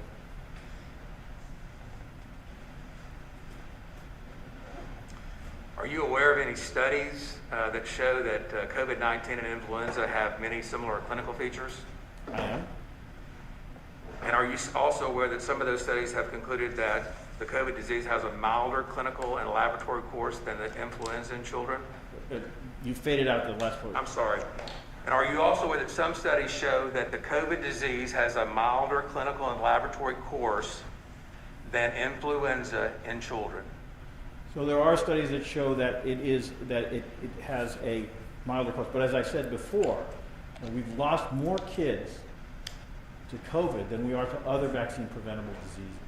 So it's clear that COVID is not influenza, that you cannot attempt to compare them. They have different outcomes, and they have many differences, such as influenza doesn't lead to long-term complications. You usually have your disease as a child and you get over it, and if you have complications, they're immediate. You don't develop multi-system inflammatory disease of childhood, which occurs 2 to 12 weeks later. And as I mentioned earlier, the incidence of long COVID, of long-term disease or complications from an influenza infection are non-existent. So it's a very different disease than influenza. Trying to equate them is not correct. Would masks help prevent influenza, though, in a normal flu season? We use masks in the hospital to prevent the spread of respiratory viruses, including influenza. Do you know if any school districts have ever required masks during flu season in Arkansas? No, I do not. If Act 102 were declared constitutional, would it be your responsibility to enforce that act, sir? It's my responsibility to inform it's my responsibility to do so for any act that is law. And you would enforce 102 if it were found constitutional? I would.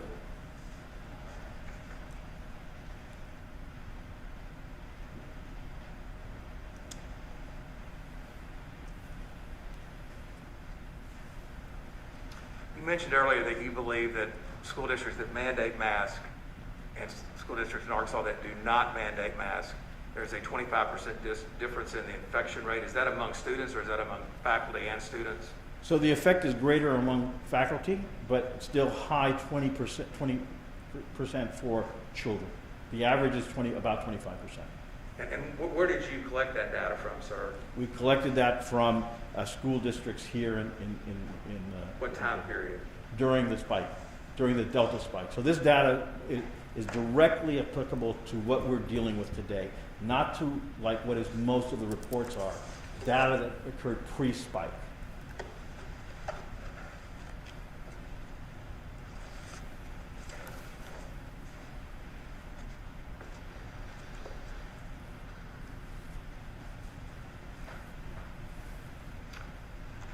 Are there potential health risk associated with long-term wearing of masks, Dr. Romero? There are not.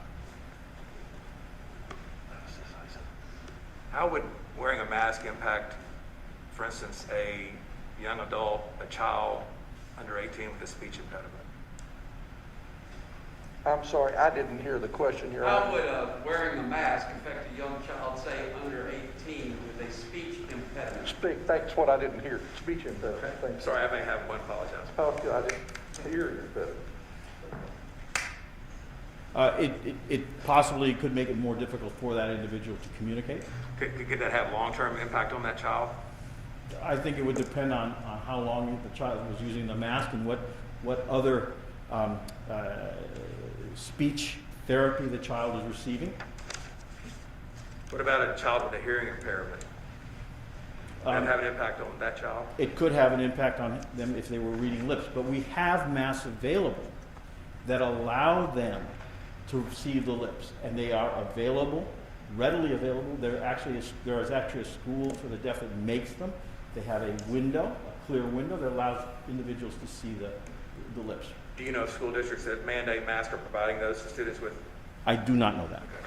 I'll pass the witness, Your Honor. Thank you. Before you get started, I'll introduce myself. I'm sorry, Your Honor. Am I screwing That's this all right. up? I'm just more than a little OCD about certain things. So, microphone. Forgive me, sir. I didn't know that those were hot. We need a good record. Good, fine. Matthews, your turn.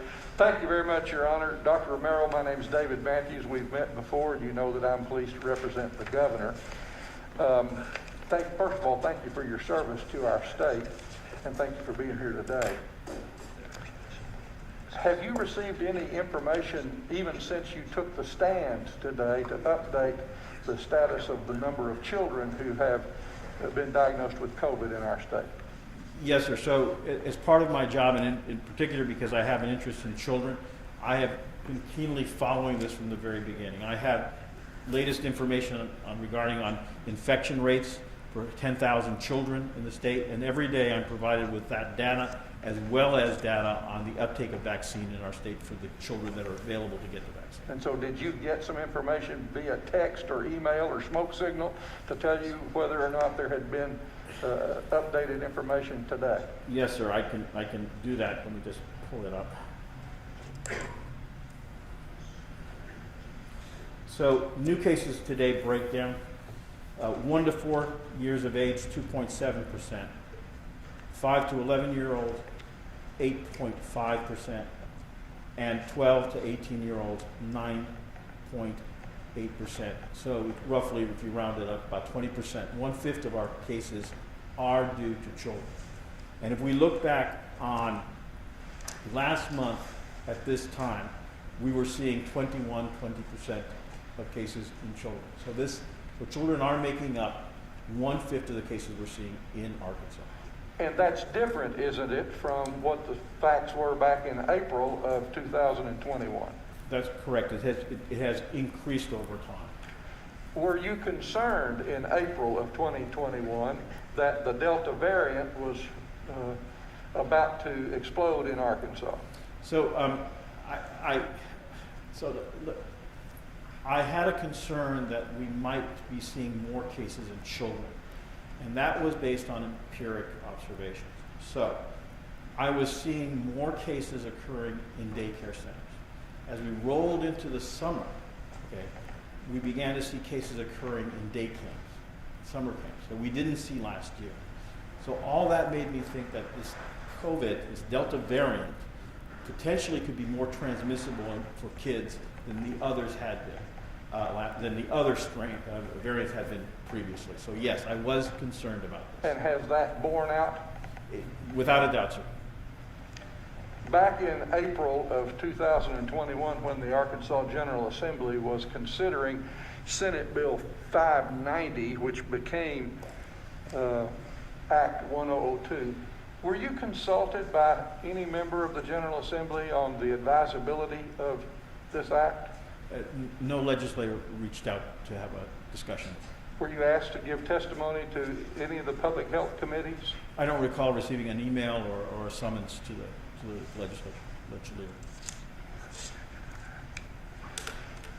What authority do you have as the Secretary of Health to direct schools to take actions to protect students from infectious disease? So prior to the COVID pandemic, the health department had the power to recommend measures, public health measures to control infection. We did so. My predecessor did so during a significant outbreak of mumps in the past. We make recommendations to the Secretary of Education. I do. The Secretary of Education then sees how they affect his school districts and then goes forward. But my power is actually vested in the governor. I reflect a lot of what the governor wants to do. I have the authority to quarantine individuals. For example, individuals with tuberculosis. I can sign an order of quarantine for those individuals. Would you have the power if you learned that a student at Rogers High School had COVID-19? Would you have the authority to direct that student be quarantined? I would have the authority, I believe, under the governor's authority. But before you could impose that directive to quarantine that student, how many people would the student have had the potential to impact? Yeah, so that is the big problem, sir. So we know that this virus is 2 to 5 times more transmissible than the previous virus. So if we looked at the previous virus, which is the Alpha, which was here, that already had significantly greater transmissibility. So on top of that, you're adding more transmissibility to it. So in general... Let me stop you just for a second, because this sounds like an important thing to me. I want to be sure to use the judge's phrase that the record is good. When you say this virus, you're talking about the Delta variant. Yes, sir. Excuse me. I'll start referring to it as the Delta variant. And you're comparing it to the Alpha variant that was around in April of 2021. Right. Is that correct? That's correct. And so this virus is more transmissible than the Alpha variant. The Delta variant is more transmissible than the Alpha variant. Thank you. Should we be worried about even future mutations of the COVID-19? It is possible that future mutations would increase the transmissibility or the infectivity of the virus. So yes, it is a possibility. How long did it take Delta 19 to expand in Arkansas? It was 2 weeks, 3 weeks, 5 days? Yeah, so from the time that it appeared to the time that it became the dominant virus, and by the time when I'm referring to as the dominant virus, representing more than 50% of the viruses we sequence, it was about 6 weeks, but I can give you an exact number on that because I get the report of the number of variants we have in the state weekly. Let me see if I can pull it up, if Your Honor will indulge me.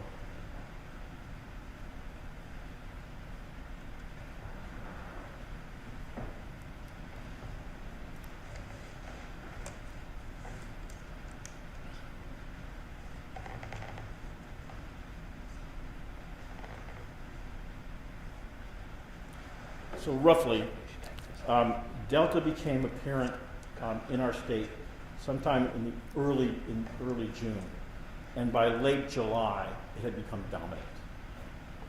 About 6 weeks. About 6 weeks.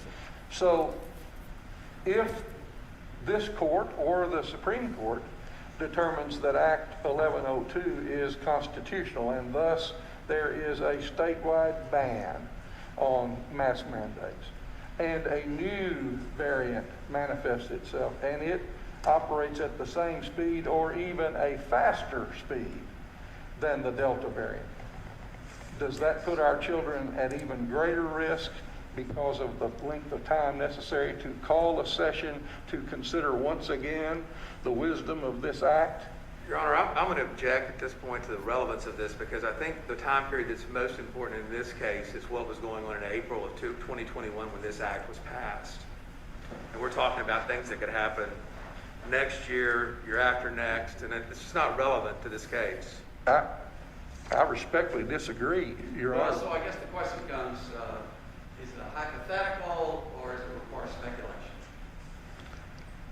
Let me rephrase it. No, I'm just asking, because which is it? Because one I'm going to allow and the other one is impermissible. Well, it's a hypothetical question that I intended to pose. I'm just not very good at it.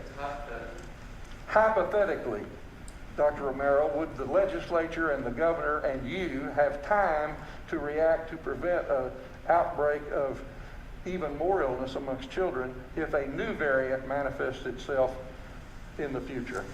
No, sir. I think given the speed with which this virus spreads in our community, if a new variant arose that was not covered by our vaccine but had the same transmissibility as the variant today, we'd see more cases in children. And if it was a new one that had even more transmissibility, we would see more cases. If I may say, that is one of the problems with that law, that requirement, is that we're always going to be behind the ball, right, to move forward. And so, in a way, we're hobbled. From a public health point of view, we're hobbled in our ability to respond rapidly to emerging problems. Not only is the state hobbled, is it true that local communities are hobbled if they can't react? That is correct. We have seen, have we not, in Arkansas, that some counties have had a higher incidence of Delta 19 COVID variant than others. That's correct. There is variations in the incidence of disease across the state. Is there, I believe that I'm right, that I've seen school districts adopt positions that says we're not going to have a mask mandate as long as our infection rate is 8% of the populace or 9%. Does that square with your knowledge? Yes, some school districts have made a decision based on community spread, community rates. Do you agree with that threshold as a decision? I think that threshold is too high for our state. We need to be at a lower threshold in order to really prevent transmission. That is something that we really need to reconsider, but it is what it is. Okay. The final area I want to inquire of you about has to do with its impact on adults, and in particular, adults who are serving in the National Guard or the other military services of the state of Arkansas. If a National Guard unit were called out hypothetically to rescue patients from a nursing home or a hospital, perhaps even a hospital with a COVID unit, because of a natural disaster, a flood, a tornado, some natural disaster, absent the ability to order the soldiers to wear masks, would those soldiers be put at risk if they were subjected to patients who had COVID? Yes, sir. Not only the soldiers, sir, but also the patients or individuals they cared for or attended to.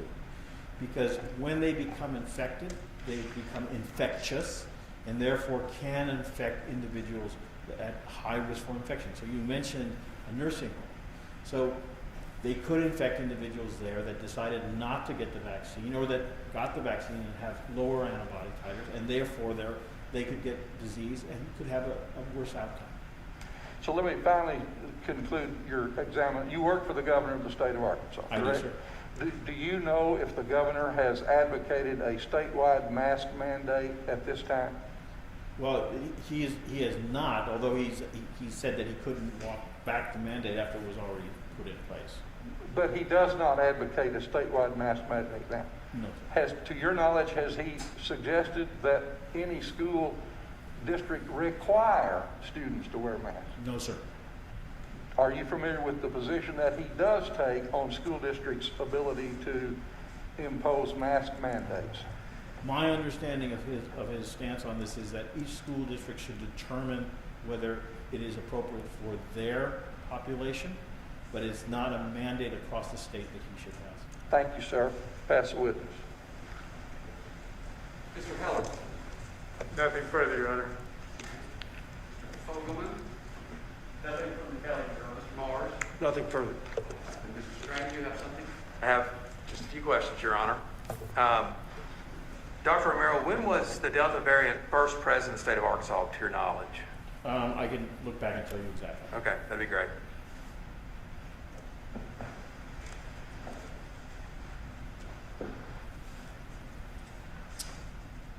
So we have a variant of concern, the Delta variant, reported on our analysis of May 31st. May 31st. Mr. Matthews asked you a question just a moment ago about the National Guard being called out in an emergency situation to evacuate, I guess, a nursing home or perhaps a hospital that had a bunch of folks that were infected with COVID.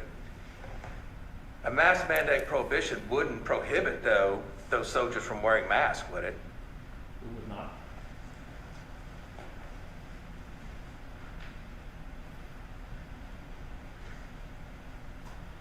Someone asked you, and it may have been Mr. Matthews, I don't remember exactly who it was. We've got a lot of attorneys that have asked a lot of questions, but someone asked you if you were consulted by the legislature before they passed this law. Do you remember that question being asked to you? I do remember that question. And you said you were not. Has anyone ever consulted you prior to this act being signed by the governor on April 28th about this act? No, sir, I've not been consulted. Did the governor ask you anything about it before he signed it? I can't specifically remember a discussion about that. No further questions, Your Honor. All right, then, Dr. Romero, you're discharged. Free to go. Thank you, Your Honor. Who's next, Mr. Miller? Your Honor, we're going to call Dr. Glenn Fenter. Okay.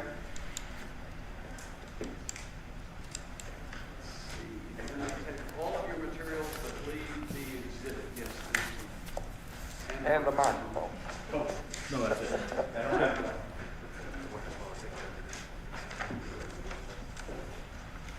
Would you raise your right hand for me, please, sir? You solemnly swear the testimony you're about to give be the truth, the whole truth, and nothing but the truth, so help you God? I do, sir. Thank you. You may be seated. You have been present in the courtroom, so you've heard the instructions to the witnesses, yes? Yes, sir. All right, thank you. Main choir, counsel. Tell us your name, please, sir. Glenn Fenter.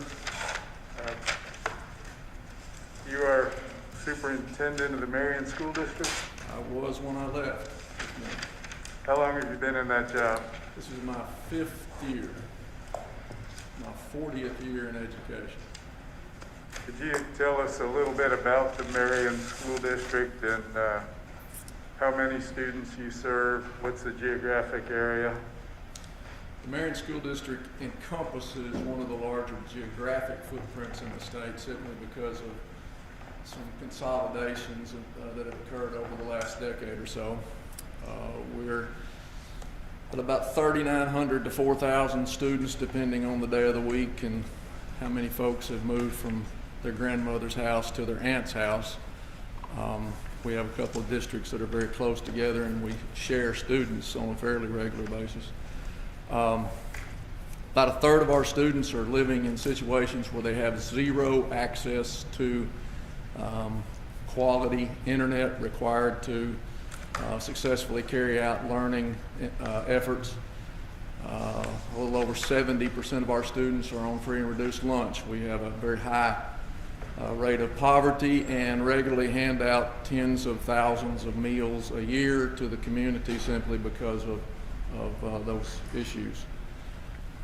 We are in a community that is continuing to show some limited growth, which makes us a unique circumstance within the Delta. And we like to believe that some of that growth is based on the fact that we're attempting to demonstrate that you can still have great school districts in communities that have a variety of challenges. So, for your approximately 4,000 students, do you make masks available for them? Yes, sir. Including clear masks if students need those to participate in? If requested by the principal and or faculty, we will gladly provide specialty masks. We've had mixed reactions in the utilization of said masks. The plastic masks work very well until they fog up, and then there's a period of time that you have to deal with that. But we certainly will provide any mask that is required or asked for by our teachers or principals. Do you have room on your buses, in your cafeteria, in your classrooms for students to spread out and maintain some degree of social distance? In most instances, no, we do not. Our school facilities, as most in the state, were never designed to provide for the opportunity to, under the current definitions, appropriately socially distance. How much bus transportation is required for students to get to and from the Marion School District? Presently, and I don't have the gift of total recall that the Reverend Dr. Matthews seems to have, but the last time I looked at those numbers, we were transporting about 2,800 students, 2,800 miles a day in about 40 buses. And are those 40 buses filled to capacity? In many instances, yes. We do have 3 magnet schools in our elementary division, and we attempt to keep those students on separate buses from the older students just for a lot of basically common sense reasons. So in some instances, other buses are at closer to capacity than others. Have you made efforts in your school district to help get students vaccinated? Yes, sir. For COVID-19. We had several campus-wide efforts, first initially with our faculty and staff beginning in, I believe, August, September. The dates slip, I'm not certain of, but I know we've had at least 2 or 3 efforts in partnership with the Arkansas Foundation for Quality Medical Care and our local East Arkansas Family Health Center. And then we've had a couple of efforts with based primarily on students. The efforts with the faculty and staff were much more successful than the student efforts. We did everything from giving away food, credit cards, anything we could find, television sets, anything to encourage our people to avail themselves to those vaccination opportunities. Do you know whether or not more than half of your students are currently vaccinated? I can tell you that I don't think it's even close. If I were guessing, I would say it would be something less than 15 to 20%.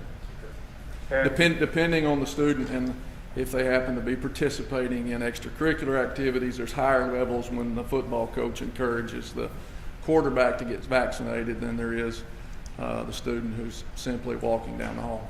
But even among those students aged 13 to 18 who previously had vaccines available to them, do you think their vaccination rate even approaches 50%? I would think that would be a higher end number, but I don't have that information readily available. It is available, but I do not have it with me at the moment. And you mentioned something about remote education. Is in response to high transmission rates or high quarantine numbers, is virtual education a reasonable option for the students in your school districts? It may be for a very, very small portion of our student population, less than, I would say, 10, 15%. For the vast majority of our student population, it is not an option. And we proved that, I think, conclusively with the performance we had last year, when the majority of our time was spent attempting to make that experiment a successful one. So even for the, I think you said approximately 1 out of 3 students have access to, or 1 out of 3 have no access to internet services, is that right? 1 out of 3 have access, don't have access to a quality, consistent product that would avail that student a realistic opportunity to use it in a learning environment. And what efforts have you made as a school district to expand internet access for your students and their families? Well, we first placed a number of hot spots throughout our school district and church locations that would have us in school locations that were no longer in service, simply for our students to be able to drive to a parking lot and use their phones. But in many instances, that theory did not prove to be nearly as efficient and effective as we hoped.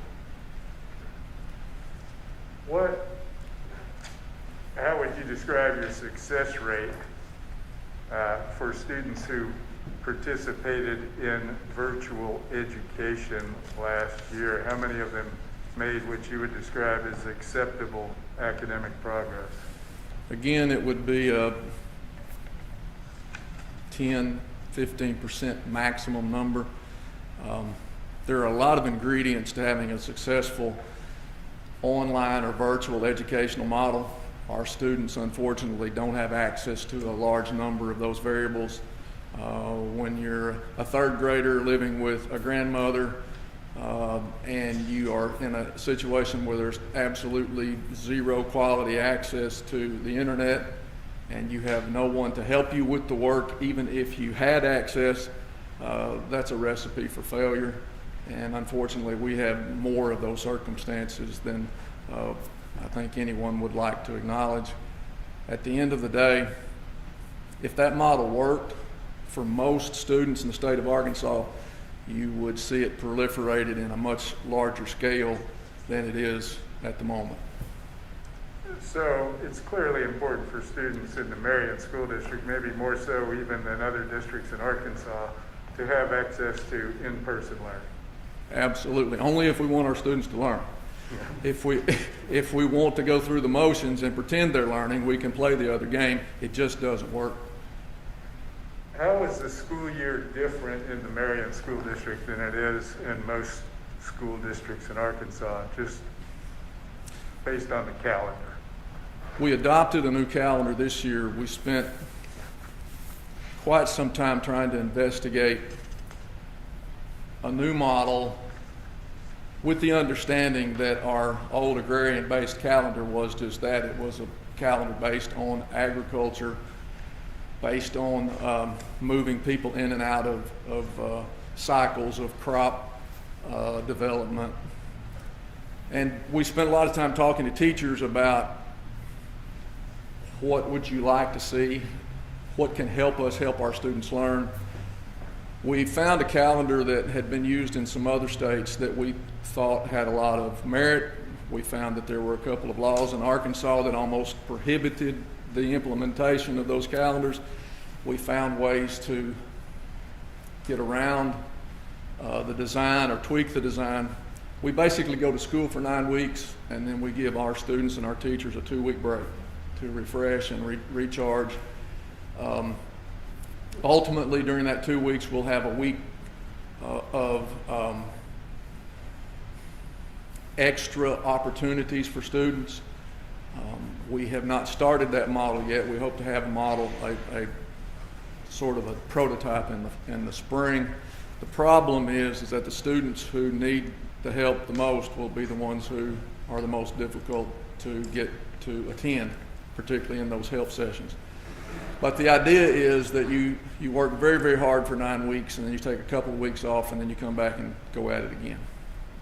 So for the current school year, did the Marion School District begin its school year a number of weeks ahead of most other districts in Arkansas? Yes, sir. It wasn't one of our smarter moves. We had planned to start the calendar the year before last, and the pandemic stopped us. This year we said we were going to do it. We watched very closely the evolution of the Delta variant during the summer. We hoped we could miss that window. We couldn't have timed it any more imperfectly, I don't think.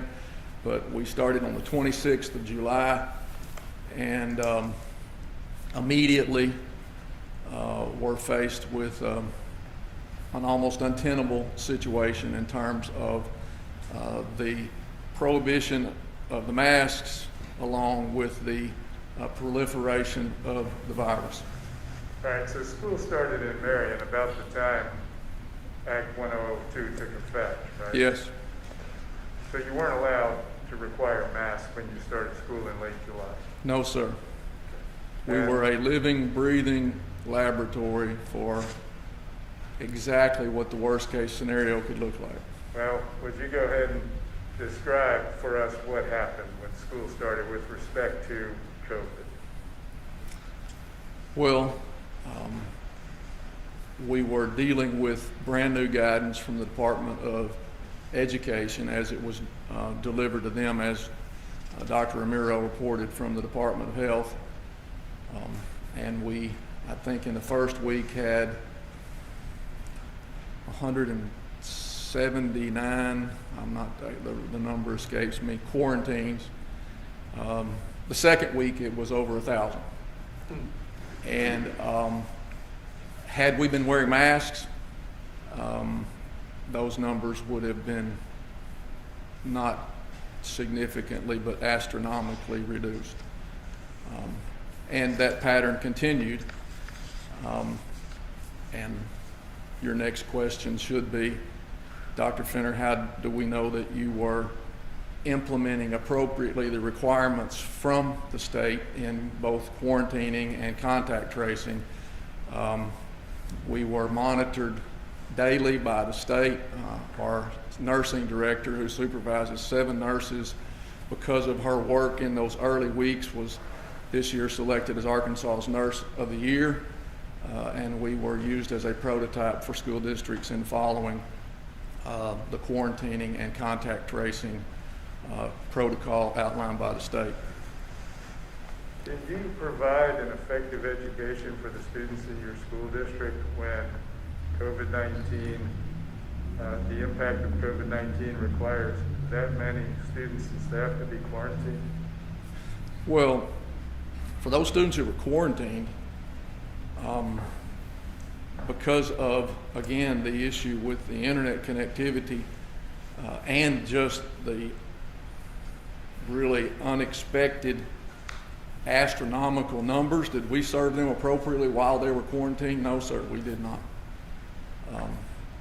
We eventually got a little better at what we needed to do to appropriately serve those people. I have 3 grandchildren who are attending the Marion Public Schools. Their mother, my daughter-in-law, I think reminded me on several occasions that her children had been quarantined 3 different times. Wasn't anything I could do about it except hug her and tell her I love her, but at the end of the day it didn't seem to make much difference. It was a very difficult situation. It was something that was completely out of control. not based on the fact that we weren't doing everything we were told to do, but because of the fact that the virus was running rampant in a population where we were not allowed to use any tools of any significance to do anything to slow it down. Is it fair to say that in Marion at least, the number of students who were out of school because of either COVID or quarantine was exponentially greater than it had to be if you had been allowed to implement a mask mandate? I think all you have to do, I'll object.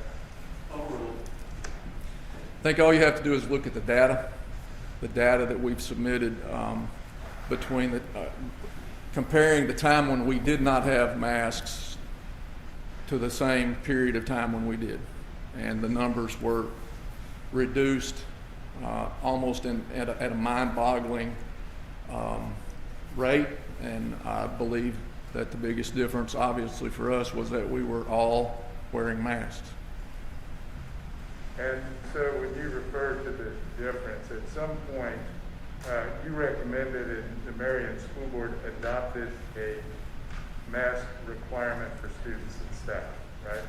Yes, we had been obviously monitoring the situation. We knew when we were going to try to start school, and we knew the virus was continuing to grow, and we were paying close attention to the General Assembly. So even in July, we brought it to the attention of our board, and they advised us very clearly, as soon as you can put masks on our students, make whatever moves you have to make to get that done. And do you recall about when the mask mandate was put in place?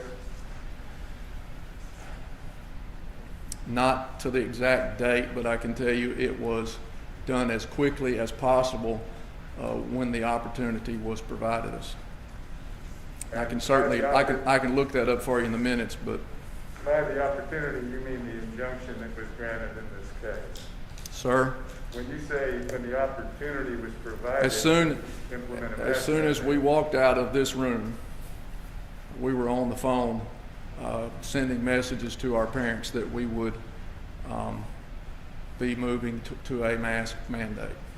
And by that time, the vast majority of our parents who had had their children at home, quarantined for 14 days at a time, were ecstatic. They wanted somebody to take their kids and do something with them. They were sick of the whole process. So we did not have to endure a lot of what other communities have endured in that conversation. At the end of the day, in that respect, I think we were fortunate. But I do believe this conversation has moved from a place of science and common sense to one of politicization that absolutely is very difficult for anyone who has to do what we're supposed to do every day to find logic in and to defend. Once the Marion School Board voted to implement the mask mandate, how long did it take to cut the number of students who were missing school because of COVID or quarantine in half? Well, the students who were attending was instantaneous. We were wearing masks within a couple of days. Now, we didn't mandate them, and we gave everybody 2 or 3 days to get their self prepared, and we populated every building with plenty of appropriately available masks. And then you had students who had just been quarantined prior to that, to the ability to implement the mask. And so if you look at the data, it really took about 2 weeks for things to settle down to get to a point where you were getting real numbers of the true impact of what the masks brought to the conversation.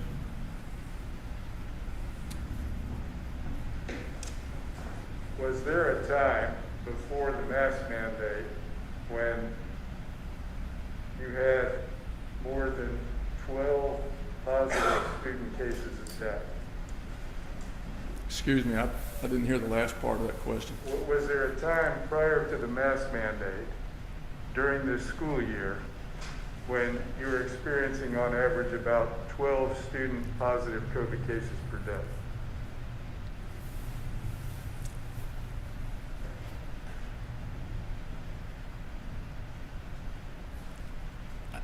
I don't know how to answer that because the numbers of cases continued to evolve prior to the mask mandate itself, but we had increasingly larger numbers of cases prior to the mask mandate that we felt like were significantly reduced, and the data proves that once we were limited, or once we had the ability to put everyone in a mask.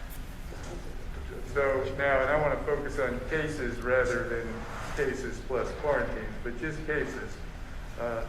Were the positive cases reduced by, say, 70% within a few weeks, the number of cases per day, student cases per day, reduced by 70% within a few weeks Yes. of implementation of the mask mandate? Yes.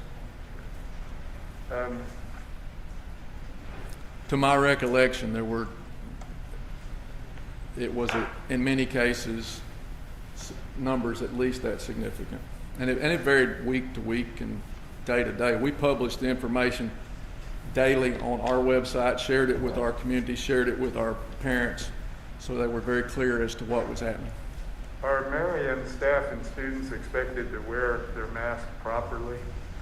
Yes, sir. And what would you expect of your staff, your teachers and staff? What would you expect them to do if a student were not wearing a mask properly? Well, someone referenced it earlier. We treat it as a part of our dress code. And dress code conversations always invariably start in the classroom with a teacher. And then if it isn't addressed appropriately, then it moves into an assistant principal or a principal. We expect our principals and our faculty and staff to work with our students to make certain that all of those students are appropriately masked. Now, in special circumstances, if we get a letter, a communication from a doctor that says we need this student because of their medical condition to have special accommodations, we address those. Because having masks on 99.5% of my students is better than not having masks at all. And at the end of the day, if you're doing what we do, you have a moral obligation to try to do the best you can to protect your students from any imaginable danger. Whether it's someone walking in off the street, whether it's food problems. I mean, there's just a variety of things. If you can imagine being responsible for 4,000 kids a day, that's a pretty serious responsibility. And this mask, the capacity to put masks on our kids helped us save lives and helped us keep kids in school and helped us make certain that we were doing everything we could to give every one of our students a chance to achieve their God-given potential by coming to school as opposed to staying at home. So from our perspective, it was a godsend. Do you think about a future when you can recommend to your board lifting the mask requirement? Certainly. About 30 minutes after the man that just left this seat tells me it's safe for our kids to not have a mask on, we'll take the mask off of them. That's what I was going to ask. And do you think it's important, even after that happens, for you to have the ability to protect your students in the way you just talked about, to be able to implement another mask mandate should the man who just testified suggest that that would help protect students and save lives? I think we all pray and earnestly hope that one day this danger will have left us, that it will evolve into something more like other viruses that we have gained more control over. But evidence, past practice, past experience does not dictate that at the moment. Which is why we have not made the decision, even when some of our numbers were historically low. We haven't made the decision to take our masks off because we believe there's going to be other spikes and we want to be prepared for that. But we're not basing that on our own common sense. We're basing it on the scientific evidence given to us by people who are paid to know how to handle this. And so at the moment, we're still wearing masks, and we're going to do that till they tell us it's safe not to. Thank you, Dr. Fenter. I'll pass the witness. Mr. Fogelman, no questions. Mars. No questions. Mr. Strange, before you ask questions, I have some. I'm a little unclear. So we're talking about Arkansas Department of Health guidelines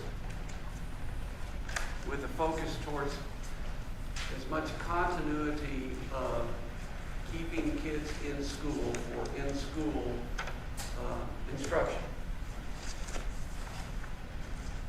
Do you all have different guidelines as far as quarantining if someone has a close contact event, teacher or student, if someone has a close contact event and they have a mask versus the exact same close contact event and they don't have a mask? Yes, sir. Right. And can you explain to me, and again, Arkansas Department of Health guidelines is what we're sticking with right now. It may incorporate the CDC, I don't know. But so if a student or teacher has whatever is described as a close contact event and they do not have a mask, what is the school district required to do with respect to either that instructor or that student?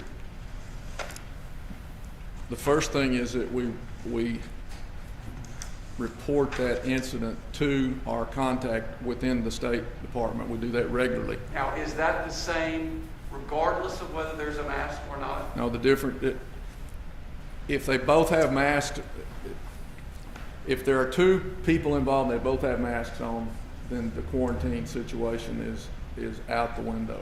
In other words, you do not, under the present regulations, they do not have to leave school, either teacher or student, to be quarantined. If neither one is proved to be positive. Well, but that happens later, right? Right, yeah. And so if that I'm talking about at that time. No, 10, yes, sir. 14 days. At that time, we don't do anything other than make certain that if the student or the teacher is exhibiting symptoms, that we get them tested. But with day-to-day staying in school for both your instructors and your students, they're staying in school. Yes. Right. Now, is it the same if only, so flip to the other side. Is there a difference between if one party has a mask and one doesn't, or neither party has masks, or are they treated the same under the rules? So you just gave me the scenario when both parties had masks, okay? If you have a scenario where one party has a mask and they're not exhibiting any symptoms, and the other party does not have a mask and they are exhibiting symptoms, or they have been a close contact to someone who is exhibiting symptoms, then they are treated differently. Okay. The mask becomes a prophylactic, a protection for... So that the individual, whether it's student or faculty member, does not have to leave school for a quarantine period unless they start showing signs? Yes. All right, so this is something besides the infection rate itself, in looking at the continuity, particularly for your school district, with only 1/3 being able to access how you define quality internet access for education. If we're looking at the continuity of education, simply wearing the mask in the short term is keeping more students and more of your instructors physically at the school. Whether you agree with the science behind the mask or not. Right, the I'm mask, not getting into that. I'm getting the into mask is the greatest tool we have to keep our students in our schoolhouses. Okay, so Mr. Tracy, I didn't know if that might prompt some questions you might have on. Well, I would like to know what policy you had in place the first week of school when you quarantined 179 students. Is it the exact same policy you described to Dr. No. Judge Fox? Is it different? Well, because we didn't have masks. Well, but you had a quarantining policy, right? We had a quarantine policy from the Department of Health, and we had no masks. So the quarantine policy then was at 3 feet and close contact. Or excuse me, it was at 6 feet and close contact. Were any of your students wearing masks the first week of school? No. No? Well, very few. What about the second week? Because that would have still been before the injunction was in place? What percentage of students were wearing masks, do you know? I couldn't answer that. What's your quarantine policy if someone is vaccinated and come in contact with someone that's COVID positive? It is the only differentiation that I'm aware of is whether or not we're wearing a mask. The vaccine is very difficult for us to track, particularly in students. How many infections among students did you have that first week? We have that data. I've turned it in. I can't tell you, the numbers run together for me very quickly, but it was I'll be glad to get that for you.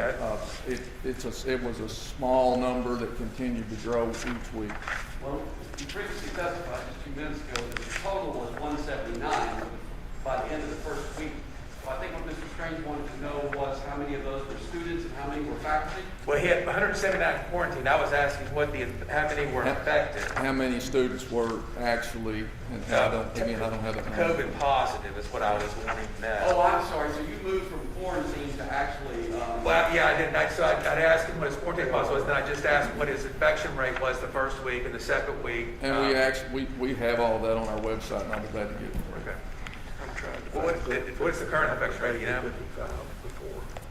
Changes every day, but it is significantly lower even now than it was, obviously in obviously in the early days prior to masks, it was much higher than it is now. Were the infections among students or were the infections among faculty and staff? Some of both, and we have them separated on our data, or within our data. Was it higher among faculty and staff than among children? I think that depends on the week or the day that you look. What was the highest number of people that you had infected before the mask mandate? You were able to mask? Again, that's all in that data that we turned in. Mr. Strange, I would be happy with the court's indulgence. I only have one copy, but I do have a document that Dr. Fenter prepared that probably... How many pages is your document? Pardon? How many pages is your document? Probably about 7. All right, we can make copies.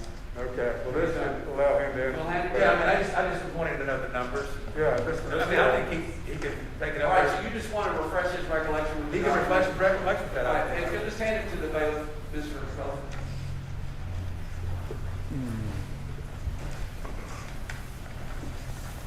Thank you, sir. That's what I was looking for. Well, and you're asking about infections versus quarantines. Yeah, I want to know how many infections there were the first week, because you quarantined 179 people. So I need to know how many people were infected.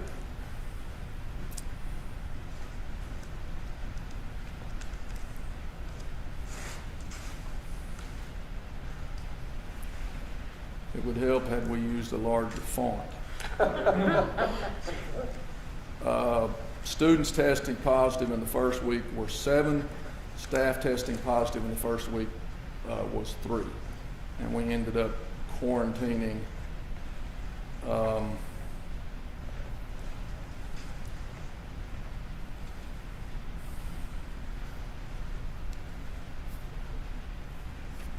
$180. I'll be glad to give you these numbers. You can probably read it better than I can. But we even break it down to students who were quarantined because of contact in school and students who were quarantined because they had contact at home. And again, this goes week by week all the way through the entire process. Well, let's look at the second week, because that was a big week where this would have probably been, like, I guess, the week of maybe August 3rd, something like that.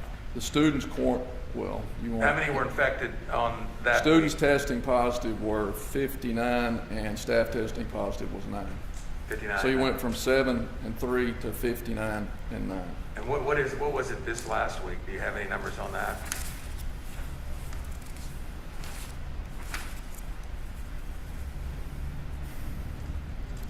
Students testing positive, and this is a high week.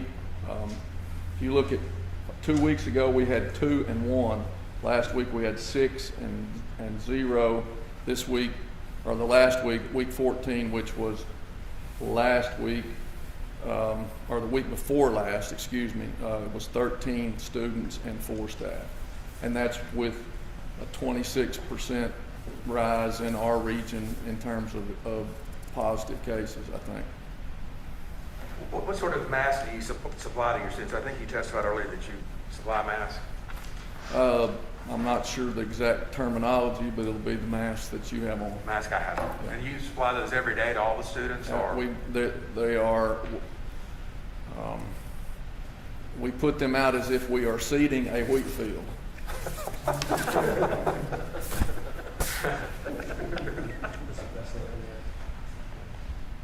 That kind of beats your school calendar. It's based Yeah, on farming. same thing. So it's all kind of a farm-related deal there. It's yes. all part of a Good. larger plan. Absolutely.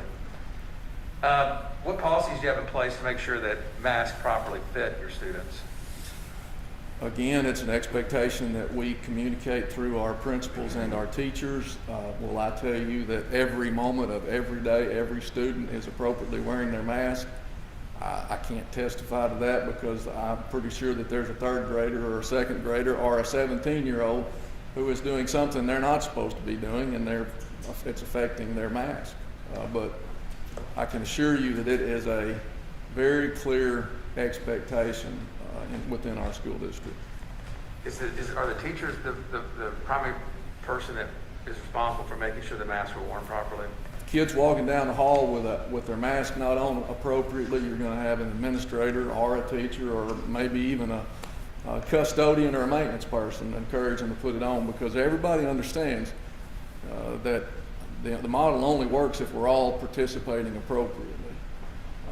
And so it's a more effective and efficient model if we are all doing what we're asked to do.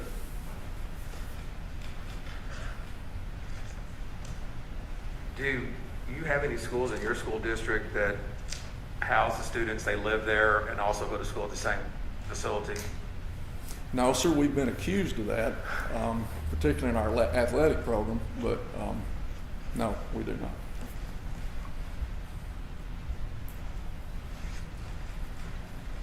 What is the current policy in your school district if a student or a faculty member tests positive for COVID? What is the quarantining period for that? It goes back to the current status of the Department of Health recommendations. Our nursing staff is in constant communication with those folks. It's anywhere from the vast majority of it is a 14-day quarantine. But some of those specifics have changed slightly with the move from the 6 feet to 3 feet that was put in place in the last month or so. Just out of curiosity, what was the infection rate, for instance, like on September 6th, that time period? September 6th. Unfortunately, I'm not sure I have a date on these weeks. Okay, well, let's say week 8. Week 8. That would have been, excuse me, I'm wrong. You asked for September 6, Yeah. 10, 13, just pick one. It's kind of like a lottery. Were cases in your school district overall going down? I mean, not just in the schools, but among the general population in the Marion School District during that time period? Infection rates, do you know? If you don't know, that's okay, I'm just asking. Week 7, we had 22 students and 5 faculty. Week 8, we had 23 and 2. The quarantines were obviously dropping drastically because of the mask issue. And again, we're not claiming that the masks have anything to do with, there are a lot of variables that go into the infection rate that we have no control over. Variables that occur on the weekend, at nights, et cetera, et cetera. Back to the judge's point, our main issue for embracing the mask model is to keep our kids in school. And we can clearly show that the numbers of kids we were quarantining was dropping precipitously, even when the infection rates were going up and down. Have your school rates fairly closely mirrored the rates in the general population in your district? The infection rates? Yes, infection rates. sooner or later they get there, yes. I don't have any further questions. I'm happy to report I have no questions. All right, then, so, Mr. Miller, back to you then, I believe. No more questions, Your Honor. Coleman? No questions, Your Honor. Mars? Nothing from us, Your Honor. All right, then, you may step down. Who's next? Mike Poore.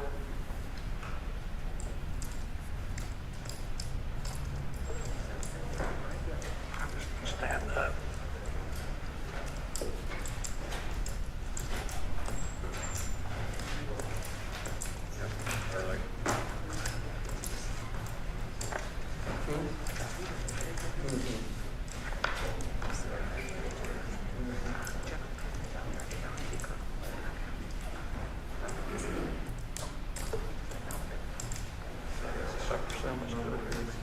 Good afternoon, Mr. Poore. Hello, Judge Fox. We may need to get you a frequent witness coupon or something. You were supposed to keep that between us. Would you raise your right hand for me, please, sir? Do you solemnly swear the testimony you're about to give will be the truth, the whole truth, and nothing but the truth, so help you God? I do. All right. Well, we've got a lot more folks in here since the last time you were in, different matter. And they're going to be asking questions from all over the place. The single most important thing is you make sure that you speak into both of those microphones directly in front of you with your responses so that we can get a good record, okay? Yes, sir. Thank you very much. I appreciate it. Mr. Heller? Tell us your name, please. My name is Mike Poore, P-O-O-R-E. And what is your job, Superintendent Poore? I am the superintendent of the Little Rock School District. How long have you been in that position? This is my 6th year. Could you give a brief description of the Little Rock School District in terms of the numbers of students and teachers and schools? Yes, sir. We have just over 20,000 students. We serve pre-K all the way up through adult ed. We have a workforce that's approximately 3,300 employees, both certified and classified administrator. And then the number of campuses and buildings, both central office, schools, were over 55 buildings. What percentage of those over 3,000 certified and uncertified staff are vaccinated? We have 85% of our staff that have been vaccinated that we're aware of. Do you know the vaccination rates among Little Rock School District students? That's a tougher one. We believe that the 12 and older are somewhere around the 50% mark. And at the elementary, I should say the age group of under 12, right now, for a fact, we know that we've conducted 5 shot clinics in the last 2 weeks, and that number would be under 700 that we personally have done. But we have no way to track yet how many were done by private firms or private physicians. Let's go back to the spring of 2020 when COVID first became a factor in the operation of the Little Rock School District. Can you describe what happened and what the consequences were for the district? Well, we were one of the first school districts to move to an all virtual delivery. We were told by the Department of Ed that we would move, and we basically, we found that out on Wednesday and had everything really shut down, and then worked to start to find ways to support our young people and our community by that Friday with meals and so forth. But that was kind of the initial thing, was just trying to take care of everybody. And did you finish the 2019-2020 school year from starting at the point you just described with virtual only education? We did.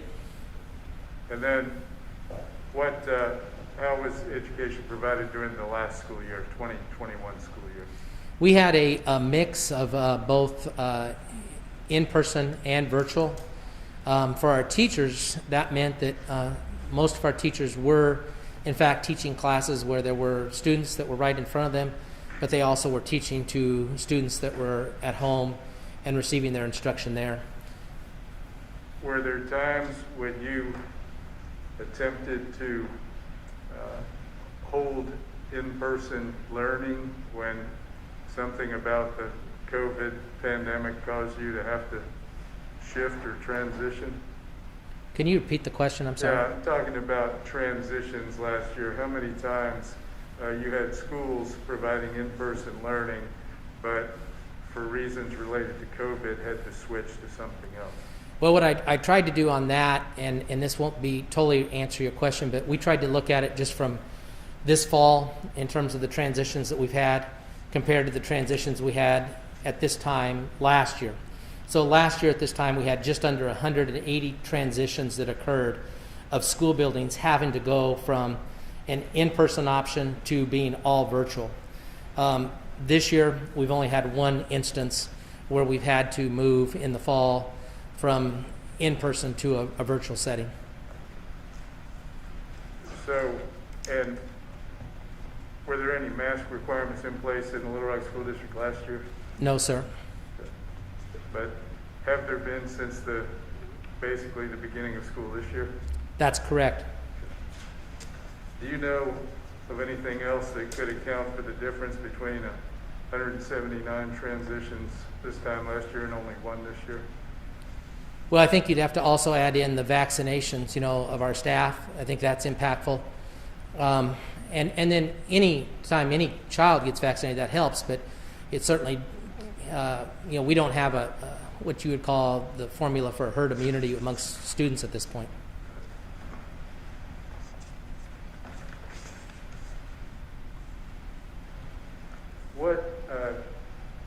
The Little Rock School District Board of Directors adopted a mask mandate not too long after this court issued an injunction against Act 102. Is that right? That's correct. That was based on your recommendation? Yes, sir. And what are the differences you see in the Little Rock School District this year with a mask mandate versus last year?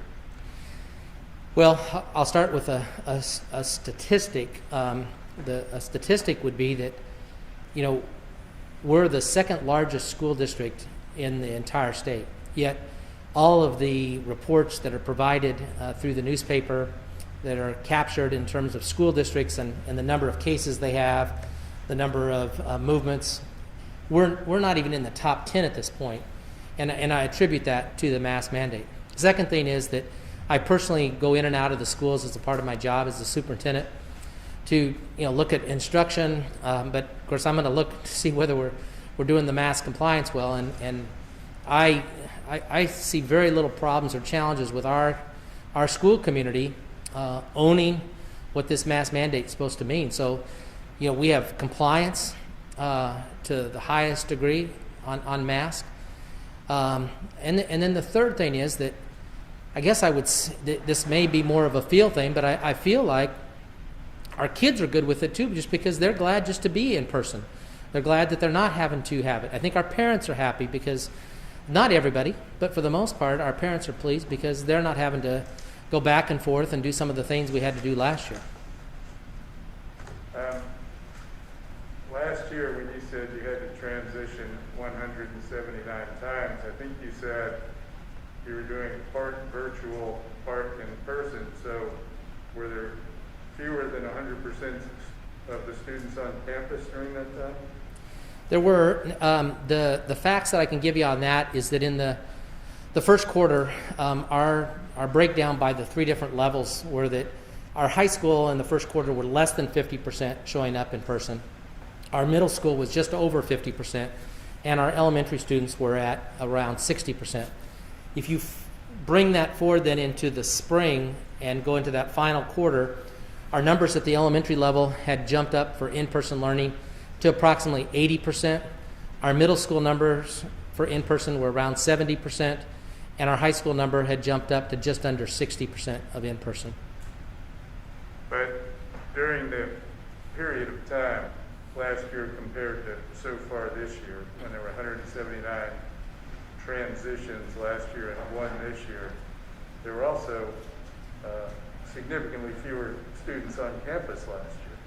That's absolutely correct. So this year, what percentage of students are getting in-person learning? We're more or less 95% or higher at all levels. Is it better for students to be in school, I mean in terms of their educational progress, to be in school, learning in person than learning virtually? Absolutely, for both the educational purposes and also the cultural aspects of things. Many of our, I'll start with that cultural piece, many of our students have gone through some pretty traumatic things as a result of the pandemic. That could mean family members that have gone through the illness or have actually died. Some of the challenges in our state and our country in terms of some of the racial tensions have been hard on people. The economic challenges that have occurred for many of the families. We have a high level of families that receive benefits, free and reduced lunch benefits. We're well over 70% in that category. And so those families that have less economically have been more challenged during this time period with wages, their living conditions, all those type of things. On the academic side, which is of course super important, us being in person, our teachers did, I think, a yeoman's job of trying to do the dual thing at the same time, but it was really challenging for them, and it exhausted our staff, to be really frank with you. And we also knew that there was a higher percentage of students who failed, whether you want to look at it even at the elementary level and looking at it from a growth level on their reading scores, or at the high school level, students not doing as well in terms of their overall grade performance.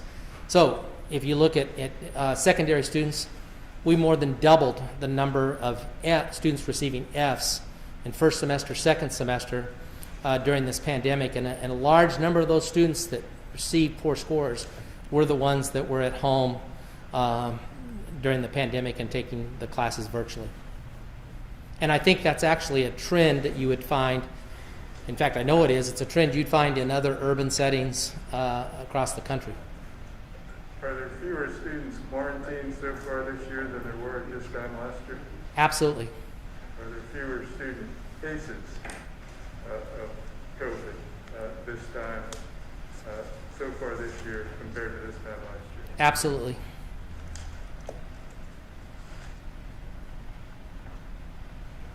Based on your testimony about 179 transitions in a short period of time, could you run an efficient school system without a mask mandate in place during COVID? The response would be we did not run an efficient school system during that time period because we were transitioning and it's forcing students who are in person to go back home. It was challenging then on everything from providing students food to the doing the things that we're supposed to trying to do to nourish their minds, and we have instruction taking place even when we went to virtual. But as the teacher delivered that instruction, there might be at best 50% of the students that are actually tuning in and receiving that instruction on that given day. What steps do you take as superintendent to monitor the current state of COVID in the community and to consider whether or not the current mask mandate should remain in effect? Well, we have something called a POC team, which is a point of contact team. That's really the starting point with an internal system where we have 3 people, and then we've had to hire additional people last year to help track and trace COVID cases. But I receive those reports on a day-to-day basis so that we are able to see how many kids there are. I also receive reports whenever we on the verge of making a decision to do any kind of transition for a classroom, a school, or an entire grade level. We did all 3 different things at any given time. But the 179, we're talking about school transitions there, okay, when I bring that up. But we also did some individual class transitions that aren't even counted. So all that information comes to me, and we look at it, and I'm a part of a decision to make a determination whether or not we moved a school to a virtual setting. So that's a part of my efforts along with the point of contact team, and we also consult with the principal and that principal's supervisor to make a decision. The other thing that's been extremely beneficial to the Little Rock school system is that because of our location, and this being the kind of the epicenter of all the medical work in the state, we are part of what's called the Little Rock Medical Task Force. That is a group that meets every Monday, and it includes all 8 hospitals along with MIMS. And as a part of that meeting, we get to receive constant information from them in terms of the status of what's going on in the hospitals, what's going on with young people in terms of those that are being impacted. And then they also are willing to give advice and thoughts about what we should do in the school district. So that's a group that helps me. We also have a Ready for Learn team that's a part of our school district. The Ready for Learn team is made up of parents, our staff, both certified and classified staff, and then medical professionals that help create some of our protocols, our policies, our practices that we want to use. And so they always bring whatever comes out of their meeting to me as a part of recommendation that then possibly could go to our Board of Education. So, taking all those sources of information and advice into effect, is it your view that the mask mandate should remain in place for the time being?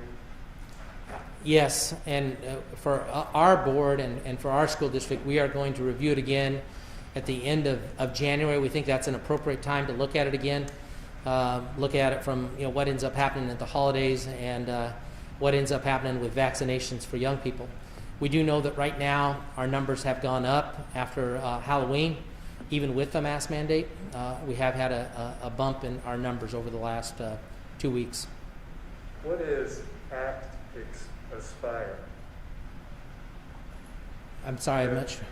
ACT Aspire. Oh, ACT Aspire. Okay, sorry. That would have been a bad one to mess up, but once you said ACT, I got it. Sorry. ACT Aspire is our state assessment test that is done at the end of the school year to give indicators of success we've had with young people. And have you seen anything in the ACT Aspire scores over the last 2 years that gives you any insight into virtual learning versus in-person learning? Well, first off, if you look at it 2 years ago, we didn't even take the assessment. So it didn't even happen because at that time, all school districts had moved to a virtual delivery and they just canceled the assessment. This past year in the spring, we did take the assessment. And for Little Rock School District, our results were not good. We basically underperformed or did not move forward on growth. That's really what drives educators, is to see growth. We did not see that with other than, if I remember correctly, I think that there were 2 or 3 subsets, like it could be literacy in 9th grade, it could have been 10th grade math. We only had 3 or 4 areas where we actually saw some growth. And was it true statewide that the ACT Aspire scores were, to say the least, disappointing?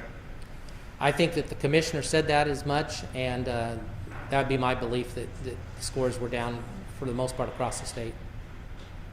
How fast? Mr. Fogelman. No questions. Mars. No questions. Mr. Strange. Just a few. Superintendent Poore, what was the percentage of students that wore masks last year, if you know, in your schools? We actually had a pretty high percentage of students wearing masks. We were asking people to wear masks. We were asking our staff to wear it. And if a student did not wear the mask, we talked to the parent, we talked to the kid. Eventually that could have led to a placement to say you just need to be virtual. So is it fair to say that last year most of your students were wearing masks? We had a very high percentage, yes, sir. What do you attribute the large number of transitions to last year? Well, first off, we were playing by a different set of rules last Okay. year than we were this year. So, one of the key changes, especially that occurred during the fall this year, is they moved from a 6-foot distance to a 3-foot distance. That was a big game changer for schools. And a part of that, I believe, was, in my opinion, based on the fact that, all of us now are in that 90 to 95% of students that are in person. And there's just no way to do the 6-foot look.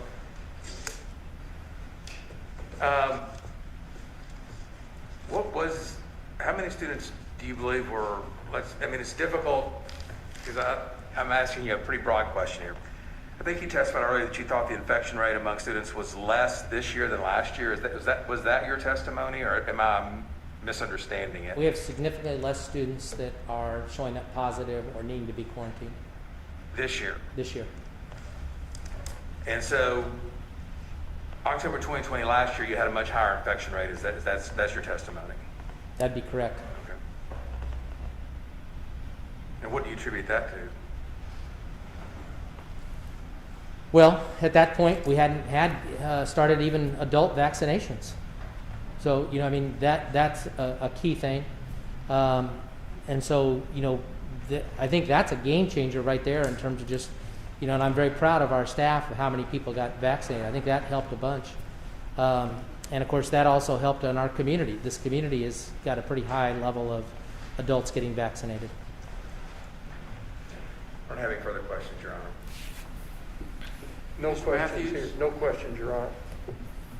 Mr. Poore, you're good to go. Thank you for your attendance. Thank you. Mr. Heller? We have no more witnesses, Your Honor. All right, so that means that all the plaintiffs or plaintiff intervenors have now put on all their witnesses. I have one exhibit that's been introduced. I always go over this before I ask people to rest. One exhibit that's been introduced. Mr. Heller introduced the resume of Dr. Romero as school district's number 1. So, Mr. Mars, then, are the McLean plaintiffs ready to rest then? We are, Your Honor, but just for clarification, I know there's a reference to the executive order that was going to be admitted into evidence, I think, and I just don't know. Someone has to move for it to be admitted. Yeah, it's not my exhibit, but I just, we're prepared to rest. All right, so the McLean plaintiffs, and could you identify a little further for me, is the executive order dated what? This is an executive order filed by Barry Hyde on August 6th, immediately following the... August 6th of 2021? Yes, sir, immediately following the court's entry of the preliminary injunction in this case. That'll be, it's identified as McLean plaintiffs number 1. Is there any objection to that? No objection. Then it's admitted without objection. So now, do you rest? We rest, Your Honor. Mr. Heller? We rest, Your Honor. All right, so the school district plaintiffs rest, then that leaves the plaintiffs intervenors, Pulaski County. Your Honor, at this point, the only motion that we would have would be to move the court to perform the proof to, perform the pleadings to the proof. And in what respect do you believe the pleadings need to be conformed to the proof, Mr. Fogelman? The only subject matter I believe that the pleadings would need to be conformed to the proof would be with respect to the county judges presiding over a county court in Pennsylvania. So you've already, that's not pled that the county judge presides over county court? I mean, that's a matter of that's constitutional. That's in the Arkansas Constitution, isn't it? It is in the Arkansas Constitution. Okay. All right, so to the extent that the pleadings need to be conformed to the evidence in that respect, that motion is granted. So what I was looking for was the magic words. All right, thank you very much for that. All right, so now, Mr. Strange, let's do this. Before we do your motion or motions, the governor has 2 witnesses? Yes, sir. And who are they? General Penn on behalf of the National Guard and Dr. Michael Simma, who will introduce the studies done on the school districts that have done masks or have not done masks, in general, provide the court with updated statistics on children and their exposures. Ms. Mack, how are you holding up? All right, we're going to go ahead and finish today then. So we haven't had a break for a while. This is a good juncture. 15 minutes, which is, it keeps coming back at 25 till. How many times today has it been 25 till? We will start back then, and if the state has any motions or the governor has any motions at that point in time, then this is the appropriate juncture procedurally to do that, and then we'll move straight to your witnesses, Mr. Matthews. Thank you, Your Honor.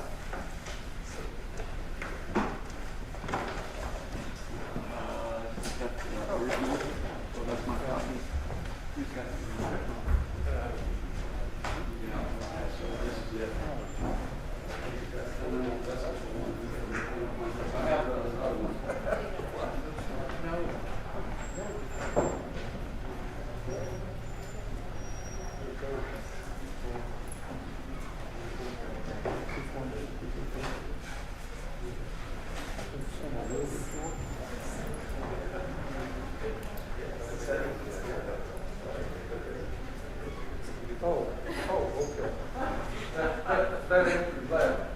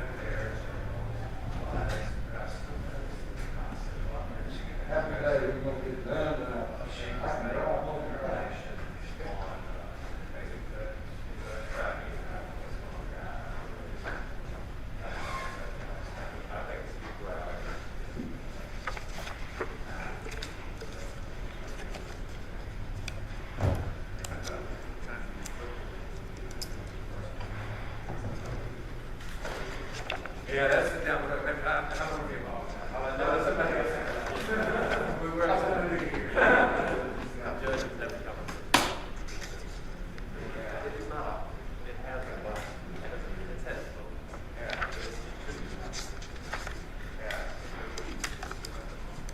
Right. Yeah. Oh, yeah.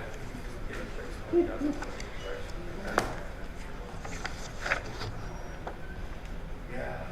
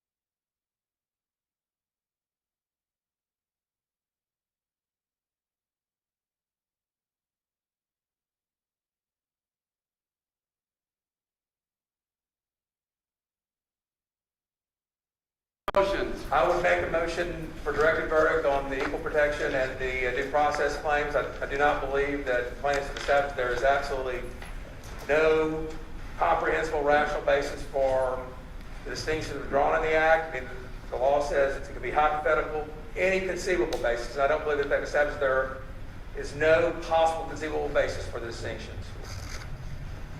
So, viewing the light most favorable to the non-moving party on the equal protection, I'm denying the motion for directed verdict. What's the due process claim, Mr. Mars? It is that there is no conceivable, rational, legitimate government purpose for this statute, and there never was. And So that's a violation of due process, or that is the a violation. application? That That's is. a separate violation of due process? It is. That a statute is enacted that has no possible real-world legitimate purpose? Yes, sir. You're saying that's a prima facie violation of due process? Yes, sir, we are. I'm going to have to think about that, so I'm taking that motion under advisement. Thank you. All right. So as far as the state of Arkansas goes, since I'm still trying to go around in the same way that we've been going, I'll call for your witnesses at this point in time. Your Honor, we do not have any witnesses. I do have some articles that I put together that actually Dr. Romero referred to in his testimony, throughout his testimony. But I was just, because my burden is to show any conceivable rational basis, I would like to introduce some public record documents that are on the internet that are accessible, scientific journals that we would propose could offer a rational basis for the laws that was enacted, sir. Right, so, and I'm just going to throw this out there. I'm not going to get any hearsay objection from anybody in the courtroom on something like that. Everybody okay with the internet? No, sir. No, Your Honor, we're not. All right, let's be a little more specific then. And actually, Mr. Strange, I think the appropriate thing to do would be, I'll sustain the objections, but if you have them, yes, I will accept them as a proffer as State of Arkansas number 1. Okay. So that it will be in the record in case an appellate court felt differently than this court about that.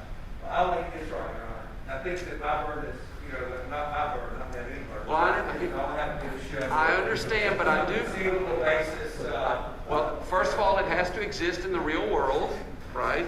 It can't be just something. 8 against 1, guys. 8 against 1, Your Honor, it's been a tough day. It's okay. I'm accepting the proffer. And I'm going to proffer it as Exhibit 1. That's right. Thank you. Excuse me, I have one other matter I want to address on the subject of those exhibits. It was suggested by Mr. Strange that Dr. Romero referred to them. I don't think that's actually accurate. I believe he was asked, what papers do you have in front of you? And he said, I have articles that were identified as Exhibit A that had been provided to him by me. I do not believe he referenced a single one of those articles in his testimony. Okay. I note that. And so back to, yes, Mr. Heller, do you have something you want to say? Your Honor, I just for the record want to note a further objection besides hearsay that I don't think that a pile of papers can be received without any testimony about their relevance or anything else that introduces them and connects them to this case. Well, it is a little unusual, and I think that Mr. Strange has, in a certain measure, stated if the plaintiffs make their case, what then the burden of the state would be with respect to equal protections. But everything that we do in here is governed by the rules of civil procedure and the rules of evidence. And so those still must be adhered to in producing the evidence in the courtroom, I think is what I was probably trying to say. So I'm taking that proffer. I'm noting all the objections. And then so is the state resting as well? State of Arkansas rests at this point. Right. And I'm, just a second, Mr. Matthews. I am unclear at this juncture what the Supreme Court requires with respect to multi-party litigation. I believe it is sufficient, since there has been no witnesses and no additional evidence presented other than your proffer, if you want to simply renew your motions. I would just renew for the reasons previously stated. Yes? Yes, and Your then Honor. same resolution. I'm denying one and I'm taking the other under advisement. Now, Mr. Matthews, now it's your turn. Thank you. I'll call Dr. Michael Simma. All right. Dr. Simma.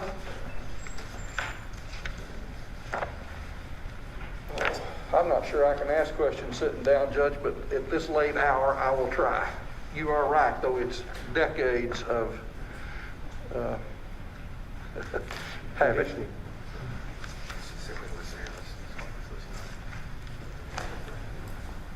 Sit right there. And raise your right hand, please. You solemnly swear the testimony you're about to give me the truth, the whole truth, and nothing but the truth, so help you God. I do. All right. So what I need for you to do is scoot forward. You have two microphones that are directly in front of you. Ignore the ones to your left and the right. Those two in front of you are the important ones. I need, regardless of who asks you a question and where they ask it from, I need for you to say your answer directly into the microphones that we'll have a good record. Okay? All right. Mr. Matthews, then you may proceed.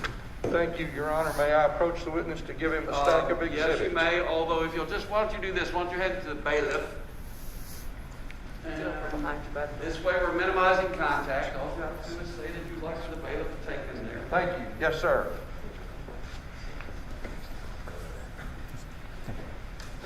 Dr. Simma, would you please state your name and occupation for the court, please? Yes, sir. My name is Michael Simma. I am the state epidemiologist for the Arkansas Department of Health. As the state epidemiologist, well, first of all, do you have a current CV? I do, sir. And did you provide it to me? Yes, sir. If you will look at Defendant's Exhibit 1, do you recognize that as your current CV? Yes, sir. I'd move the introduction of Defendant's Exhibit 1, Governor's Defendant's Exhibit 1. So Governor's Defendant number 1 is the CV of Dr. Michael Simma, and it's admitted. Oh, yeah, yeah. Just a second, Judge, we actually have a set for you, too. Yes, and bailiff will be happy to grab Right. those. All right. They're not stamped. Okay. Here, give it this one. Dr. Simma, what does the state epidemiologist do? What are your job responsibilities? Yes, sir. So my responsibilities generally are to provide oversight and scientific leadership for the agency as it relates to epidemiology. And for the, by agency, you're referring to the Arkansas Department of Health? Yes, sir. Does that task involve the compilation of statistics of various other state agencies that might be experiencing episodes of epidemiology? It does, sir. Are you familiar with a Joseph W. Thompson? I am, sir. Who is Mr. Thompson? He is the leader of the Arkansas Center for Health Improvement, ACOP. All right. And do you and Mr. Thompson work together at various times in discharging your functions to gather up statistical information about things that are going on in the state of Arkansas? This was the first time we worked together, yes. Did you work with him to gather the information that you have compiled into a study we're going to talk about? I did. Before you as Defendant's Exhibit 2 is an affidavit of Joseph W. Thompson. Have you had a chance to review that? I have not, sir. Would you please take a chance to review that? Yes, sir. I apologize. I thought we'd provided that to you yesterday.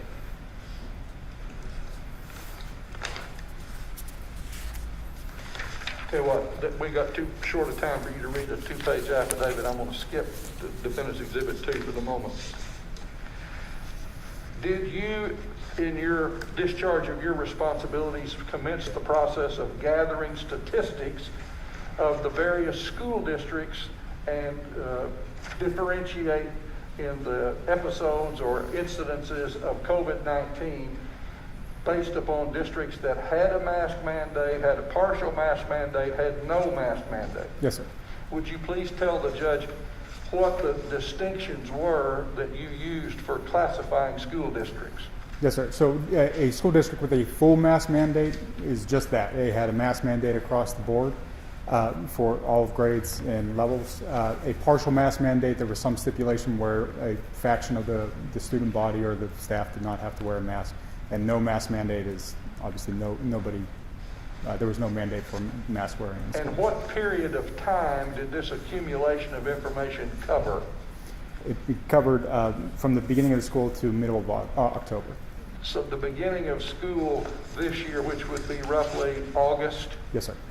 through how recently? October, I believe the 16th. October 16th, all right. Yes, okay. And did you, here's my copy of that, that must be it.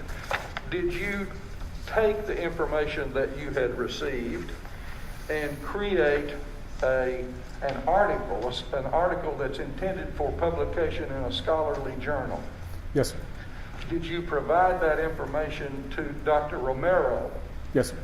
Do you know whether or not Dr. Romero utilized that information to help formulate the opinions that he expressed earlier today? Yes, sir. And does that publication you've prepared recite facts and figures for the court to accept on what the differences were in incidences of COVID-19 between schools that were full, partial, and no mask? Yes, sir. Can you tell the court what those distinctions were?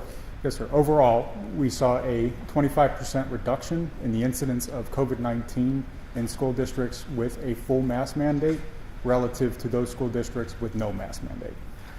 Was there a distinction you were able to draw between full mask mandate and partial mandate? No, sir. There was not. We did not directly compare full mask mandate to partial. It was simply full mask mandate to no mask mandate, partial to no mask. All right. And did you gather this information by looking at regular reports from the school districts to Mr. Thompson's agency, the ACHI? As it relates to mask policy, yes. All right. If you'll direct your attention to Exhibit 3, it's a white piece of paper that has red ink at the top and a watermark across it and red ink at the bottom. Yes, sir. What is Defendant's Exhibit 3? This is the beginning stages of the write-up of our results. It includes a brief rundown of the methodology that was employed, as well as the results as we have recorded them. And is this a part of the study that you provided to Dr. Romero? It is. Now let's talk about why it has a phrase embargoed from publication and no part may be published, future publication, scholarly journal pending.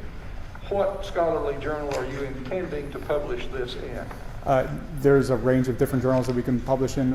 Our intention is to publish this in a high-tier, high-profile journal. And is the purpose of publishing it to inform not only people in Arkansas, like courts and lawyers, but also to inform the medical and scholarly community across the country? Absolutely. About the impacts of this study? Absolutely, as broad public health. If this document were published as a result of this case, would that compromise your ability to publish it in a scholarly article?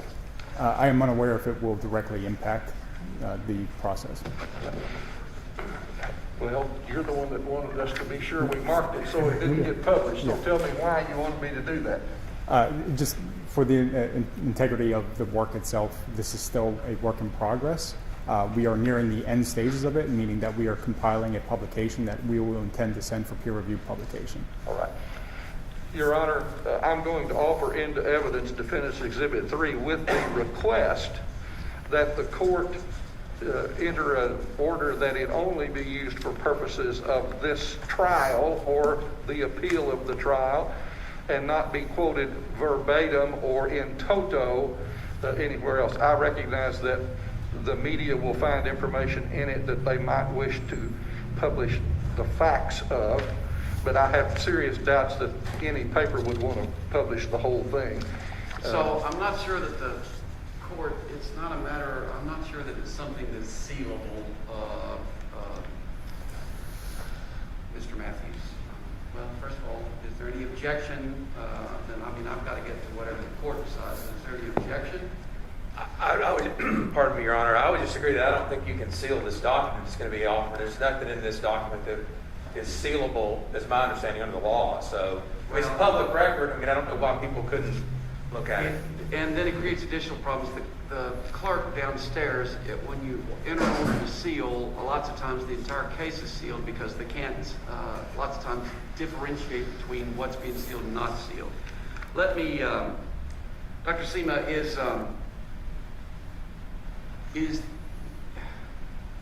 is the major issue that these are not your final numbers and not numbers that you would want to appear in a professional peer-reviewed journal without what I would call double and triple checking to make sure that they're final. Yes, Your Honor. Right. So if these numbers are beyond rough draft numbers, probably even beyond the working draft numbers, would final draft numbers, with the word draft emphasized, be correct to describe these? Yes, Your Honor. Okay. And so they are being offered because you have a genuine belief based upon your training and experience that they are very, very close to what your final numbers will end up being. And they may actually be your final numbers, but you're not ready to put your imprimatur on that yet. Yes, Your Honor.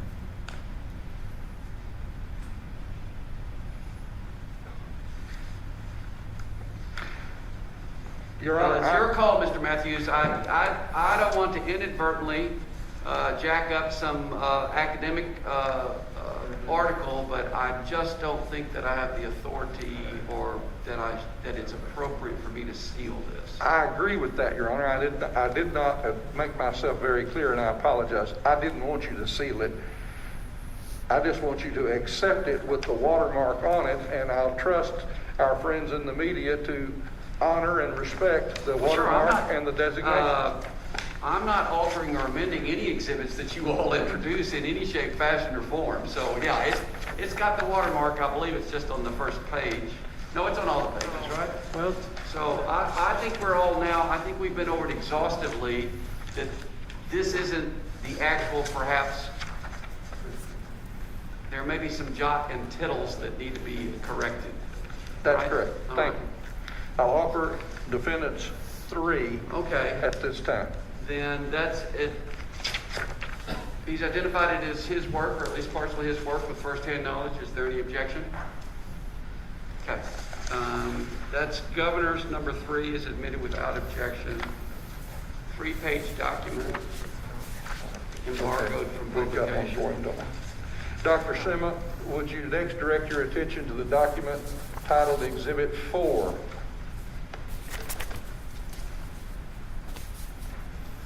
What is Exhibit 4? Exhibit 4 is what we call a data dictionary. It gives a rundown of all the variables that are in the underlying data set and a brief description of those variables. Would using this make it easier for a person to understand the terminology that's used in Defendant's Exhibit 3? Yes, sir. Would some people call it a glossary? Yes, sir. I'll offer Defendants 4 at this time, Your Honor. I don't believe I have a copy of that, but it's on its way to you, Your Honor. Right. It's just a glossary of the terminology used in number 3. It's a one-page document. It's admitted. And now I'm going to need the court's guidance on, and the court reporter's guidance. Direct your attention, please, to the large set of paper printed on front and back, marked Defendant's Exhibit 5. What does Defendant's Exhibit 5 represent? This is the raw data set that underlies the analyses. It's the numbers that got crunched, is that correct? Yes, sir. All right.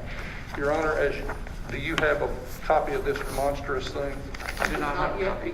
If you're wanting to admit it into evidence, three is a summary of that data, correct? That's correct. And here was the question, Your Honor. It's huge and it's printed on both sides. We have it in digital format. If you or the court reporter would think that would be an easier way of receiving it. Ms. Mack, how do you want it? It's your call. With the court's permission, and we would move to introduce Defendant's Exhibit 5. Do you have that copy there, the digital copy there? Yes, we do. It's on a thumb drive, Your Honor. I will take the thumb drive then, and it's number 5, which is the raw data set, underlying number 3.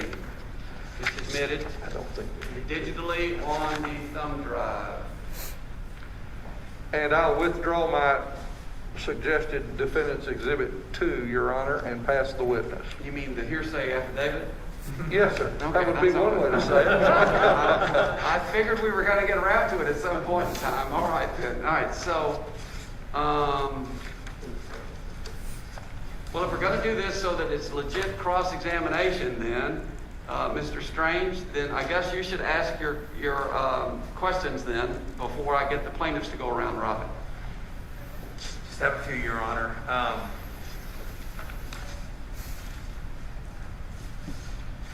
Is it Dr. Simma or Dr. Sinna? Simma. Simma. Thank you, Doctor. What variables did you look at when you were compiling? Give me an idea of all the variables you looked at when you were compiling this information between mask and no mask schools. Yeah, so our model included variables relating to obviously the mask mandate, whether or not there was a full mask mandate or not. We also included vaccination rates by school district for both students and staff. We included community incidents separate from the cases that were identified in school districts themselves, so essentially the community rate in the school district geographic boundary. And I believe we included a measure for students receiving free and reduced lunches. Do school districts that have a mask mandate typically have a higher vaccination rate as well? I don't have that information in front of me. I believe it is in one of these documents, though. See if you can find that.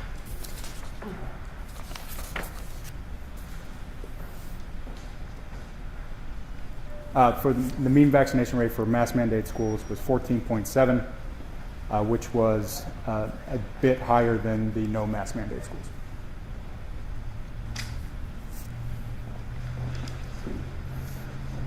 Did you take into account, for instance, when you were compiling your data, whether students in a particular school district live in like multi-family housing or single-family housing?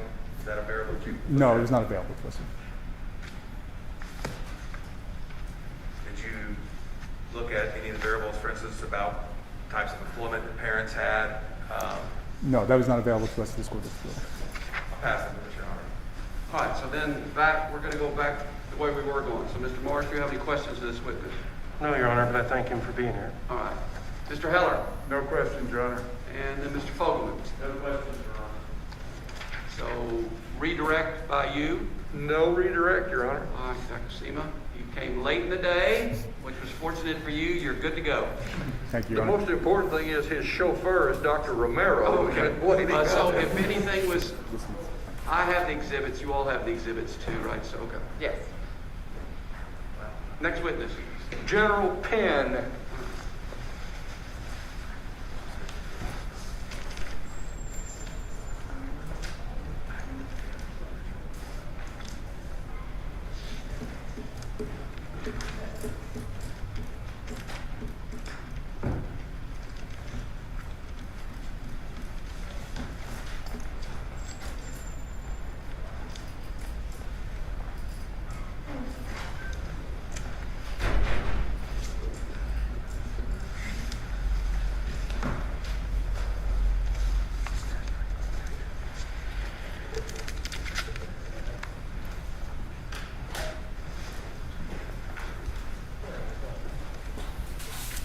Have a seat.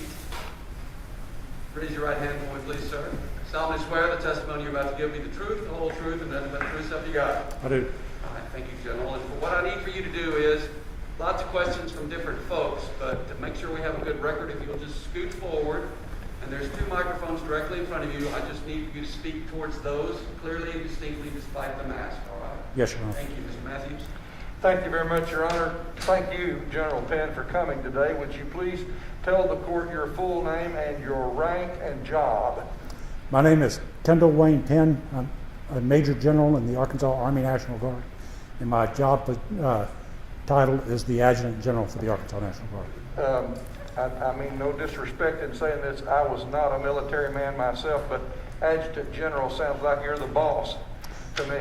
I am the Commanding General for the Arkansas National Guard. I am also the Secretary of the Department of the Military for Governor Hutchinson. And who is the Commander-in-Chief of the military forces in Arkansas?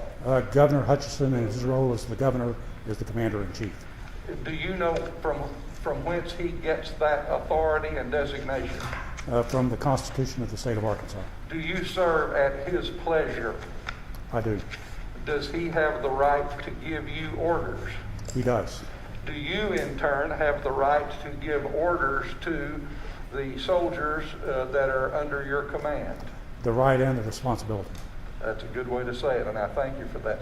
Would you mind to tell all of us how the Army National Guard is organized? So the Arkansas National Guard is organized under two components. The Army National Guard, which has about 6,700 soldiers scattered around 54 locations in the state of Arkansas, and then the Arkansas Air National Guard, which is composed of 2 air wings, one at Fort Smith and one here at Luwak Air Force Base. Do you command the air wings as well? I do. Are there other soldiers stationed in Arkansas that have some federal component? There are a very limited number. Okay, tell us what. So the located on Camp Robinson is a tenant organization that does not belong to the Arkansas National Guard, but it belongs to the Federal National Guard Bureau. It is called the Professional Education Center, which provides training for guardsmen nationwide who come in here for coursework. Do you have any authority over them? Only limited authority from the standpoint of being their landlord. Okay. What roles do National Guardsmen play in our modern society? So, in addition to being a combat reserve for the Army and the Air Force respectively under their roles as reserve components of the military, they are also the militia of the state of Arkansas. And so in that capacity, the governor has the authority to call up the National Guard to assist in any kind of state emergency. I've used a hypothetical earlier today I'll use with you. If there was a natural disaster, be it a flood or a tornado or some natural disaster, would it be possible that the National Guard would be called out to help evacuate patients in a nursing home or in a hospital? There absolutely is, and to take it beyond just the hypothetical. So during last February, during the snowstorm, we manned ambulances to supplement the Metropolitan Emergency Medical Services here in the Central Arkansas area. So we were actually delivering patients from location to location during that event. I know you're proud of the soldiers that serve under your command. Would you tell the judge where they come from and generally how do they reflect the people of Arkansas? So our guardsmen are scattered around in total 56 locations around the state of Arkansas. Most of those are community-based, and so you'll find them showing up for drill at their armories in their hometowns. And so in terms of their view of the world, they reflect very heavily the communities in which they reside. So you telling me you got some Republicans in the National Guard? We have guardsmen of all political all persuasions? parties, yes. You got, I guess, guardsmen with different religious beliefs? For sure. You have guardsmen with different demographic makeups? Absolutely. Is there an age, average age that you know, or do you have some guardsmen that are in their 40s and some that are in their teens? So the average recruiting age that we look for is between the ages of 17 to 21, but after a 20-plus year career, we have guardsmen that are as old as 59, verging on 60. Okay. You and I were talking in the hall about the attitudes of the guardsmen toward masks. You've said that they reflect various views in the community. Have you experienced guardsmen that have different opinions about whether they should wear a mask or should not? They all have their own personal opinions about that matter, depending upon who is the most influential person in their life in the other 28 days of the month that I don't have control over them. So It's possible that if the National Guard were called out to that hypothetical nursing home relief or hospital relief, you would have guardsmen that might not want to wear a mask to go into that hospital or nursing home. I'm absolutely sure that we would. In your opinion, as their commander, do you need the ability to order them to wear a mask if you deem it necessary to protect the safety of not only the guardsmen, but the patients or residents of the nursing homes? So I would say yes, and to carry that a step further. So it's not just whether I deem it. So in the case of the ambulance support that we provided last winter, so that was a requirement for Metropolitan Emergency Medical Services that they wear a mask. And so the ability to ask them to wear a mask is also contingent upon the organizations, the entities that we're providing support to. But do you have any hesitancy in your mind that if you didn't have the authority to order them to wear masks, some of your soldiers would choose not to? I'm sure of that. Even though they have the right to wear one? Exactly. For the same reason they don't wear them to the grocery store or the movie theater, they might choose not to wear it on your task for them. If I didn't direct them, I'm certain that there would be some that would not wear it. Thank you. Are you familiar with Act 1002 of 2021 that has brought us all here? I am. Have you read it? I have. Do you find in that act anywhere an exception to the prohibition that's carved out for the National Guard? I do not.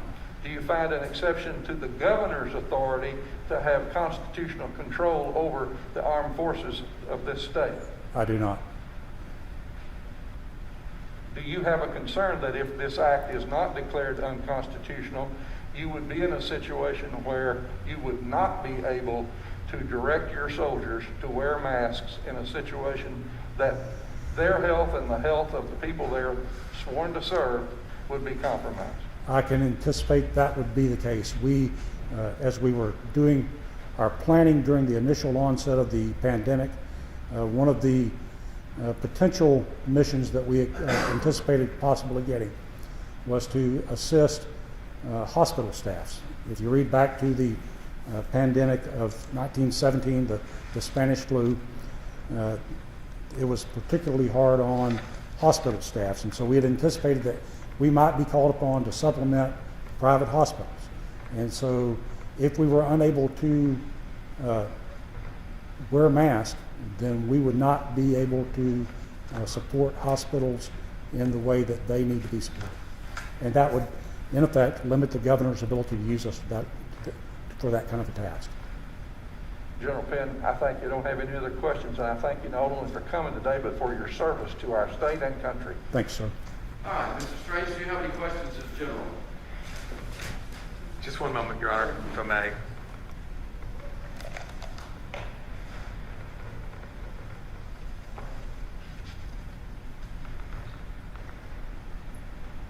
So if your guardsmen are working for a private company that mandates masks, are they required to wear the mask when they're working with that private company? So we are unable to require them to wear a mask in that capacity. When they go into a hospital and the hospital requires masks, are your guardsmen required to wear masks? The only exception under the law that I can quote off the top of my head are state-run facilities. All right, I don't have any questions. Further questions? Mr. Morris? Thank you for your service, General Penn. I have no questions. No questions, Your Honor. Thank you, General. One question. General, if you were called on to assist a county-owned hospital, and the governor instructed you to do so, would you provide assistance to a county-owned hospital? If the governor instructed me to do so, I would sit down with the governor and explain to him that under the law, we would not be able to require guardsmen to wear a mask, and then get additional guidance from the governor. And your response is based on Act 1002? Based on my understanding of Act 1002. One follow-up. I'll just say back to here. I think, right? We go back to here before we go to you, Mr. Strange. Back to you, Mr. I don't have any other And questions. Mr. Strange, it is your turn. If a private hospital required masks, and you were assisting in some sort of operation at a private hospital, would your guardsmen be required to mask? According to my understanding of the law, and we would only be able to offer exemptions if it were a state-owned institution as defined under the law. So, General, just to make sure I'm clear for the record, you're testifying that if Act 1002 is effective. Yes, right? sir. You're testifying that if it's effective, that the only places that you would be able to require the guards, your soldiers to wear the mask would be in the state-run hospital. Yes, sir. As opposed to the county hospital or the private hospital. Is that correct? That's correct, Your Honor. I just want to clarify that. Anything further, Mr. Strange? No, nothing, Your Honor. General, thank you for your attendance here today. You're discharged. Thanks, sir.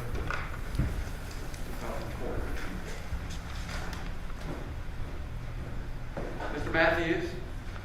The governor rests, Your Honor. Then, Mr. Strange, did you wish to renew your motions previously made? I do wish to renew them, Your Honor. All right, same resolution then.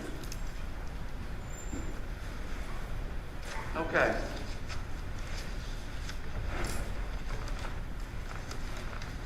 Well, it's been a very productive day. Thank you all for being organized. Do you all want to write post-trial briefs as your closing arguments? If you do, then I'm just going to pick a date that everybody's got to have theirs in, just as if closing, none of this staggered stuff where one side goes, then the other, and then the other, right? It'll just be all simultaneous briefs due.